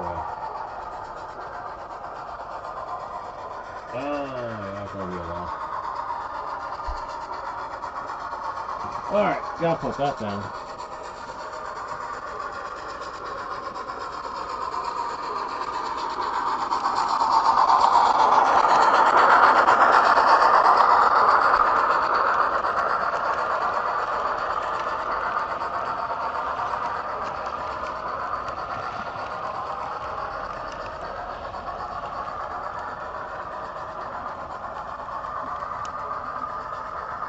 Yeah, I just googled it. It was like 1948 to 56, I think it was. I think that's what I just found out there, Squirrel. So definitely post-war. Yeah, 1948 to 56.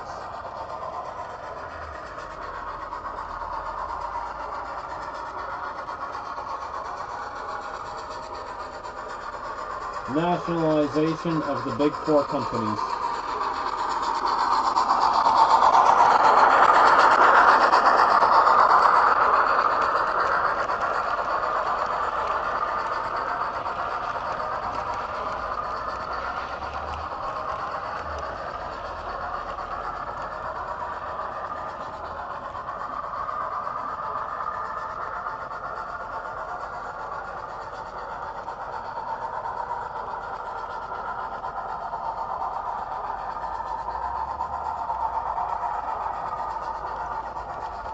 Oh, man, oh my God.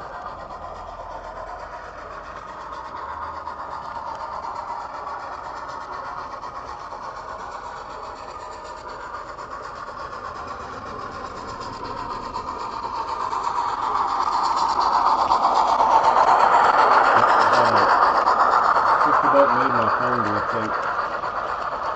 I was like, oops, it's all glitching. Oh man, I get sleepy.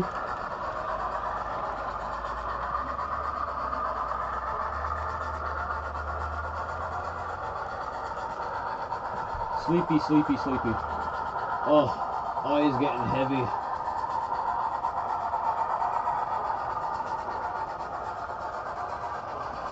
I find it's getting harder and harder to stay up later.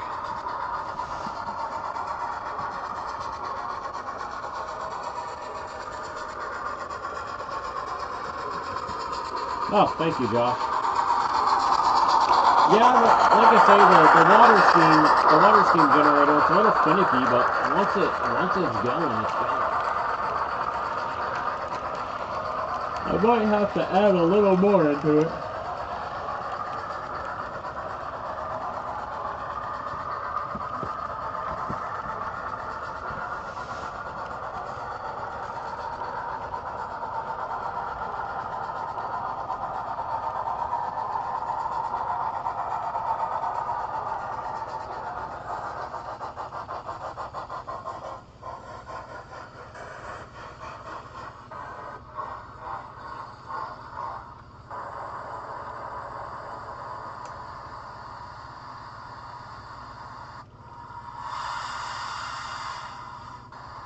Yeah, I think it needs a little tad more.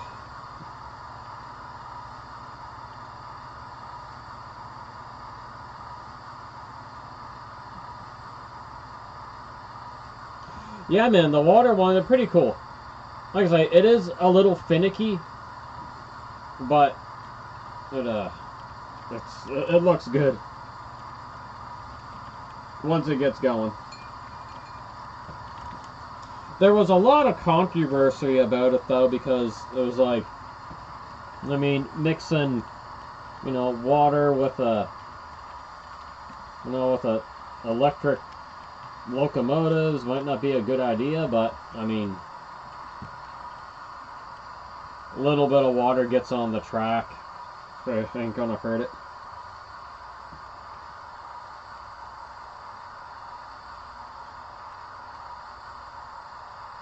And I'm sure there's...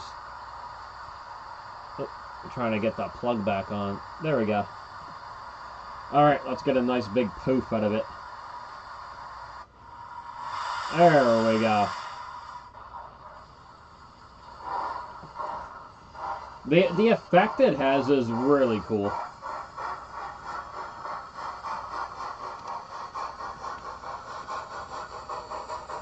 I find the effect, like, just personally, I think the smoke effect is a little better than the oil.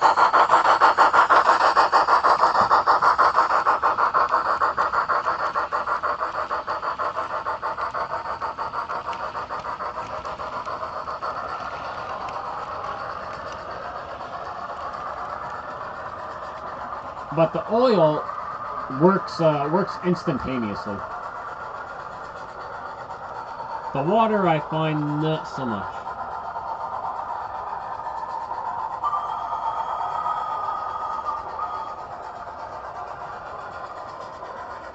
No.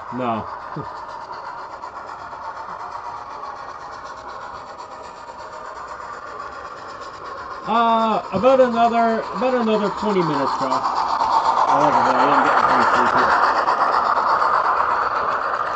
I'll hold on till 11 o'clock. I'll eat some Reese's Pieces.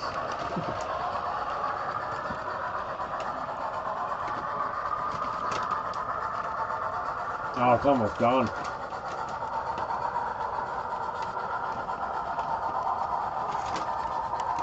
Oh yeah, oil is on top of that, Scott. It can I mean, as much as I love using it, it leaves like an icky residue.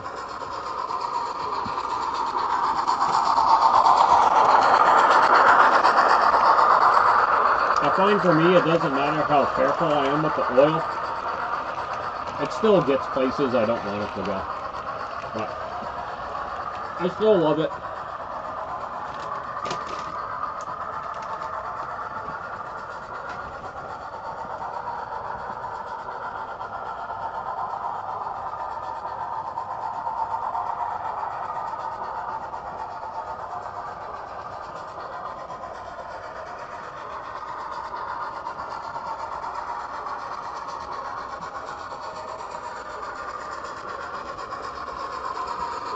And the water dries pretty fast.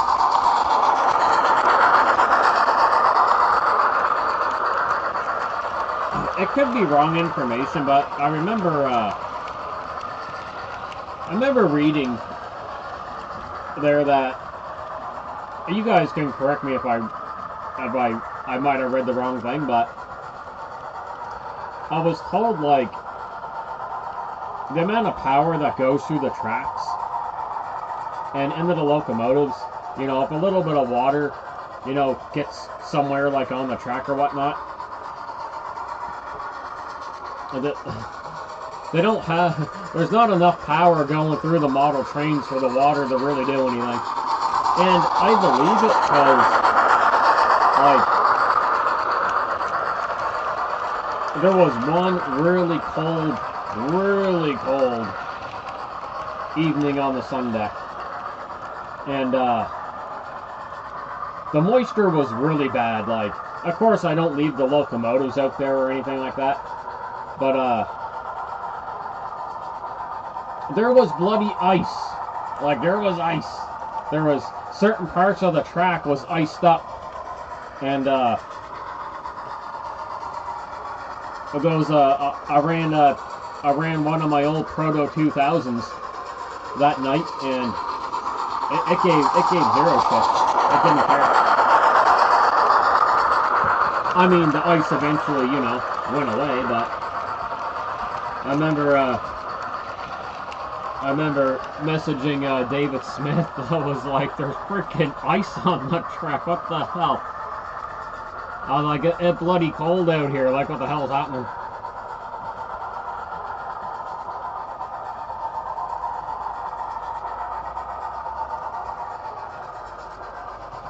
Oh, that's right, Scott. I didn't think about that. The old steel, yeah. But no, just that one time, just that one night. I guess the moisture was this bad. That's the only night that I've ever seen like ice get anywhere. Like I think some blow. I think what happened was it was really windy. I think some blowing snow got through some cracks. But, and that's just how that happened. I don't know. It never happened again. It was the first time I've ever seen blowing snow get into the sun deck.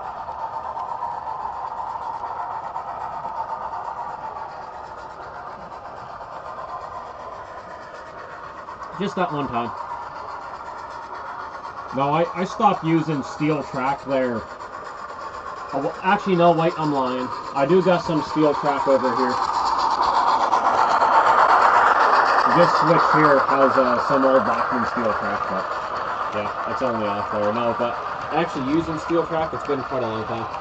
When I first got back into the hobby, yeah, it was a lot of steel track.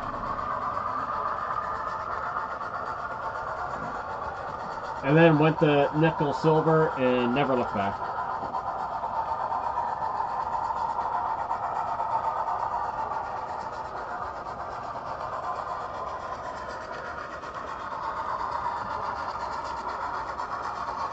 But even though I had the Scotsman opened up before, the area where the steam generator is, it's all enclosed off. So I didn't take it apart enough to see how all that functioned. But I imagine Hornby must have had some due diligence, and I would imagine they would have designed it in a way where, you know, the water, it's going to be difficult for the water to leak onto the electronics. I mean, I would like to think they did that.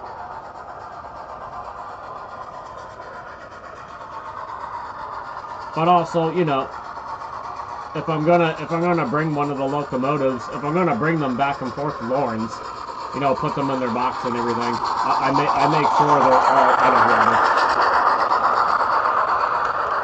Make sure it's all burnt up.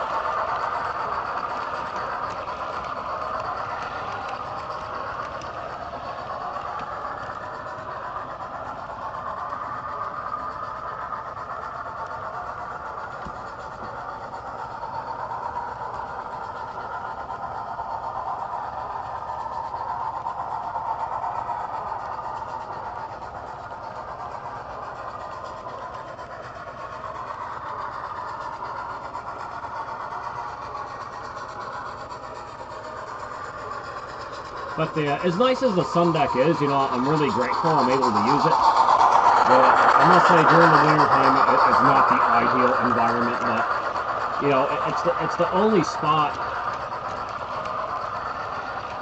It's the only spot in the house where realistically a layout can be done.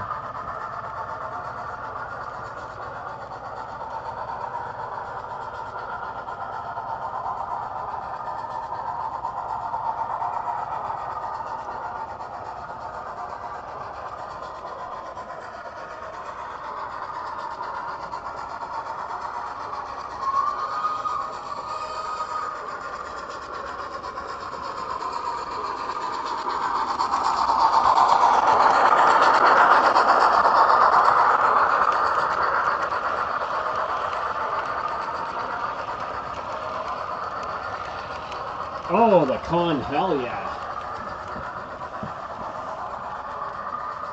That's funny, I didn't hear the notification. It should have rang. But it didn't.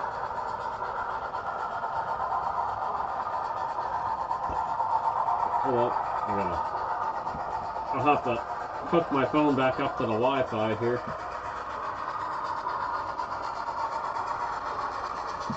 Oh, that looks really nice, Josh. I like that. I love Conrail.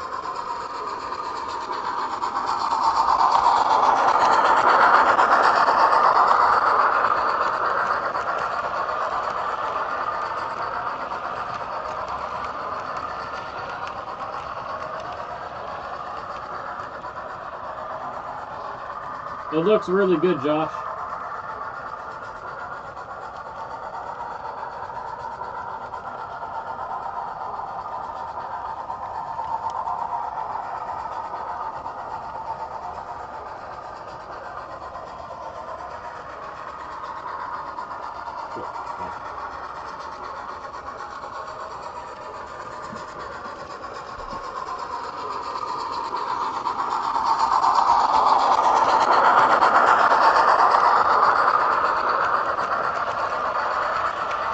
Throttle up.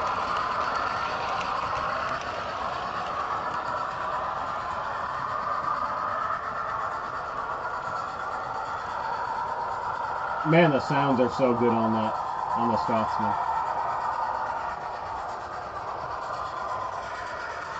Let's give him like 60% throttle. Before he starts sounding like a machine gun.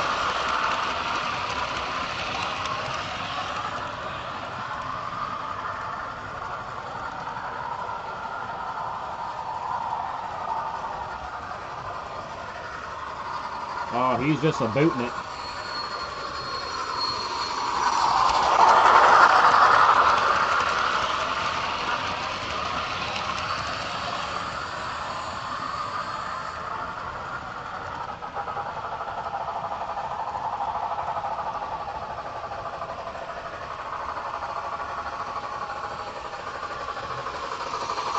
Now he sounds like he's got a knock to him.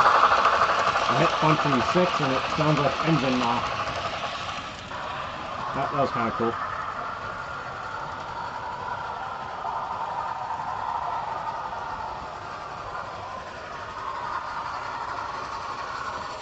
Man, he must be doing like 90 miles an hour.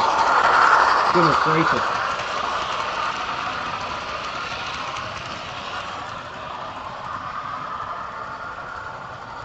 Let's give him 70. Oh man.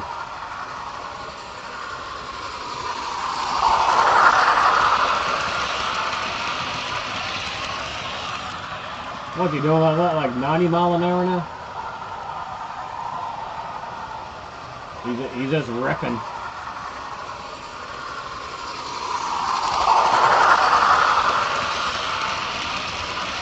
He's just ripping, Josh. All right, let's do 80%. Oh no, he don't go that fast. Nah. Oh, who knows? Maybe. I don't know what that is in slow speed.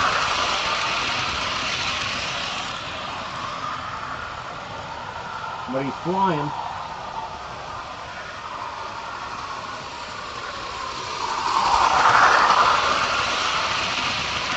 Alright, we're gonna go 90%. Oh dear goodness. We're getting to the danger zone now.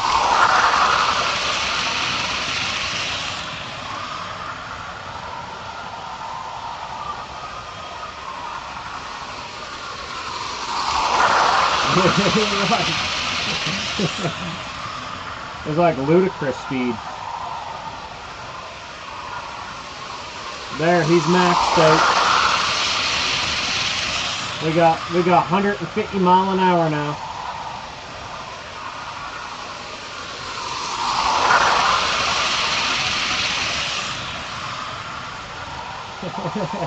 It's just ridiculous watching it do that.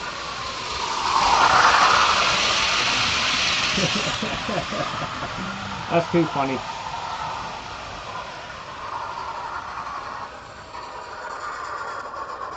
We got the Scotsman breaking speed records here.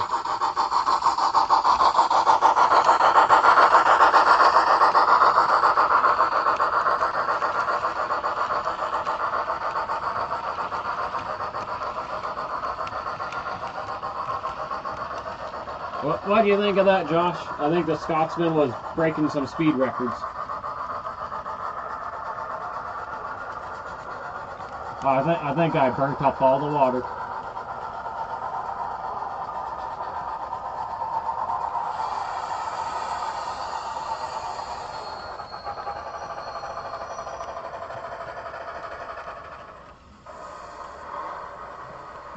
There, he's doing like 150 mile an hour. Burnt up all his water.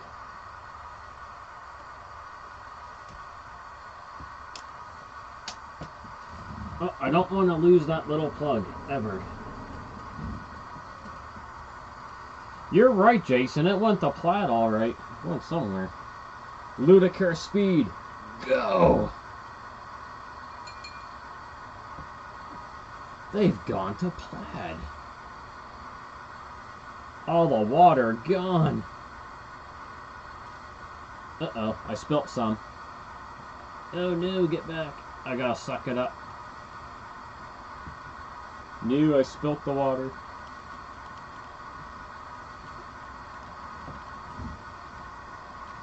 Well, still better than spilling oil. Not as messy.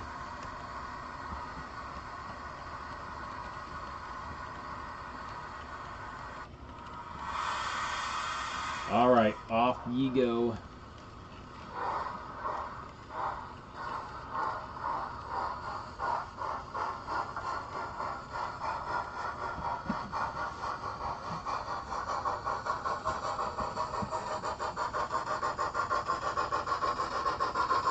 It was so funny, I was looking at camera for just watching them fly down the back stretch.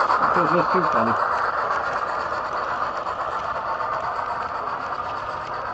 That was actually my first time topping them out that I can remember.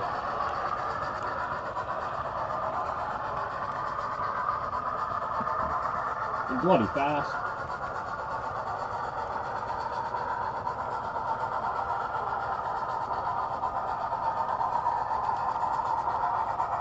Passengers be in for one heck of a ride.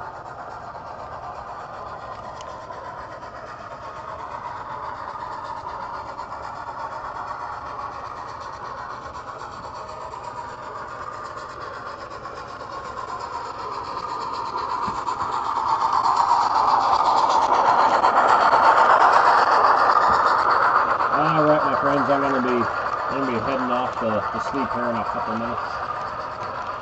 I can't believe how bloody tired I'm getting. My brain just wants to be done with it.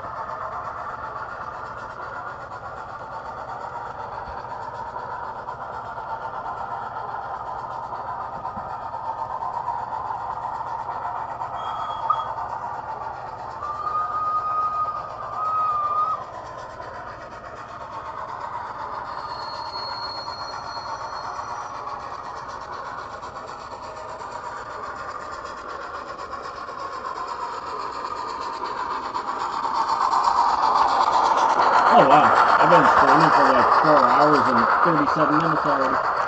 Yeah, the time just flies.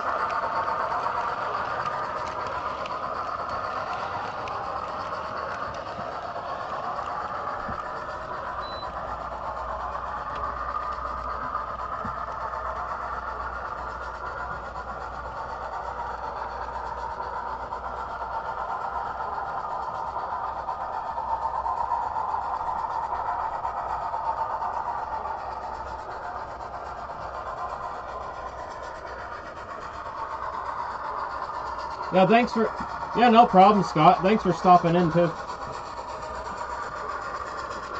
7 o'clock. Alright.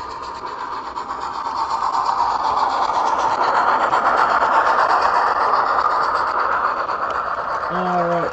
When the Scotsman comes around, I'm gonna bring him to a stop by the passenger station.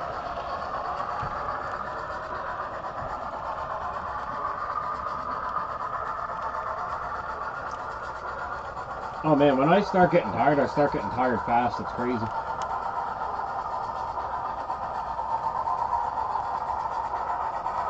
And that one Raptor is just ready to leap on for a drive. Or should I say a ride. Oh yep, Montana Rail Link. There, that's a good spot right there for him.